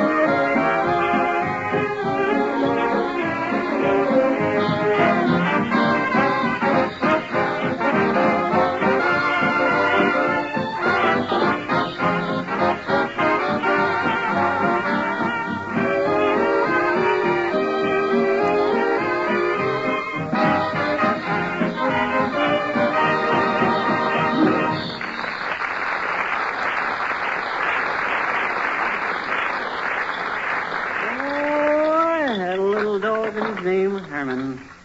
Always kept scratching because he was full of energy. Now, let me see. Where's my tack hammer? Oh, here. That's it. Oh, I bought some little rabbits from a guy named Myers. They couldn't do long division, but were great multipliers, please, Molly. There you are. Thanks.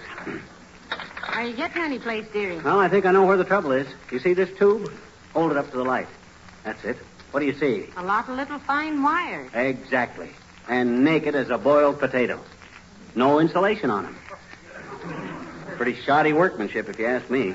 Well, how do you get the little wires out of the tubes to wrap them with the insulation? Break the glass. Yes, but maybe... If them little wires were properly insulated, they don't need any glass around them, see? Another thing is here, you got to have these things... Hello, folks. Oh, hello, Mr. Wilcox. Hi, Junior. Fixing the radio? Now, there is an intelligent question. Got my hands full of tools and the radio scattered all over the joint, and he asked me, am I fixing the radio? No, Junie, I'm up on the roof, measuring the chimney for some new soot. Don't be sarcastic, McGee. It was a natural thing to ask. Just what was wrong with the radio, pal? Can't say exactly, Junior. All I know is I don't get what I tune in for. Well, some program you particularly want? Yes, he wants to hear that opera singer, Gloria Pizzicato, over WVIS. Gloria Pizzicato? Yeah. That babe couldn't hit high C with a bazooka. I used to have a Model T Ford with a worn brake drum that could sing better than she can. Now, look here, Junior. Don't tell me who to listen to and who not to listen to and who to. Besides, I've heard you sing. And your lower register ain't fit to dry a pair of overshoes on. You got the rhythm of a spavined horse in a cobblestone alley and a tonal delicacy of a dentist's drill. You must have trained with a busted windshield wiper for a metronome, accompanied by a sweet potato that was left too long in a damp basement. Oh, I could say more, but I don't want to hurt your feelings. Thanks. I guess McGee didn't know you used to sing in Chautauqua, Mr. Wilcox. Didn't you, pal? Sure. Fink's Mules used to be in vaudeville, too. But they took their last bow in a glue factory. So if I want to listen to Gloria Pizzicato tonight, I'm going to listen to Gloria Pizzicato tonight. Catch on? Well, they're your eardrums, chum. Suit yourself. Say, I know where you can get that fixed in no time. Where, Mr. Wilcox? My cousin's a radio repairman, Big Freddie Wilcox, at 14th and Oak. Oh, my God. Say, incidentally, you know what Freddie told me about a radio? What'd he tell you, son? A very interesting thing. Parlor trick, sort of. Uh-huh. He says if you turn your radio on, and while it warms up, you talk into the speaker and turn it off, it will play your own voice back to you when you turn it on again. Well, heavenly days, I never heard that before. Here, let's try it. Turn it on. Okay. Now, I'll talk into it fast, shut it off, and turn it back on again and hear my own voice repeat what I said. Isn't this fun, Now, no? go ahead, Junior. Talk to it. Okay. This is Harlow Wilcox speaking. Big Harlow Wilcox. Oh, yes. This is Big Harlow Wilcox speaking for the makers of Johnson's Wax. Closer into the speaker, Harlow. All right. I am just reminding you again that Johnson's Wax is the finest protection money can buy for your floors, furniture, woodwork, picture frames, leather goods, and 100 other things you want to guard from dust and dampness, scratching, and smudging. Better cut it short, Mr. Wilcox. This is a very dumb radio and won't remember very much of what you said. Remember Johnson's Wax when you want to protect your fine possessions against dryness and dampness, wear and tear, use and abuse. Now, shut it off. Quick, pal. Now, on again. Huh? I don't hear a thing. Well, I'll be darned. What do you know about that? I don't know anything, Waxy. But I suspect aplenty. I got a sneaking suspicion that I you just... told Freddie I didn't think it would work, but he kept insisting and insisting. I'm going down and tell him right now. See you later, folks.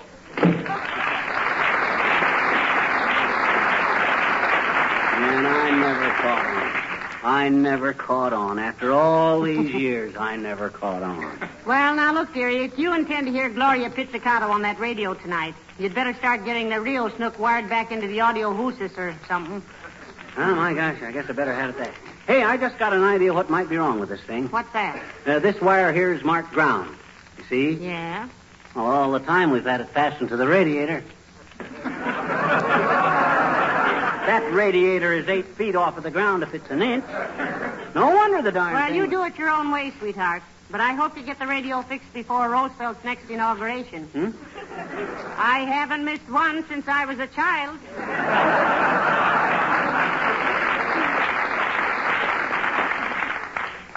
Well, I've got to go out in the kitchen and see how Beulah's coming along with the dinner.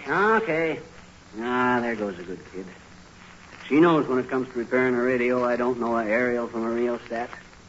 But does she say anything? No, sir. But does she think things?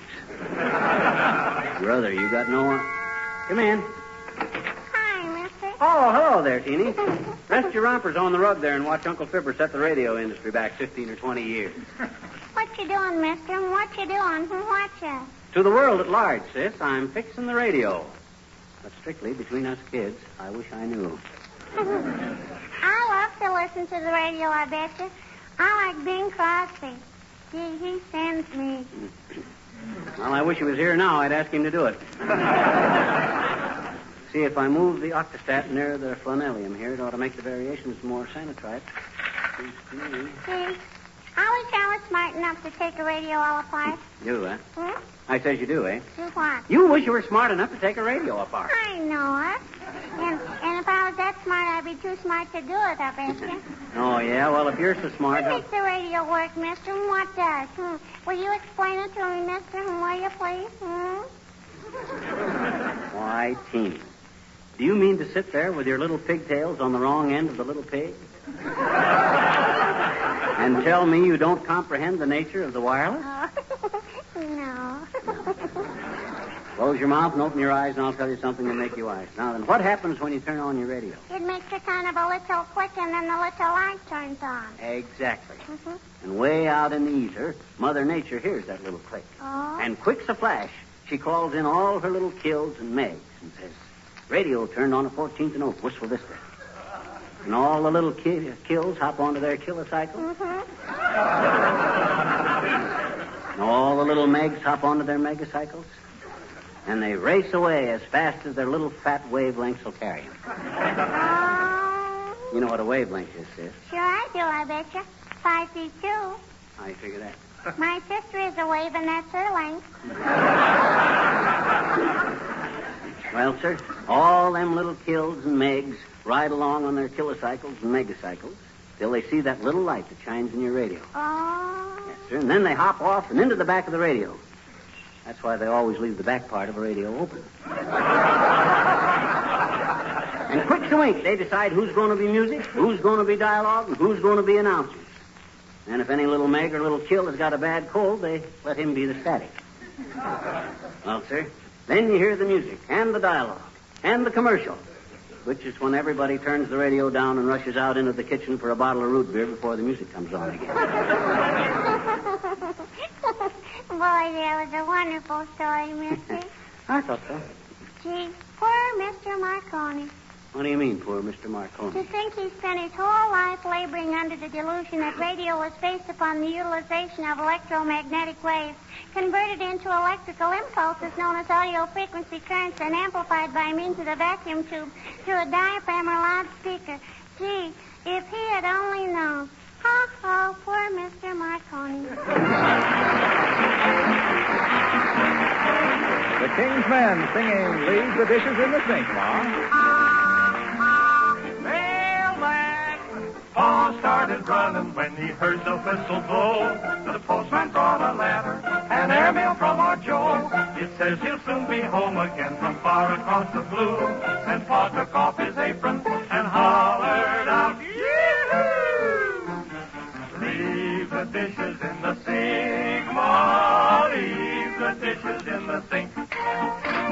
Every place will have to wait. Tonight we're gonna celebrate. Leave the dishes in the sink." Pa started jigging, and he cried, "Ma, shake a leg. I'm going to the cellar. There's cider in the keg. Bologna's in the icebox, and there's cheese and pickles, too. We'll call in all the neighbors. Tonight's our night. Yee-hoo! Leave the dishes in the sink, Ma. Leave the dishes in the sink.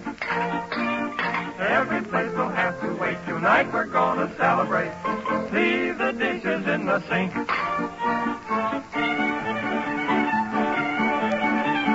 I began a fiddling and the dancing was begun. Grandpa started shouting, "Grab your partners, everyone!"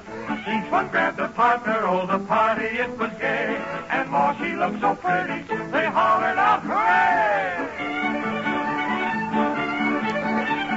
While they all were having fun, the door flew open wide.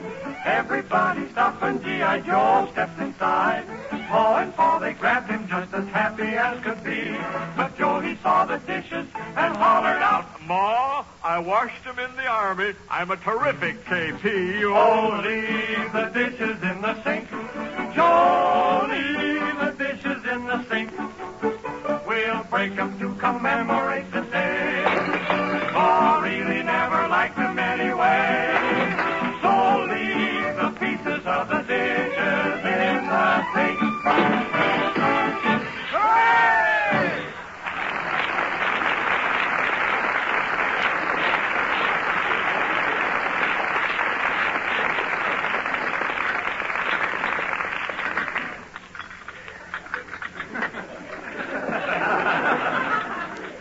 Oh, I had a little goat and his name was Slim. It was worth your life to turn your back on him. Hey, Molly, where's my pliers? In the cuff of your pants, dearie. Oh, yeah. I put them there so I know where they were. Oh. I got to cut a hunk of this wire off. Is there a knife there? Well, I don't see any. Ask Beulah to bring me a small kitchen knife, will you? Certainly. Why leave it out in the kitchen where it'll just get ruined peeling potatoes and apples? Yeah. Oh, Beulah! Beulah! Somebody bawl for Beulah?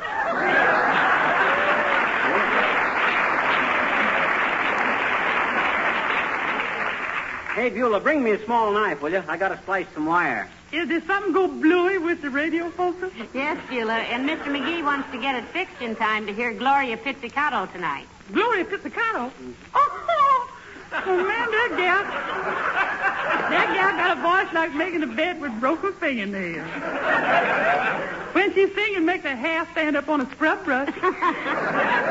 We won't discuss my musical taste, Beulah. No, sir. Excuse me, sir. Well, it's a good thing we won't, dearie. I happen to know that your idea of fine music is hearing the curse of an aching heart played on a musical saw. Oh, yeah?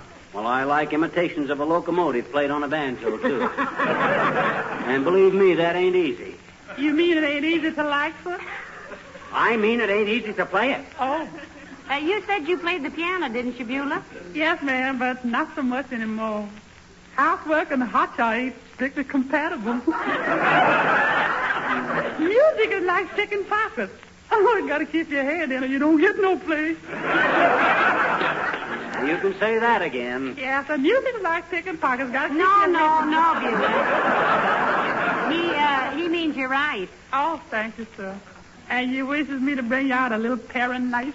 Yes, if you'll be so good as to. When I get through with this radio, Beulah, it'll tune so fine you can hear Mr. District Attorney filing a brief. Yeah, Mr. District Attorney, what is the mail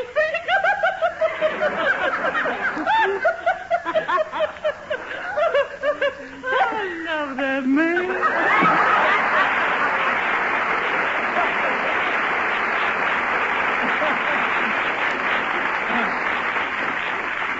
Look, dearie, I won't mention it again after this, but why don't you just toss all those parts into a pillowcase and haul them down to a radio repairman? No, sir, I can handle this with... Just some knives, sir. Thank you, Beulah. Ah, now I can get someplace. Let's see. Oh, my gosh. When were these things sharpened last? I'd hate to be trapped in a cobweb with only these knives on me. Well, I'm glad you noticed that, Pet. You've been promising to sharpen those knives ever since we... Come in. Hello, Molly, my dear. Oh, come in, Dr. Gamble. Hi, Doc. Hello, my boy. Well, what are you up to now? My clavicle in this radio. Pull up a chair and I'll show you a few of the finer points of radiotronics, Gamble. Finer points of what? Radiotronics. Spell it. Skip it. The radio has been acting up, Doctor. I wanted to send it to a repairman, but himself here thought it was a waste of money, so... Oh, it is, my dear. It is a waste of money. Sure. Unless, of course, you plan to use the set again sometime. I suppose you're throwing this one away when little Fumblefoot gets through playing with it. What do you mean, throw it away? Stick around, wise guy, and I'll show you how... Hey, you got your satchel there? Let me have a scalpel, man, will you? Why, certainly. There you are, my boy. Yeah. Although if you're planning on cutting your throat in despair, let me do it. I'm a doctor, you know. We learn how to do those things neatly. And besides, if you... Hey, what are you doing with that? Give me that scalpel. Okay. Take it, Indian giver. I was just trimming those wires down the pit. My best scalpel. Of all the unmitigated, colossal... My $12 scalpel. Well, that's what you get for lending your stuff around promiscuously, you big stoop. You're not supposed to lend your surgical tools to a guy who's not a doctor anyhow. You know how septic people are. You could get in trouble with the AMA for that. Why, of all the... I ought to... Oh, all right, I asked for it. Anybody who lends you anything without keeping one hand on it ought to have it ruined. That's what... Huh? For what? Oh, plug it in over there, Doc. Okay. Now get a load of how a radio ought to sound after a good overhaul. Get a load of this reception. Very good. That's the same kind of reception he gets when he walks into the Elks Club, Molly. Oh, take it easy, you old buckethead. My guys, I just got to... Say, Mr. McGee. Oh, hello, Dr. Gamble. I'd say, Mr. McGee, maybe I could help a little with that radio if you want me to. Don't worry about it, Alice. We can get a repairman. Oh, I don't mind, Mrs. McGee. I just thought maybe I could help. Sounded to me a little while ago like the condenser is improperly wired. Maybe it's crossed with a transformer. Condenser? You're thinking of an icebox, Alice. This is a radio. Oh, you're thinking of a compressor on an icebox, Mr. McGee. I said the condenser. Yeah, but I don't think... Why don't you let her look at it, you noisy little feedback? She at least knows more than you do about it. Which could be nothing at all. Okay, then. Go right ahead, Alice. You two know all about radios. Go ahead. Fix it up. I'm through. Well, jeepers, I don't want to... I mean... Go ahead. Go ahead. I'll just sit over here. Well, I'm sure it won't take but a minute. I work on radio sets all day long at the airplane plant. I think you've got the condenser hooked into series with the amplifier tube. Huh? What that does is build up a charge in the resistor tubes. And screwdriver, please. Oh, here. Thank you. And when it attains sufficient ohmage, it develops a squeal. So I'm changing the wiring so that the grids alternate with the resistors, and so the condenser can function properly. And there we are. Now try it.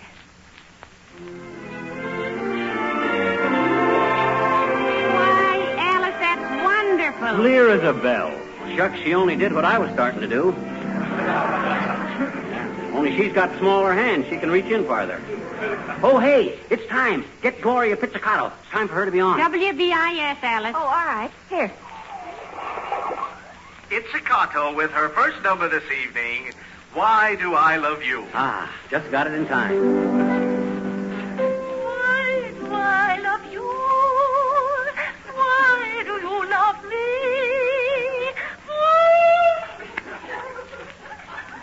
What's the idea, McGee? I thought you wanted to hear Gloria Pizzicato. Of course I did. If I didn't hear her, how would I know when to shut her off? I hate that woman. I shut her off every night. Thanks very much, Alice. Don't mention it, ever.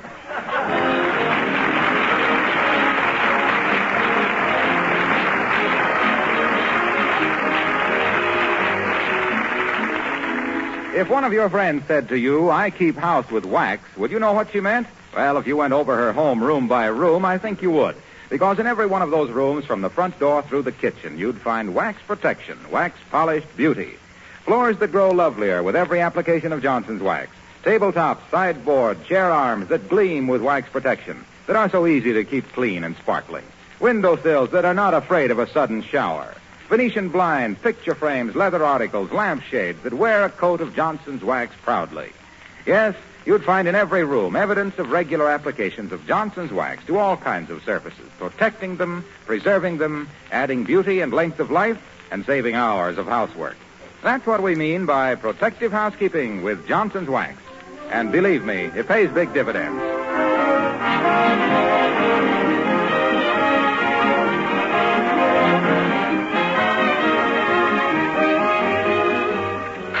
What are you going to do with all these parts Alice had left over, McGee? Throw them out and be thankful we haven't got a television set. Why? Imagine getting that put back together and having 3 faces, 2 bodies, and a piccolo left over. Oh, dear.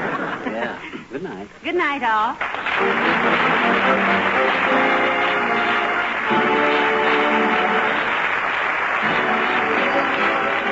This is Harlow Wilcox speaking for the makers of Johnson Wax Finishes for Home and Industry, inviting you all to be with us again next Tuesday night. Good night. This is the National Broadcasting Company.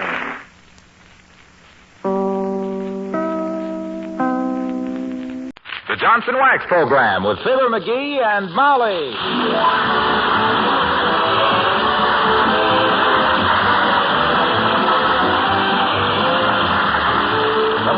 Johnson's Wax products for home and industry present Fibber, McGee, and Molly, written by Don Quinn and Phil Leslie, with music by the King's Men and Billy Mills Orchestra.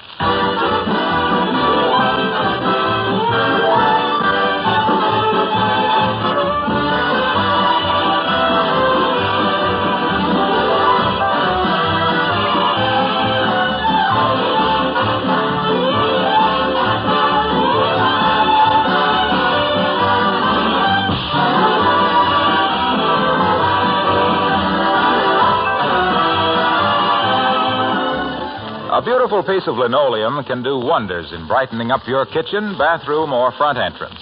But what about keeping the linoleum itself beautiful? Well, that's an easy job for Johnson's Glow Coat, the preferred floor polish in millions of homes.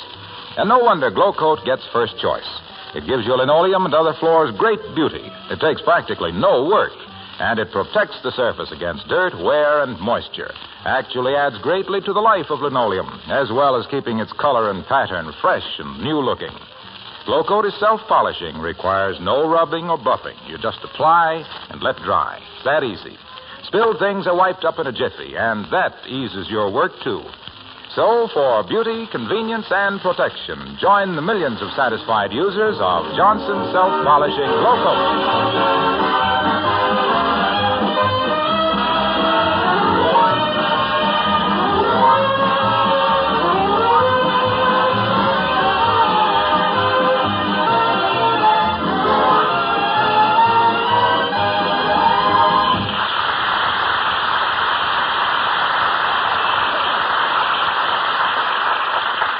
This is a sad moment at 79 Wistful Vista, a sad moment and a tense moment.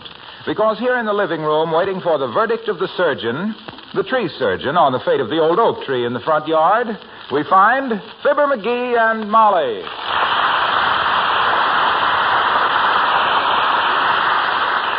For goodness sakes, McGee, stop rushing to the window and pacing up and down. There's nothing you can do about it. I know, but my gosh, I will, gee whiz.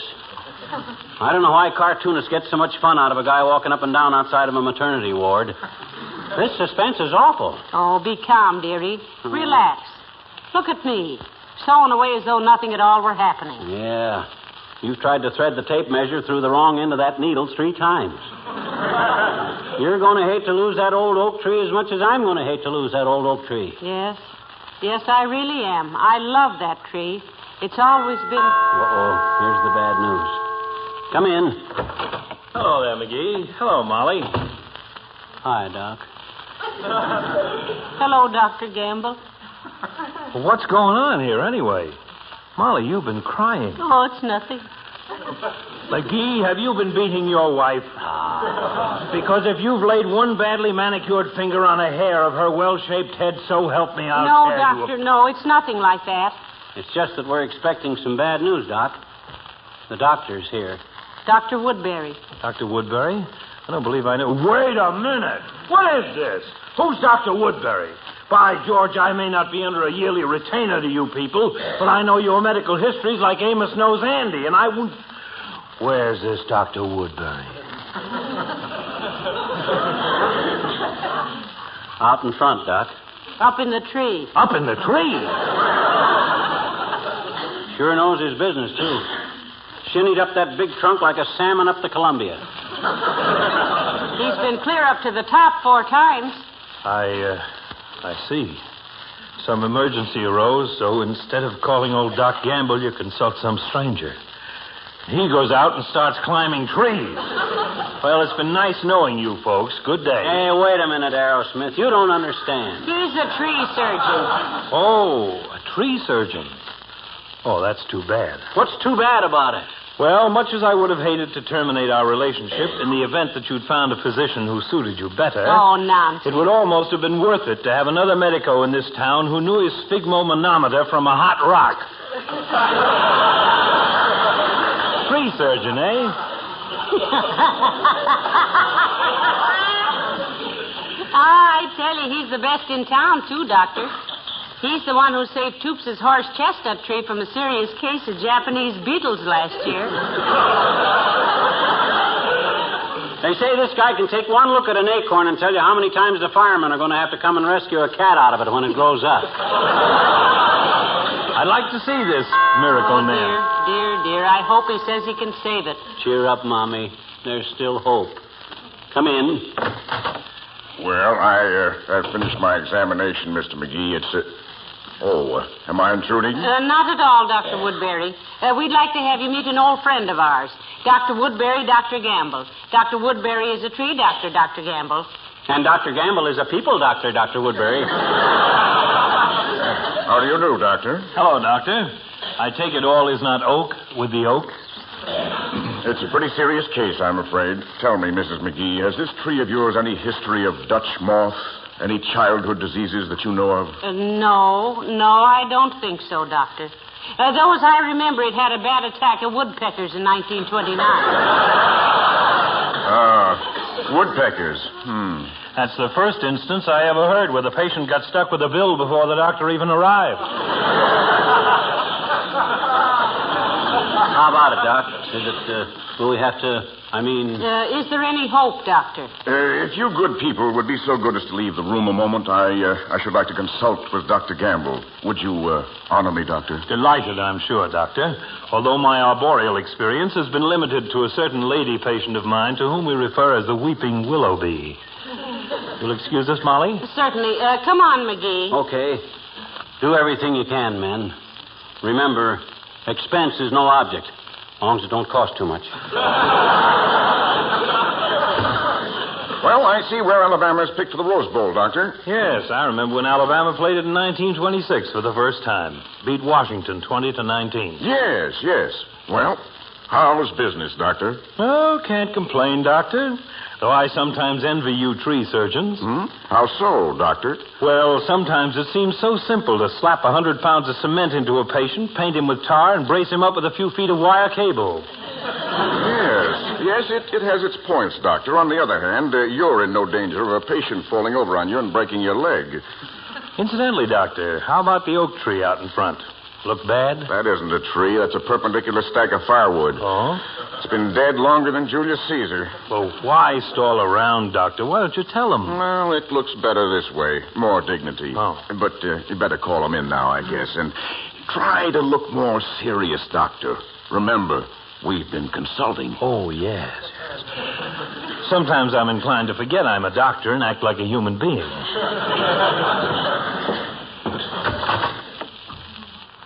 Come in, McGee. Well, Docs, what's the verdict? My boy, I'm afraid it's bad news. You mean? Yes, Mrs. McGee. As it must to all trees. The end has come to the old oak tree. It's battled its way through life from tiny acorn to sturdy tree. It has stood between your home and the fierce heat of the sun. It has been a barrier between you and the tempest. But now the birds must seek another resting place.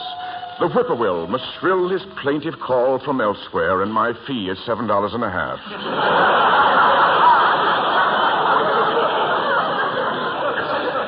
Oh, and it was such a beautiful tree. Oh, forget it, Molly. With that thing chopped down, maybe the paper boy can hit the front porch now and then. Well, here's your dough, Doc. Thank you. Nice to have met you, Doctor. Thank you, Doctor. See you up in the maple tree sometime. And now, if I could remember where you put my hat, No, Doctor, not in there. No, that's the hall clock.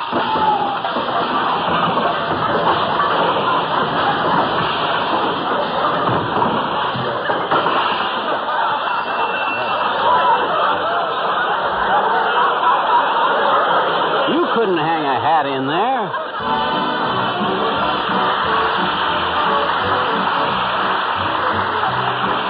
Billy Mills in the orchestra, and I Can't Believe That You're in Love with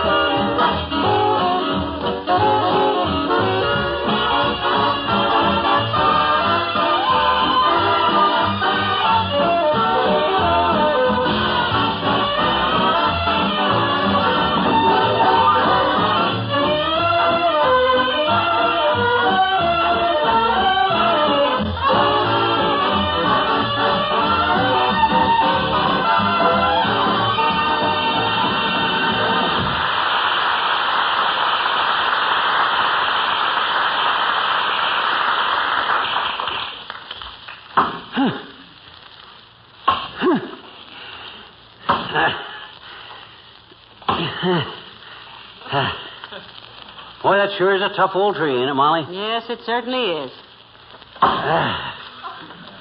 Yep. You take 50 more whacks at it, and then I'll chop for a while. You take the axe now, dearie. I don't want all the fun. Besides, I've got a crick in my back that would float the Queen Mary. Well, we better rest a while anyway. What do you mean we'd better rest? All you've done is grunt.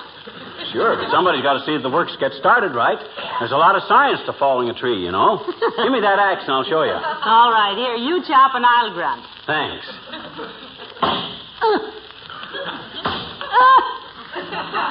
Oh! Ow!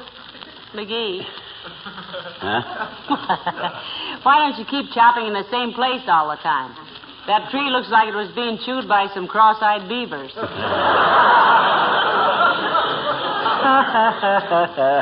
It's easy to see you don't know much about lumberjacking, kiddo. Look, where do you suppose this tree's going to fall when it falls? Well, I hadn't really considered that, dearie, but for a rough guess, I'd say onto the ground. Ah, but where onto the ground? If it falls to the north, it'll crash through the roof of the house. South, it'll fall into the street and block traffic. Yeah? So I got to make it fall right straight down the center of our driveway. See? Well, how on earth can you make it do that? That's the trick, baby. That's where skill and experience comes in. You see, you got to make a deep cut into the trunk. Then right above it, you make a shallower cut. Then the tree falls to one side, you see. Are you sure you don't make a deep cut above and the shallower cut below? No, I don't think so. I always thought... Oh, hey, here comes Wilcox. Maybe he'll know. Hey, Junior, come here a minute. Hello, Molly. What's the matter, pal? Just a little matter of woodcraft, Mr. Wilcox. You ever a Boy Scout, Junior? Sure. Eagle Scout. Oh. Owl Patrol. Mm-hmm. Merit badges for bricklaying, bookbinding, picture framing, leather tooling, and housework. Housework? Yep. That's where I first heard about Johnson's self-polishing glow coat. Yeah. But what I want to ask you... that was one merit badge I won like a flash. I took some Johnson's glow coat over to the scoutmaster's house, you see, and showed his wife what it would do for her kitchen linoleum. Yeah, but look, Waxy, when you chop down a tree... I showed her how simple glow coat is to use. How you just pour a little out, spread it around with a long-handled plier, let it dry 20 minutes or less with no rubbing or buffing. Yeah, but what... And how it helps restore the beauty and sparkle of the original pattern. Yes, but himself here wants to know how to cut down a tree, so... And boy, when the scoutmaster came home that night and walked into his kitchen, he was astounded. He said, "Who is responsible for that beautiful, gleaming linoleum?" And his wife patted me on the head and said, "Eagle Scout Wilcox, Benjamin." And the scoutmaster said, "Wilcox, I must ask you to resign from the Boy Scouts." So I did. After fixing up his kitchen linoleum so it would last so much longer and make his wife's housework so much easier? That was a dirty trick. No, he was right. He just found out I was 31 years old.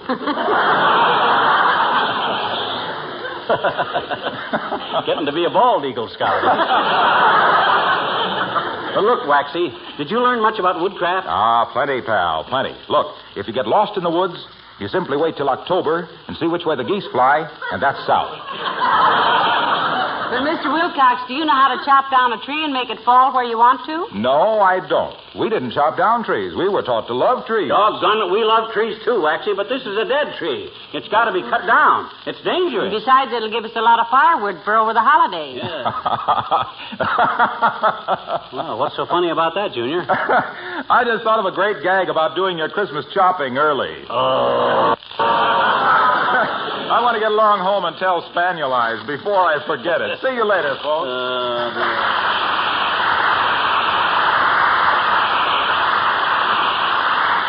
Spaniel Eyes. If my husband ever called me Spaniel Eyes, I'd give one sharp little bark and bite him in the garter. You'll never get a merit badge for wit and humor either. Christmas chopping. Oh, well, I'm sure I'm right about putting the deep cut under the shallow cut. One side, Snooky. I'm going back to work.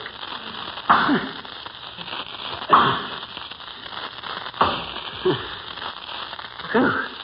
That's strenuous work, Molly. Great stuff to develop the gift-ceps, though. You mean the biceps theory? You can't buy ceps like mine. They're a gift.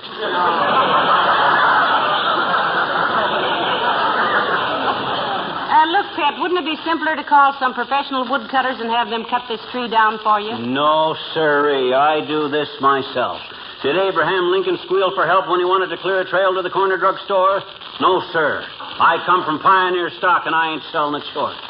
Did I ever tell you about my father being born in a log cabin? No. Well, don't let me, because it ain't true. All right, but I'm still doubtful about your ability to lay this tree down the center of the driveway. What do you mean, doubtful? You lay a walnut on that driveway, and I'll crack it with 4 tons of oak tree, that's all. My gosh, if I look, don't... McGee, here comes Mrs. Carstairs. Oh, that rhinestone rhinoceros. She's so aristocratic that when she blushes, she looks like a blueprint of the Chase National Bank. I think she likes us because she knows we're not after her money. Yeah, well, what good would it do us if we were after her money? The way she handles a buck, you'd think there was a game warden on every corner. Besides, she don't like me, and that's mutual. Well, maybe she is a little up... Ah, hello there, Mrs. Carstairs. So nice to see you. How do you do, my dear? Glad for once to find you without your husband. Not that I dislike him particularly, although with a little effort... Hi, Carson. Ooh. Is that you, Mr. McGee? It ain't Clement Attlee. Though I am at present of the Labor Party till I get this job done. I guess you didn't recognize him with those lumberjack clothes on, did you, Mrs. Carstairs? No. May I ask what you're doing with the long-handled hatchet, Mr. McGee? I'm chopping this tree down, Carsey. Didn't know I was a woodsman, did you? Yes, I did. My husband told me. Oh, your husband told you my husband was a woodsman? Yes, indirectly. We passed Mr. McGee on the street one day, and my husband said, lumbering sort of a fellow, isn't he? Oh, yeah? Well, that sparring partner of yours is no Fred Astaire either, Carsey. He's about as graceful as an armload of coat hangers. Please, Mr. McGee, for your Tell Mrs. Carstairs what you plan to do about this tree, McGee. Yes, do, Mr. McGee. Well, sir, the problem is this, Carsey. I got to chop down this tree so it'll fall exactly down the driveway there. That's quite a trick of woodmanship, too. Yeah, but he can do it, Mrs. Carstairs. He can do it. Sure, I can do it. I'll drop this trunk like a nervous redcap. Well, I should never have selected you as the lumberman type, Mr. McGee. Oh, he knows his way around in the woods all right, Mrs. Carstairs. In fact, he's not out of the woods yet. I'll say. Why, up there in Minnesota years ago, I was not only the greatest woodsman of my day, Carsey, but the greatest fisherman, too. In fact, I caught so many of one species of bass, they named me after it. Big Mouth McGee, I was known as.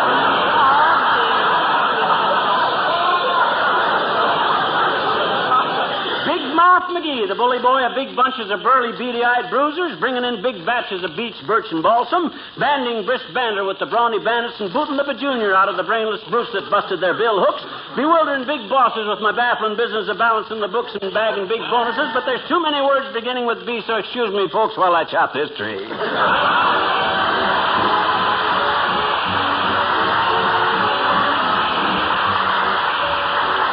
The King's Men and Come to Baby Do. I took a choo-choo fast as I could take a choo-choo. I came a long, long, long, long way to take you in my arms. And now it's your first move to prove that you've been true. Come to Baby Do. Come to Baby Do. I've been away, way, way, way, way beyond the blue horizon. I hope to know, no, no, no, no pounces on your mind. So pucker up, my sweet, and meet your Waterloo. Come to baby do. Come to baby do. Stop me from guessing. Ain't no time to tease. Stop all this messing. Put your bacon baby at ease. I wanna love, love, love, love just the way I wanna love you. I'm gonna try to make you understand. When all is said and done, the one for me is you. Come to baby do. Come to baby do.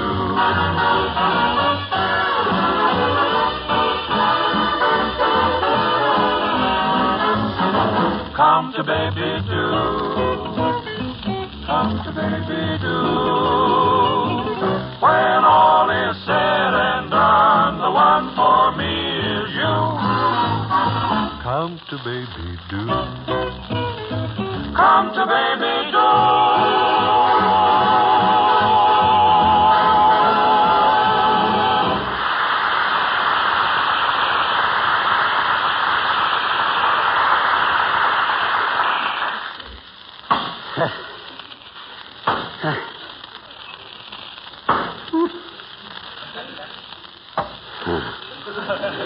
Better take it a little easy, dearie. That tree doesn't look very steady. Which way does it look like it's going to fall? Search me, McGee. I thought you said you could positively lay it right straight down the driveway, though. I positively can. I think. My calculations are right, and I'm positive they are. I trust I can... Oh, wait a minute, McGee. Here comes that girl from next door. The prize fighter's cousin. Oh, her again. What do you suppose they're Good day, Mr. McGee. Hello, Mrs. McGee. Hello there. When you get through using that axe, may I borrow it for Punchy McClatchy? He's my cousin, the prize fighter, you know. Yeah, we know, sis. Why do you want to borrow the axe? Well, Punchy simply must get out and do some road work today. You can't do road work with an axe, can you? No, but we have to threaten him with something. I'll be back for it later. Thank you. Mr. McClatchy must be the phlegmatic type. Huh? They have to threaten him with an axe to get him out of the house. He's the dumbest pork and beaner in the business. He uses up more seconds than a Fred Allen ad lib. Fred Allen, that is. They say McClatchy's bed linen is made of old circus tents. He can't sleep unless it's on canvas. I take it you're not one of Punchy McClatchy's greatest admirers. You can not only take it, you can keep it. McClatchy is a victim of fate. He is? He's got a Sunday punch, and all his fights are on Saturday. Oh, well, so much for the manly art of assault and battery. You think I can take a few more wallops at that tree? Well, I don't know, dearie. It's getting awfully wobbly. A breath of Chanel No. 5 would bring it down right now.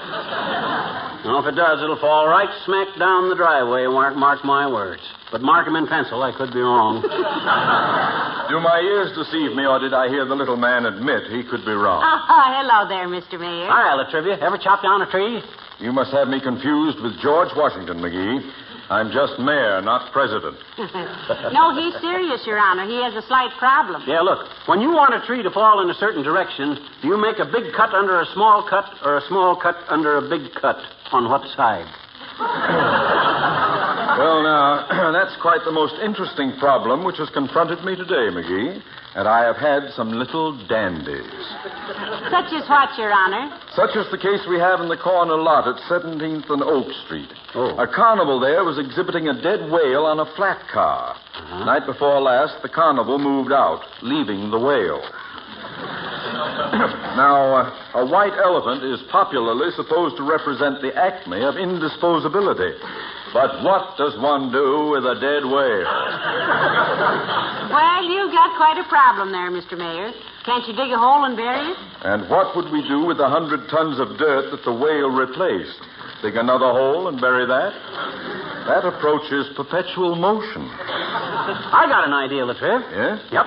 That vacant lot ain't far from the county line, is it? A few hundred yards, I believe. What of it, McGee? Well, suppose some dark night the flat car should break loose and run a half mile down the track. That'd be kind of take it out of your hands, wouldn't it, Latripp? My boy, I thank you. Oh.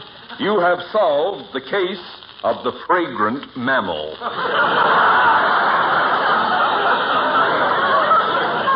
Why, shucks, it's nothing that any red-blooded American boy couldn't have done. Hey, you want to stick around and help me saw up some firewood with that buck saw over there? I'm going to chop down the old oak and bucket, you might say. You get it, kids? It's a paraphrase on the old musical. Ain't funny, McGee. And if I may make a suggestion, McGee, your tree is beginning to totter a bit. Hadn't you better bring it down? Well, I'm a little dubious, Latripp, about the method. Like I said, undercutting or overcutting. I don't want to take any chances. Well, being a politician at heart, I'll trade a favor for a favor. Huh? You got that whale off my hands, so I'll call my city forester and get advice on felling this tree. Oh, wonderful. But you boys had better hurry. This monarch of the forest is about to abdicate. Yeah. Now, let's go in and do it right now, Latripp. Come on in. All right away. Hey, get to City Hall and ask for extension 42. Okay. Hello, operator. Give me the City Hall. Emergency. Hello, City Hall. Extension 42, please. Mr. Stanislavski, he's the chief. How do you spell it? Ask for Jones, he's the assistant. Hello? Is Mr. Jones there? Oh, it is? Well, this is Mr. McGee of 79 Wistful Vista, and I wanted to find out how to cut a tree so...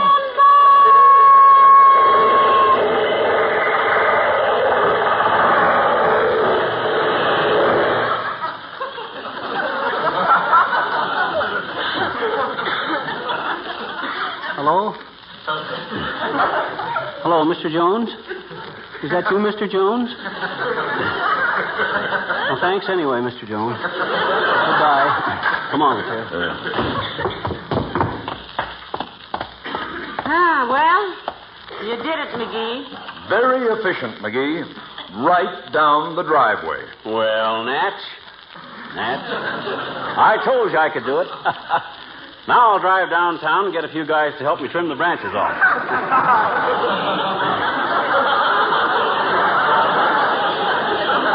Want to ride downtown, Latripp? Thank you, yes. Okay, I got to go fast. Hey, where's my car?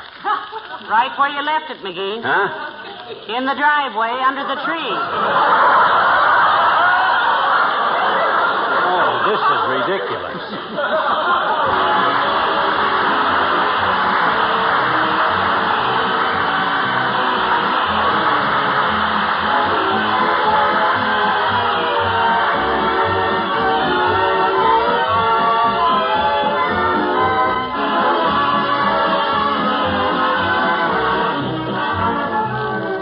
You know, if it did nothing more than make every room more beautiful, you'd be grateful enough for Johnson's Wax.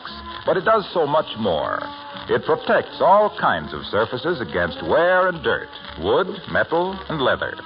Its regular use does away with costly refinishing of floors, for example. It protects the finish of your tabletops, brings out the beautiful grain of the wood. And then, besides beauty and protection, Johnson's Wax saves you work all through the year. Waxed surfaces resist dirt and dust. They're so easy to keep clean. When you walk into a neighbor's home, you can tell at a glance if it's a wax-protected home.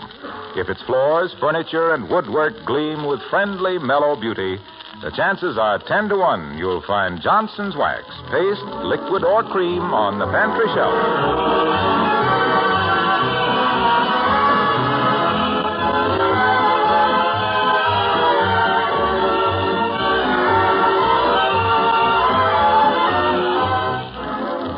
Car badly damaged, dearie? That's exactly what Latrivia asked me. He did? Yes, he said, does this mean a new car, old top? And you said? And I said, nope. New top, old car. And he said? He said, good night. I see. Well, good night, all.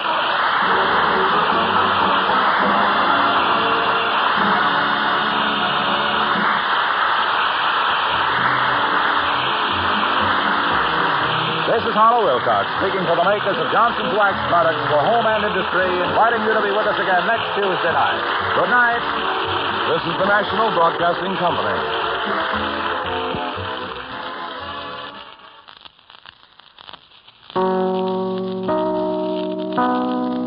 The Johnson Wax Program.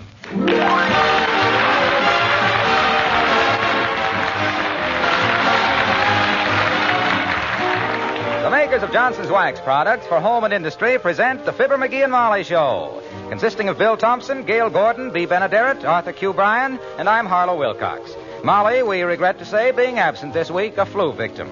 The script is by Don Quinn and Phil Leslie, and the music by the King's Men and Billy Mills Orchestra.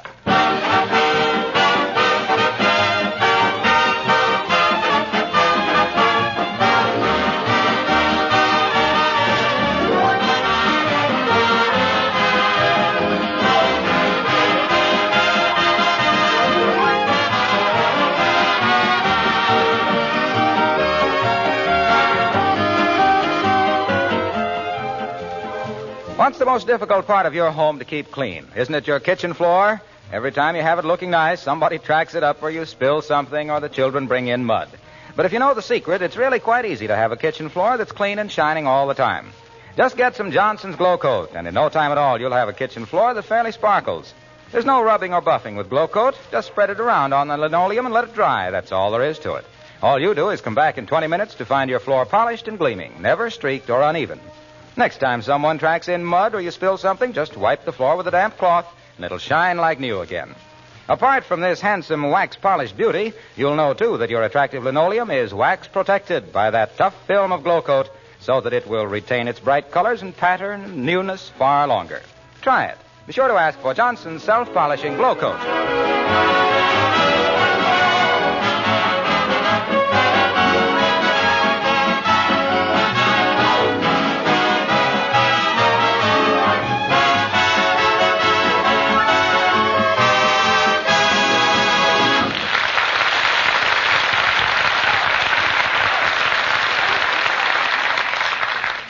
When a man persists in walking through the snow and slush with no overshoes, when he goes out into the sub-zero morning to get the mail in his bathrobe, when he runs around his cold bedroom floor with bare feet, what inevitably happens? That's right, his wife gets the flu. That's why the doctor is at 79 Wistful Vista, the home of Fibber, McGee, and Molly. How is she, Doc? How is she, Doc? Is she all right, Doc? Oh, be quiet, you little fuss budget. Huh? Molly has a light case of flu, that's all. Oh. She has all the medicine she needs, and the balance of my prescription consists of at least 24 hours rest in bed. Okay, Doc, okay. I'll see that she gets it, and I'll make her some hot lemonade every half hour. I'll keep reminding her to take her medicine. I'll take That's her temperature. exactly what I was afraid of. Leave the woman alone. Go away and hide. Lose yourself.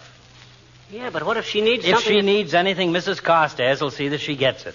Carsty, is she coming over? Yes, she did a great deal of nursing during the war, and when I'm short of nurses, she helps me out. Oh. Incidentally, you don't look very well yourself. Get your bay window caught in a waffle iron or something? No, I ate something last night that didn't agree with me. What? Oh, just a little sandwich I fixed up about midnight. Fried egg, bologna, Bermuda onion, cream cheese, and mustard pickles. Oh, fine. Rigor mortis on rye bread. No, whole wheat. Well, how did you sleep? Like a log. You don't say. Yep. Like a log was laying across my stomach. My boy, you have interior arrangements that would make a 40-ton drill press look like it was made of sponge cake. In all my weary years of practicing medicine, I never... Oh, that must be Carsty now. Come in. Oh, hello, Mrs. Carstairs. Nice of you to come over. I'm very glad to help Mrs. McGee out, Doctor. And good evening, Mr. McGee. Hiya, Carsty. I sure appreciate this. I hope it ain't interfering with any social engagement. Hey, your fur coat's all rained on. Here, let me hang it up before it gets ruined. Rain won't hurt it, McGee. Of course not. To quote an old joke, did you ever see a mink carrying an umbrella? Have you any instructions for me, Doctor, or any suggestions? Well, they're all written out on the hall table upstairs, Mrs. Carstairs. You know, the usual routine. Keep her warm and quiet. Feed her lightly. Yeah, just let me know when you want something cooked up for her, Carsty, like milk toast or hot coffee. Look, bird brain, I'm going to take you out of here. You're going downtown and have dinner with me. Yeah, but, Doc, suppose she needs me for something. The only thing she needs right now is a little less confusion. Confusion spelled M-C-G-E-E. I shall prepare anything she wants, Mr. McGee. Just set your mind at rest. What, you mean you can cook, Carsty? My dear Mr. McGee, when I first met Mr. Carstairs, I was slinging hash in a... I was dietitian in a Greek restaurant. Oh, my goodness. I'd better take a look at my patient. Don't worry about a thing, Mr. McGee. Come on, McGee. Get your leggings and mittens on. We'll go downtown and kick a few calories around. Oh, gee, Doc, I don't think I ought to. I ought to stay here in Get case... your coat and stop arguing, Noisy, or they'll find your body in a snowdrift strangled with a stethoscope. Okay. Where'll we go? We might try that new place on Oak Street, Joe's Gravy Bowl. You ever eat there? No, but my office nurse told me she had. She like it? No, but she said she ate there under unfortunate circumstances. What unfortunate circumstances? She was hungry. Come on, McGee. Quit stalling. I've got to have dinner and get back to the hospital so I can... Oh, for the love... Come in. Hello there, kids. Hiya, Doc. Where's daughter, Johnny? She's got the flu upstairs, old-timer. And lower your voice about 40 decibels. You sound like the mating call of a sea lion. Okay, fellas. Sorry to hear about the kid. Anything I can do? No thanks, old-timer. Not a thing. Hey, we're having dinner at Joe's Gravy Bowl. You know anything about it? Hey! Do you know anything about Joe's Gravy Bowl, eh? I know one of the waitresses down there, Lily Dugan. Yeah? Fine girl. Maybe you've seen her in there. Tall, red-headed kid with half your coffee in the saucer. We never ate there, old-timer. How's the food? Hey! I said... Not bad, Johnny. Not bad at all. Ask for their T-bone steak smothered in mushrooms with sauce bordelaise. You don't get it, but it's fun to watch their face when you ask for it. Would you care to join us for dinner, old-timer? We'll flip a coin, odd man, for the check. Sorry, Sawbones. I'd like to join you, but I got a date to go horseback riding with my girl, Bessie. Horseback riding? On a night like this? Hey! You mean to say you go... on the merry-go-round down at the stadium. Yep, I got a dandy little mare down there, one with glass eye. 3-gated. Up, down, and wobble. This is our last time. Bessie's getting bow-legged. Did she say so? No, but the pleats in her skirt are beginning to open up.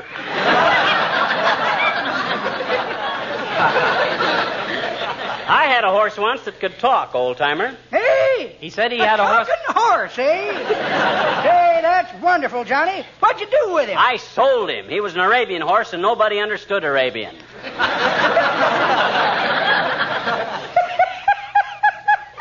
That's pretty good, Johnny. But that ain't the way I heard it. The way I heard it, one feller says to t'other feller, says, I see where we might be able to travel to the moon one of these days.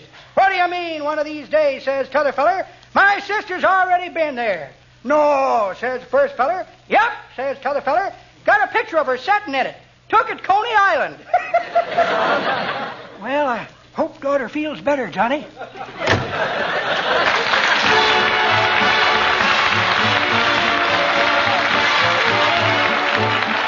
Billy Mills and the orchestra, and I Can't Begin to Tell.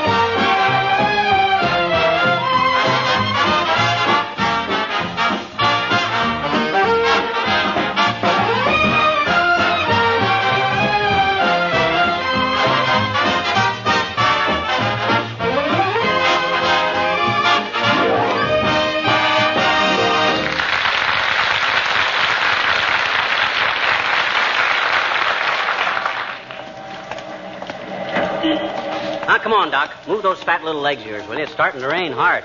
Yeah, it's too bad they can't have a little of this rain out west where the soil is blowing away. Yeah, my gosh. Half an hour of this rain right now would do them more good in 5 minutes than a month of it would do in a week at any other time. How was that again, Pivot Tooth? I says a half an hour of this rain would do them more... Oh, hey, there's Latrivia. Hi, Latrivia. Hello, McGee. Oh, good evening, Doctor. Evening, Mr. Mayor. Better step into this doorway out of the rain. Yeah. That's it. Let me in there, too. Yeah. You know, Mr. Mayor, I like to be present when you get over pneumonia, not while you acquire it. After a few years in the Coast Guard, Doctor, dry clothing seems a trifle effeminate. McGee, where's Molly? She got bit by the flu bug, Latrivia. I had to get Doc out of the house so she'd get well quicker. And little Gabby here is not what you might call a soothing influence to the ailing, Mr. Mayor. He was yammering around the house like a Southern senator reading corset ads into the Congressional Record. So I'm taking him to Joe's Gravy Bowl for dinner. You ever eat there, Latrivia? As a matter of fact, McGee, I just came from there. What'd you have to eat? Sand dabs. Sand dabs? Yes, that's fish with little dabs of sand in them. Well, if that's such a bad place to eat, why don't you go someplace else? Well, I eat there for old time's sake, McGee. I went to college with the owner. As a matter of fact, we both played in the school band. What did you play, Mr. Mayor? I played a tuba. Tuba what? It wasn't a tube of anything. It was a musical instrument. Oh, that's pretty ingenious, Latrivia. What'd you do, hold your finger over the end and squeeze it? I knew a guy could play an air hose at the filling station like it was a bagpipe. He used to I'm sit there afraid I didn't make myself clear, McGee. I played the tuba. Don't you know what a tuba is? That all depends on what it's a tuba. Hat up, boy, Doc. Get in there and pitch. I tell you, it was not a tube of anything. It was a tuba. T-U-B-A. Tuba. Well, we're being a little silly, McGee. You know what a tibia is. That's the inner and larger bone of your leg. Oh, sure, tubia. I used to play it. I did not say tibia. I said tuba. It's a wind instrument, as I'm sure everyone in the world but you two gentlemen knows. Wind instrument, eh? What'd you do, hollow out the bone, kind of like a primitive flute? Gee, that must have been quite... It was not a bone, I tell you. It was brass. Oh, now, you know better than that, Mr. Mayor. Nobody ever had a brass tibia. I didn't say anybody had a brass tibia, a tubula, a brassica. Listen, I said I played a tuba. But you didn't say a tuba what? Of course I didn't! A tuba doesn't have to be a what or a tibula. I mean to say that a wind instrument, a brass tibia, a tuba, it's a thing that... Every orchestra has a brassica tibia. Tubia.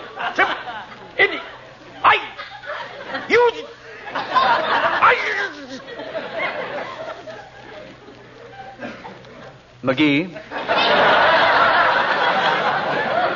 Doctor? Yes, Your Honor. Yes? Do you like to play baseball? I love it, Latrivia. So do I, Mr. Mayor. Then I think I'll write a letter to Cleveland tomorrow.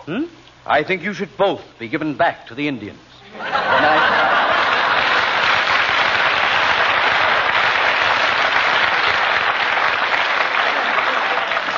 Well, how was I, McGee? Oh, you were great, Doc.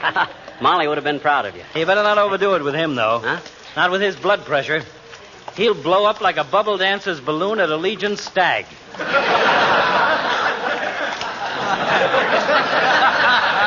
Hey, is this the restaurant, McGee? Looks like it, Doc. Yeah, this is it. It's crowded, isn't it, huh? Yeah, that don't mean anything these days, Doc. These days, you put a camp in a snake pit, and people would stand in line 3 deep to get a plate of French fried heartburn at $3 a spasm. Hey, Bud, how about a table for 2? I'm sorry, sir. There was just a few moments' wait. Did you have a reservation? No, we didn't. We couldn't find your name in the phone book. I know. I have an unlisted number, sir. Keeps out the riffraff. I'll seat you very shortly. Well, not a bad-looking joint, is it? Clean, at least. Maybe they... Oh, look, McGee, there's Wilcox. Well, it can't be so bad if he eats here. Hi, Junior. Hello, pal. Hello, Doc. Where's Molly? Home with the flu, my boy. Getting egghead here out from underfoot was part of my prescription. You just finishing eating, Junior? What'd you order? Well, I ordered eggs stuffed with caviar for an appetizer. Uh-huh. Then a cup of puree de Mongol julienne, a mixed green salad with Roquefort dressing, baked mountain trout with almond sauce, a side order of French fried zucchini, baked Alaska, and a demi-tasse. You got all that stuff? No, that's what I ordered. I got a club sandwich and a glass of milk.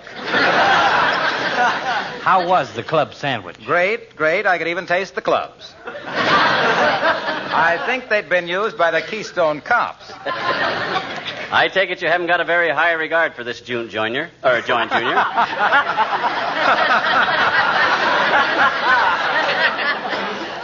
Maybe we should do the one about the Coast Guard now.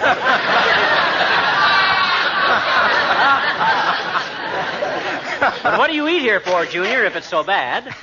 Lower your voice, pal. The proprietor buys a lot of glow coat from me. Oh. Have you been out in the kitchen? No, we haven't, Junior. Is it pretty awful? No, it's awful pretty. Oh. Immaculate. The linoleum shines like a mirror. You know how easily spilled things are wiped off of Johnson's glow-coated linoleum. Oh, yes, I know how that is. Well, these people keep the place so clean that you could even operate out there, Doc. Well, if somebody will give me a knife and a pork chop, I'd like to operate in here.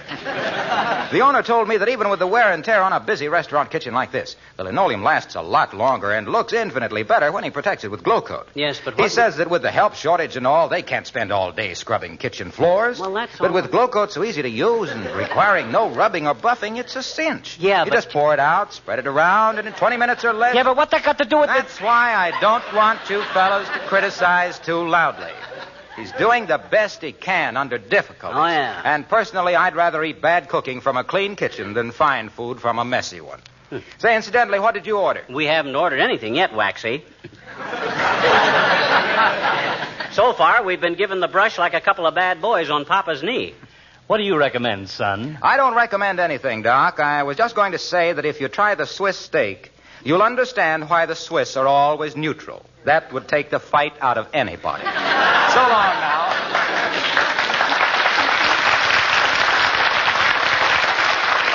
Let's go someplace else, Doc. Gee whiz, if they don't want to... I have a nice table for you now, gentlemen. Right this way, please.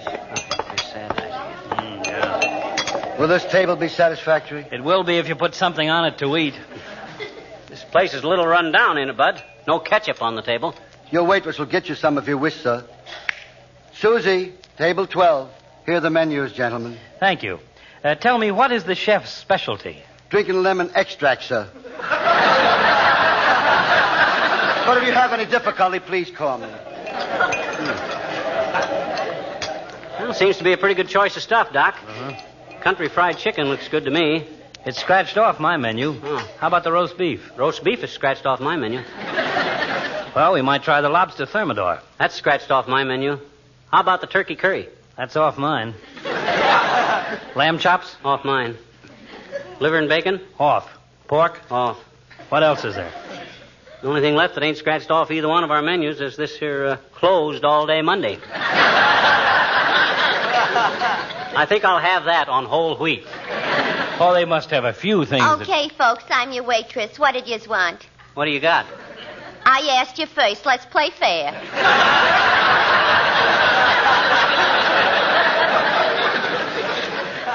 My peristalsis has slowed up so much by now it would take me 5 minutes to hiccup. What's ready, Susie? The hard rolls is nice. Look, sis, we didn't come all the way down here to dine off on hard rolls. How's the minute steak? Well named. The minute you eat it, you wish you hadn't. We don't want to be fussy, Susie, but what can you recommend? Sir, I do not wish to seem unloyal to my employer, but there's a hamburger stand 2 blocks north of here. Come on, sis. Surely you must have something fit to eat in here. What are all these other people eating? Well, let me see, mister. Those 4 men at the next table, they're gamblers. Mm-hmm. They're having the chicken croquettes. How about the 2 ladies at the third table there? That's the boss's wife and his sister. They're having sliced ham and potato salad. Oh, that ain't much of a dish for a cold night like this, sis, but I'll have that. I'll ask them if they can spare you some. They brung theirs with them.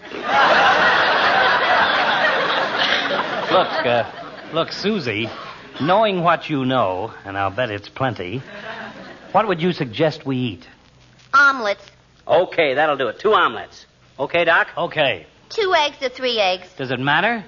Well, with 3 eggs, you got another 33 and a third chance to get a tired one. Why push your luck? Okay. 2 eggs then, and lots of fried potatoes and ketchup. Coffee now or later? I'll have mine now. Me too. In here, we call that a suicide pact. Okay, gents, just write the names of your nearest relatives on the tablecloth, and I'll take care of everything.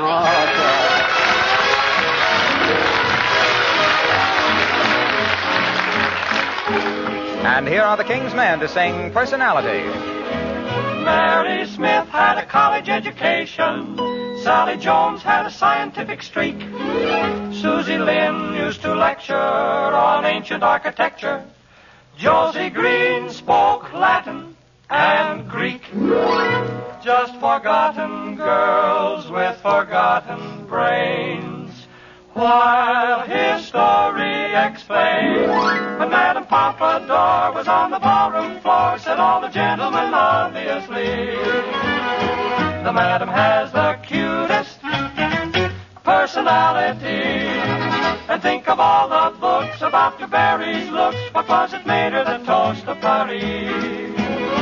She had a well-developed personality. And what did Romeo see in Juliet? Or Piero in Pierrette?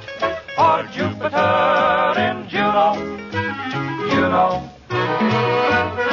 And when Salome danced and had the boys entranced, no doubt it must have been easy to see that she knew how to use her personality. What did Romeo see in Juliet? Or Piero in Pierrette? Or Jupiter in Juno? You know.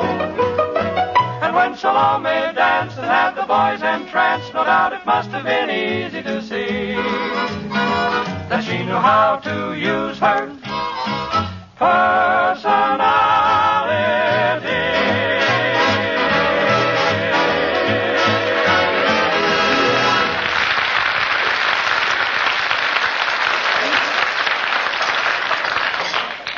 How was your omelet, McGee? Not bad, Doc. What there was of it. That was a 2-egg omelet, though. They must have used canary eggs. Mine was a little skimpy, too. I tried to fill up on bread and butter. Wasn't enough butter. Wasn't enough anything. I never did get any water. Yeah, I saw you trying to get the waitress's attention. I've been beckoning to her for so long, I got a Charlie horse in my forefinger. Oh, here she is. Did you want me, folks? Yes, give me the check, will you, please? Oh, it's my check, Doc. You suggested this for Molly's sake, so I'll pay. All right. You don't put up much of a fight, do you, Patsy? On what I've had to eat, I couldn't Indian wrestle Margaret O'Brien. How much is it, Susie? $4.40, gentlemen.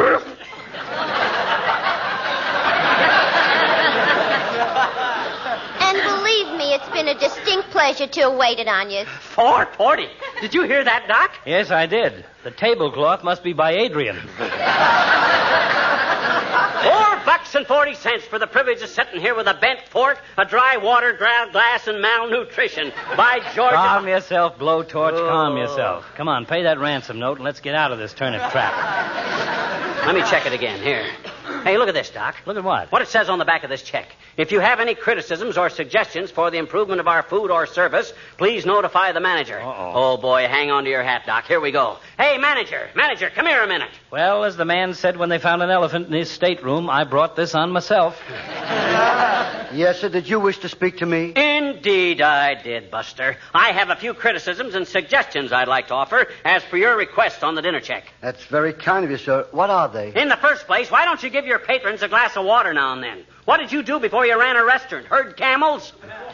You're quite right to complain, sir. I realize that the help we have now is inadequate. And as long as you're running a restaurant, did it ever occur to you to get some food in the joint? I know our supplies are inadequate, sir, but if you only know the trouble we have getting meat and butter... Oh, leave the man alone, Moose Jaw. It isn't entirely his fault. He asked for suggestions, and he's going to get suggestions. Oh. Look, Buster, look at this steak knife. You not only haven't got steaks, but if you had, you couldn't cut the gravy with this thing. I know, sir, I know. I agree with you completely. And another thing. Do you mind if I smoke while you burn? No, go ahead, Doc. And another thing, Buster, the service. I never waited so long to get waited on in my life. You come in here... Excuse me, sir. Were you ever in the restaurant business? No, I wasn't. Well, you are now, sir. Huh? I'm a lot sick of it than you are. Huh? If you only been here two hours and I've been here 2 months, I'm giving the place to you. Hey, now, wait a minute, Bud. I didn't mean that. Attention, please. Patrons of Joe's Gravy Bowl. No. This establishment has just been changed. Your new proprietor is Mr. What's your name, sir? Patsy McGee. Your new proprietor, Mr. Patsy McGee. No. Thank you and goodbye forever. Well, now that you're the owner, McGee, I have a few suggestions to make you... grab a sugar bowl, McGee. Here they come. What the... Oh, how did... Who's the... Look here, mister. I found a nail in my Hey, spade. do you call this library paste mashed potatoes, brother? I've got a good nose. Oh, now, just a minute, folks. I want to go up the wall. Hey, where's my Wilson rabbit? Oh, this is ridiculous.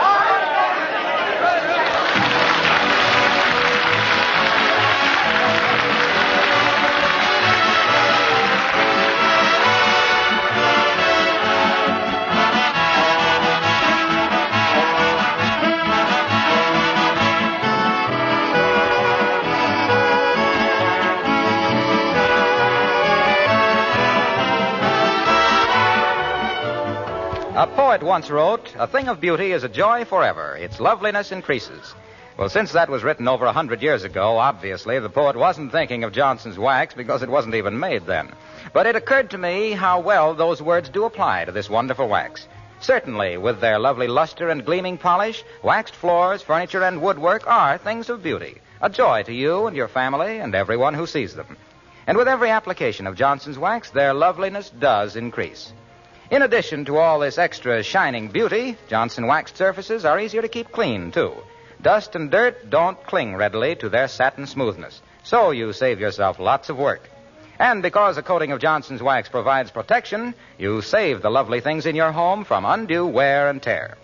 If you haven't a can of genuine Johnson's wax in your home, why not put it on your shopping list right now?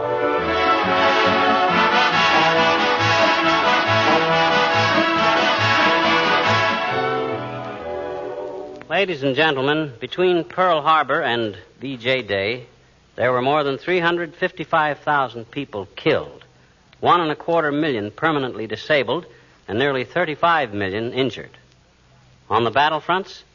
No. Right here at home. By accident. That's a pretty shameful figure when you realize that from 50 to 90% of them were due to sheer carelessness. So during these days of worn tires, faulty brakes, and general readjustment, be extra careful. Take a little more time. Take a little more care. Take a lot fewer lives. Thank you, and I'm sure Molly will be back with us next week. Good night.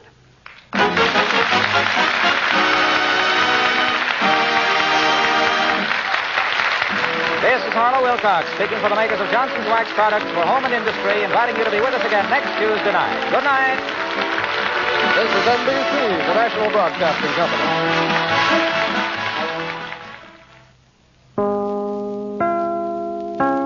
The Johnson Wax Program with Fibber, McGee, and Molly.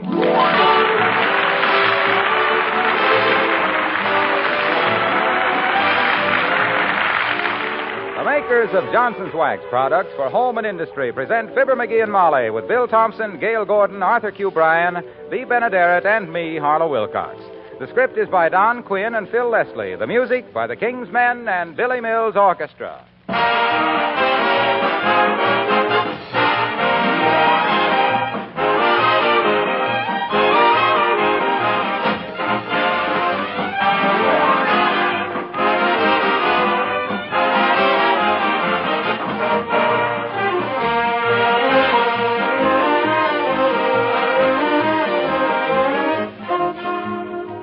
Are you in the middle of spring cleaning or have you finished? Well, either way, I have a special message for you tonight about protective housekeeping. That's an extremely important subject because it offers you a chance to have a cleaner, lovelier home all year round and to save work and money as well. Here's what I mean by protective housekeeping. Instead of keeping your floors, furniture, and woodwork clean by constant scrubbing, you protect them with a tough coat of Johnson's Wax. This shining coat of wax not only adds a rich polish to wood, it also wards off scratches and dirt, makes cleaning and dusting easier throughout the year, and simplifies spring cleaning. Dust and dirt cannot cling to a hard, smooth Johnson waxed surface. Fingerprints are quickly wiped away, and the luster is restored. And when you consider that Johnson's Wax has 100 extra labor-saving uses, Surely you'll agree that protective housekeeping with Johnson's Wax is well worth a try.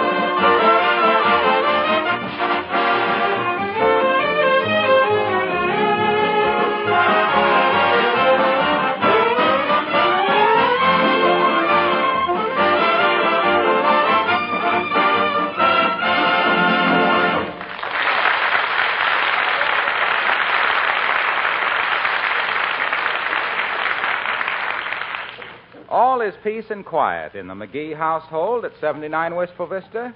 No problems, no trouble, no discussions. In fact, nobody's home. So let's go out on the sidewalk and watch for Fibber, McGee, and Molly.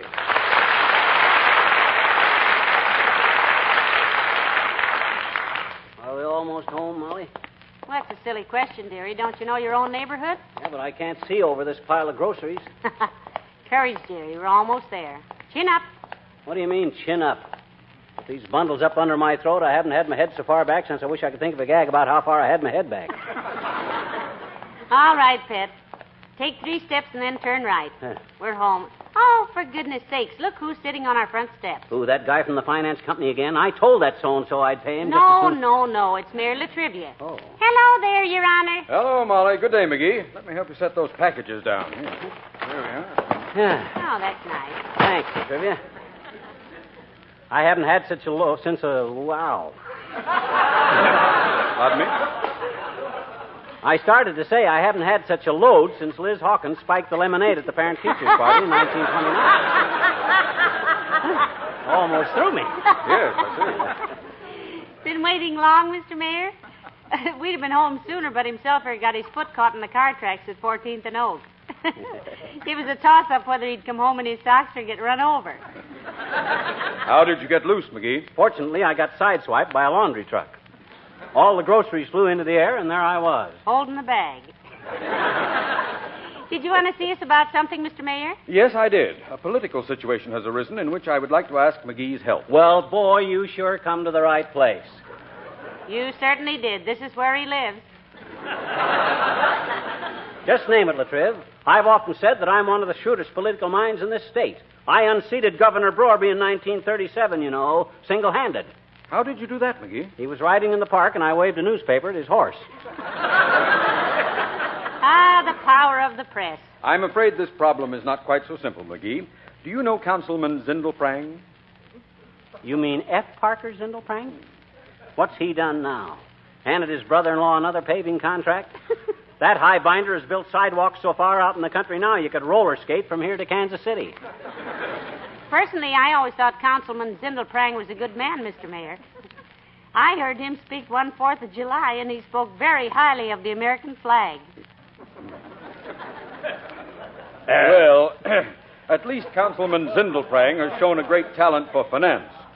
On a salary of $4,500 a year, he scrimped together enough to buy a country estate, a yacht, 5 cars, and a string of racehorses. Honestly? I rather doubt it. However, the situation which has come up is this. Mr. Zindelprang is leaving town. Good. We needed a purse snatcher like him around here, like Lake Erie needs rain. But what's your problem, Latriv? Simply this. His leaving town creates a vacancy on the city council. His membership on it was very little more than a vacancy. Exactly. Now, the man we want to fill this interim appointment must be a man of integrity and character and have a majority support of the other council members. My personal choice is Clay Morgan. Clay Morgan, that cheap ward healer, that stogie-peddling, back-slapping, ballot-stuffing chiseler. Why, that guy has taken so much hush money he has to whisper his bank deposits. You have Morgan all wrong, McGee. He's a well-educated, a thoroughgoing gentleman, and has a splendid reputation. Not with me, he hasn't. Now, McGee, just because he blackballed you at a lodge meeting way back in 1927... Ah, so that's it. That's it. Well, if you don't want to lend your support, McGee, it's all right. But the only other man mentioned for the vacancy was such a non-entity that I felt sure you'd get behind Morgan for me. But, Trivia, I'm too big a man to let a personal matter come before the good of our city. What do you want me to do, kid? A little campaigning, Mr. Mayor? If so, himself here's just the man for the job.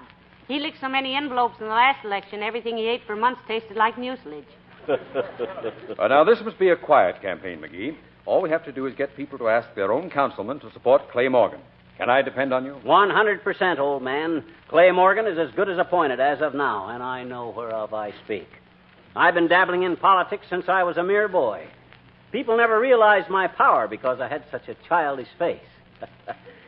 Baby Kisser McGee, I was known as in them days. Oh, dear. Baby Kisser McGee, the battling bantam of the ballot box, boisterous, brainy, and brilliant, balling the junior out of button-brained bosses, beating the bloomers off bickering bilbos, bulldozing big-mouth bureaucrats, bleating the biggest bromides a big shot could utter. Watch the groceries or if you got your foot in the butter.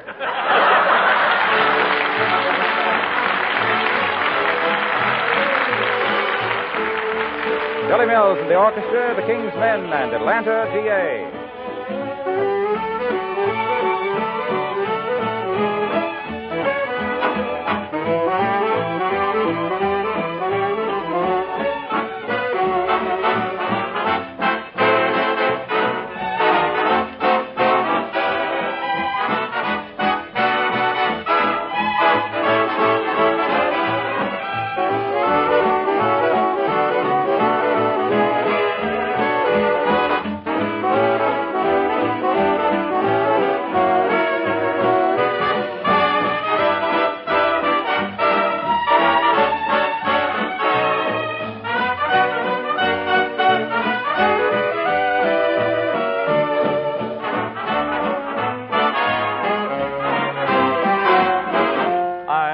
The morning glory's growing and the breeze is softly blowing in Atlanta, GA.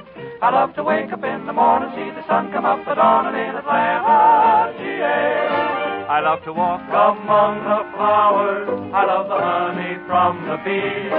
I want to while away the hours, dreaming dreams beneath the trees. I love to see the ivy clinging, want to hear the robin singing little songs I adore.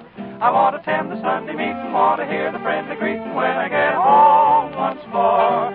I'm going to hold that certain Margie, I miss her more and more each day. I'm getting ready for a wedding, going to get a train that's heading for Atlanta. G-A, G-A, G-A, G-A, G-A.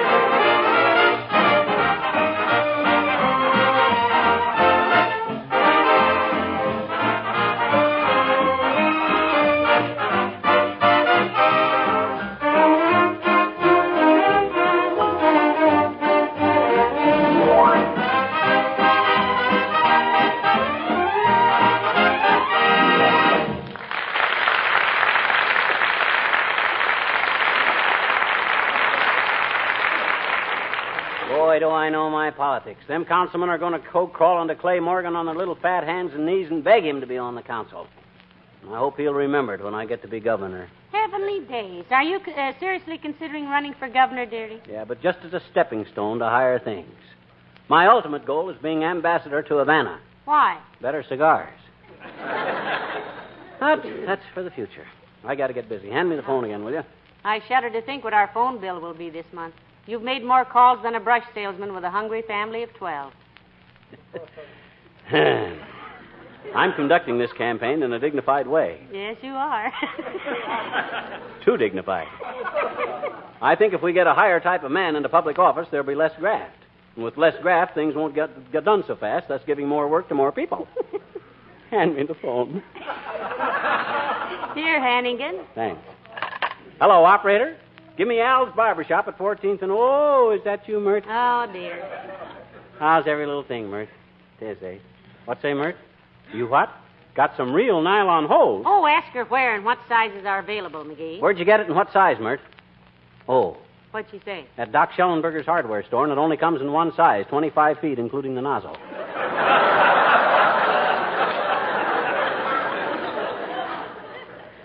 What say, Mert? Okay, thanks. I'd have this phone taken out if it wasn't so hard to get another one. Hello, Al's Barbershop. Hi, Al. It's Fibber McGee speaking. How's the old clip joint doing, Al? Swell. Look, kid, here's an inside tip. The city council is considering a new tax on barbershops, you see. And if we can get Clay Morgan on the city council, he'll kill it. Yeah. Contact your own councilman and have him plugged for Morgan. Okay, Al. Don't mention it, boy. I'll see you in July for my next haircut. What What's all this bread pudding about a tax on barber shops? I hadn't heard about that. Neither did anybody else. But there's nothing like a barber as a political agent. Nobody's going to argue with a guy who's hanging over his throat with a razor. You see, my theory is that Come in. Oh, it's Mrs. Carstairs. Hello, Millicent. Good day, my dear. How do you do, Mr. McGee? Oh, good heavens, you look busy with all those pencils and that pile of papers. In the middle of a political campaign, Carsty, one of the city councilmen is leaving town. Yes, I know. Mr. Zindelprang. Right. I understand he's been dipping into the pork barrel so long he couldn't shake hands without grunting. You said it, kiddo. He's as crooked as Harry Lauder's cane. The man we want for the new councilman is Clay Morgan. Himself here is campaigning for Mr. Morgan, Millicent. And believe me, any man that my husband gets behind is way ahead. You betcha. Now, look, Carsty, your husband's being a big man in public utilities. His word ought to swing a little weight, you see. Tell him that if he'll throw his influence behind Clay Morgan, I won't open my trap about that income tax deal of his in 1942. Favor for a favor. That's the way I work. Mr. McGee, that sounds suspiciously like blackmail. Never mind now, never mind. You just tell your husband what I says, Carsty, that's all. I will, Mr. McGee, although I'm sure I don't know what you're talking about. Which makes it practically unanimous. Just tell him, that's all. Income tax 1943. You said 1942. He'll know. I ain't the kind of a run-down heel that would try to collect a percentage from the Treasury Department for turning a guy in, too, either. All I want from him is his support for Clay Morgan. Well, I shall tell him exactly what you said, Mr. McGee. And if I may say so, I think you are definitely cut out for a political career. Do you really think so, Millicent? I do indeed. He has the head of a statesman. You really think so, Carsty? I really do, Mr. McGee. You have the type of head that should be stamped on... A coin? No, my dear, just stamped on. Good day.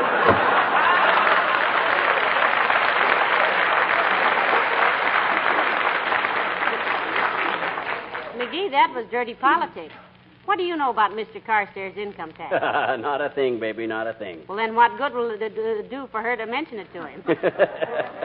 Don't be naive, my dear. To any guy in a tax bracket like his, all you got to do is say Internal Revenue, and he starts shaking like a wet spaniel. Even if he's innocent? Particularly if he's innocent. An innocent guy's got so much respect for the government, it scares him to death. It's the black market big shots that laugh it off. Well, I don't believe it.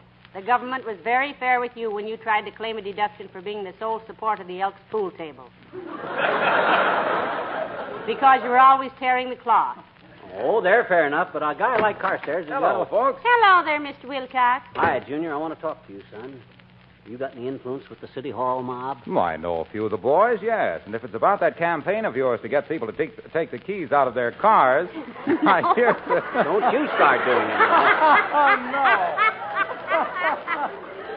No, Mr. Wilcox. It has nothing to do with that. Well, anyway, the campaign is going wonderfully.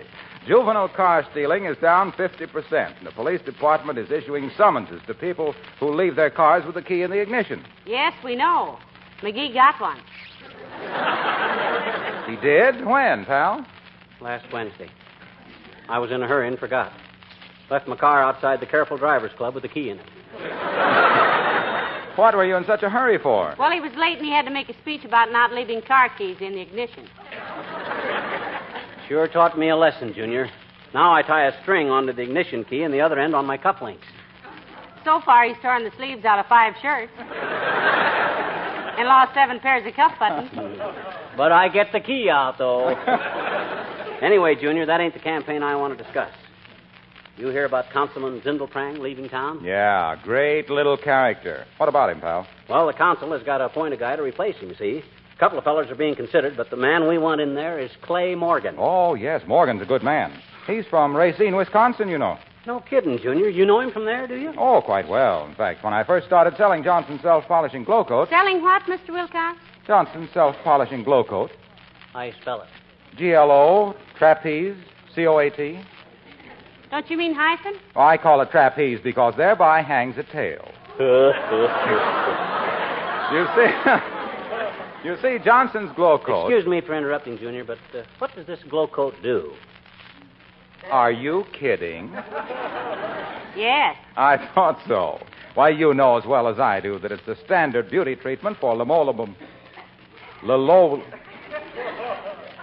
I mean, you just pour a little out, spread it around, and in 20 minutes or less it dries to a glittering protective finish. Eliminates old-fashioned scrubbing and makes footprints and spill things easy to wipe off. Off what? Off your kitchen bowl. Manoli. You know. That floor covering, the Johnson's no rubbing, no buffing glow coat, restores the beauty to it and gives it that easy-to-clean sparkle. You mean linoleum? That's what I said. You said what? What Molly said.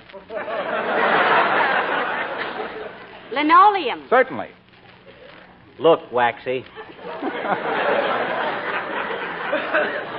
I'll make you a deal. A deal? A deal yet?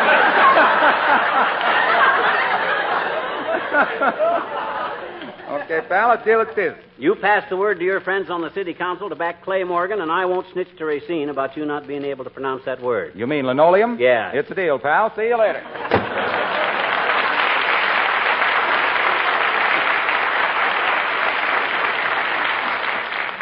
McGee, did you hear him? He said it. He said what? Well,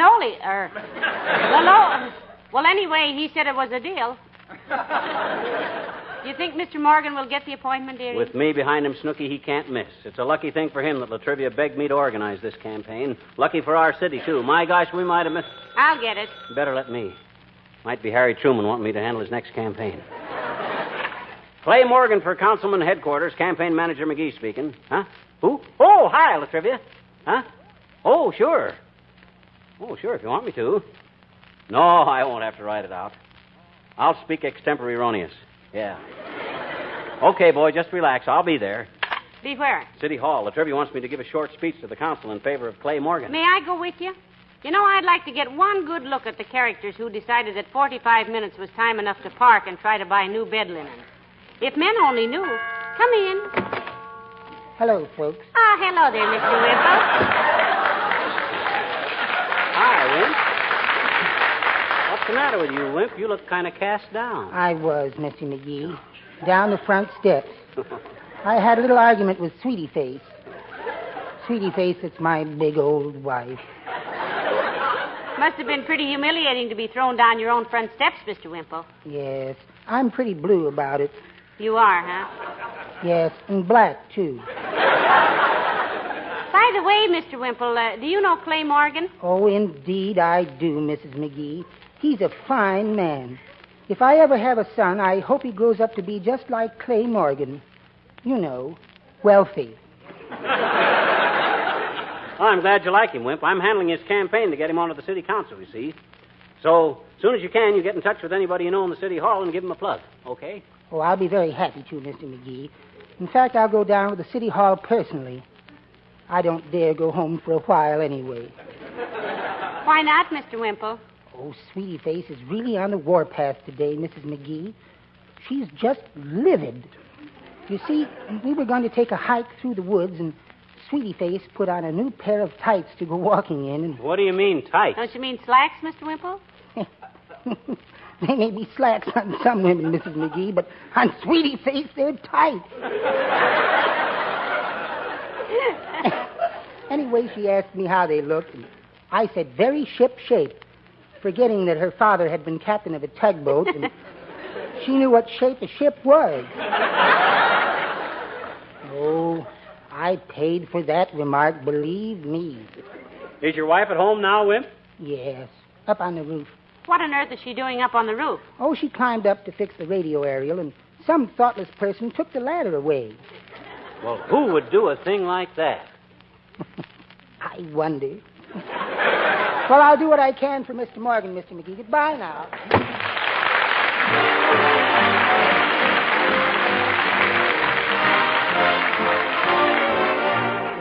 The King's Men sing Harriet. Yippee-ki-yo, yippee-ki-yo, yippee-ki-yay-I-oh, you want to meet the gal who runs the Rio Grande. Every buckaroo is out to win her hand. For her love they sigh. There's a reason why. All the cowhands want to marry Harriet. Harriet's handy with the lariat. She don't want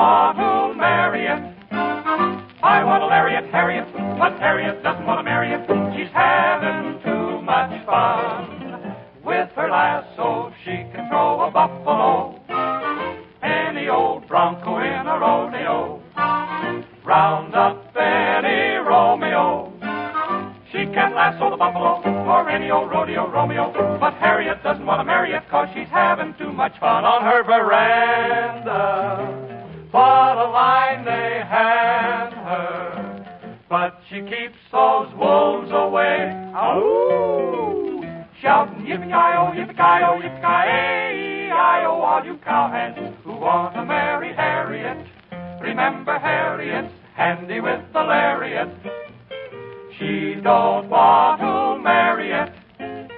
She can dog and tie a steer and rope a coyote by the ear and keep a dozen tellers on the run. 'Cause Harriet doesn't want to marry it. She's having too much fun.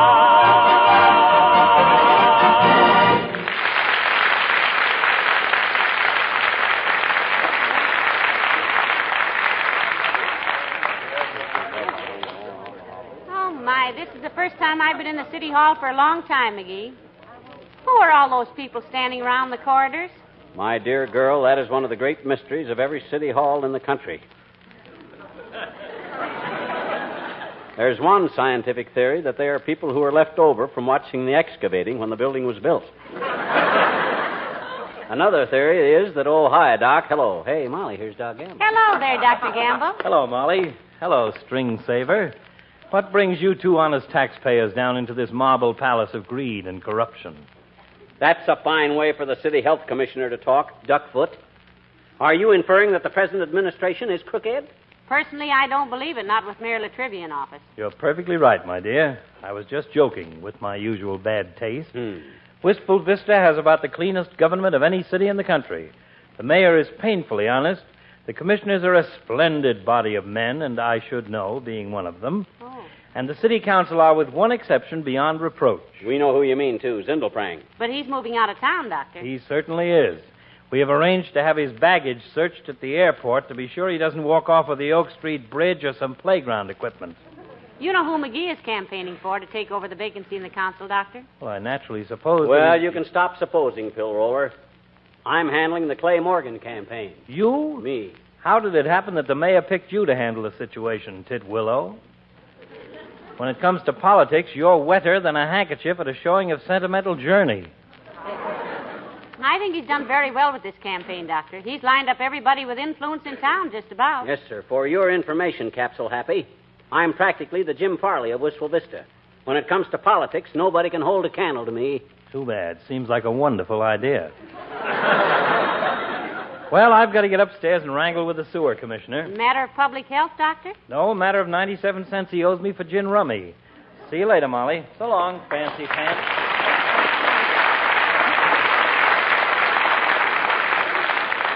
Isn't it about time you're doing the council chamber, McGee? Yeah. Where's that extemporaneous speech I wrote out? Oh, here it is. Now, let me see. Gentlemen of the council, I am here on the behalf... Not on the behalf, dearie. I am here on behalf. But you're not here on anybody's behalf. I'm here on the behalf. That's not the point. You don't say the behalf, just behalf. Just behalf what? Skip it. Go on with the speech. Gentlemen, at a time of political crisis, like this here one, like this one here, it behooves us all...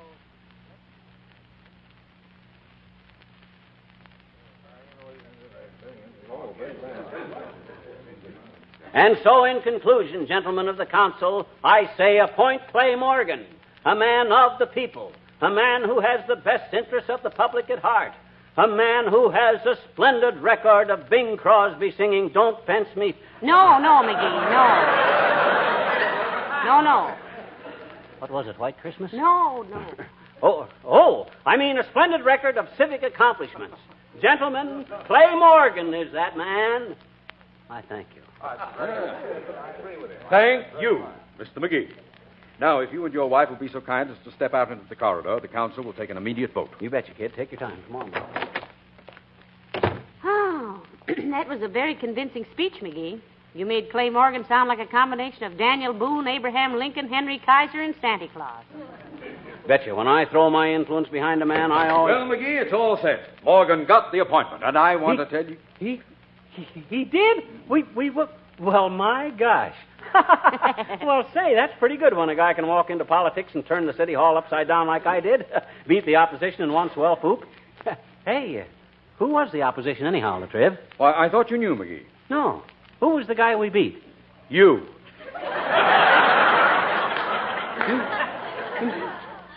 Me? You mean I was campaigning against myself all this time? Hey, ain't that marvelous, Molly? What's marvelous about it? I put on such a powerhouse campaign for Morgan, I never would have had a chance to win myself. Oh, boy, what a manager. What a politician. Now, look, Latrivia, next time you run for mayor, here's what we'll do. Oh, this is wonderful.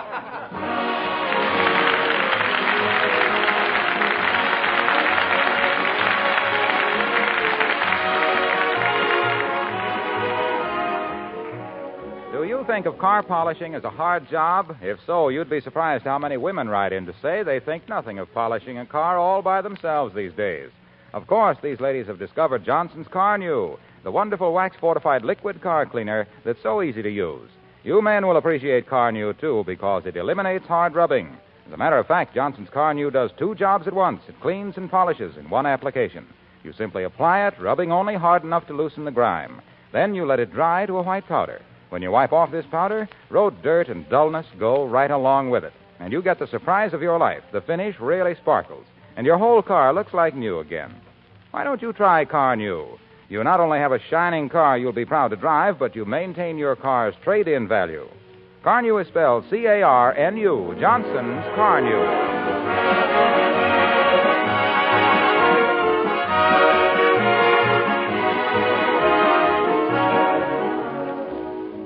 I'm sure glad I got Clay Morgan onto the city council, Molly. You know why? No, why? Because Morgan is president of the Bar Association.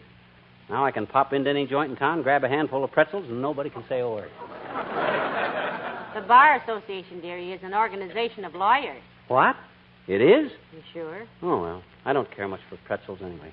Good night. Good night, all.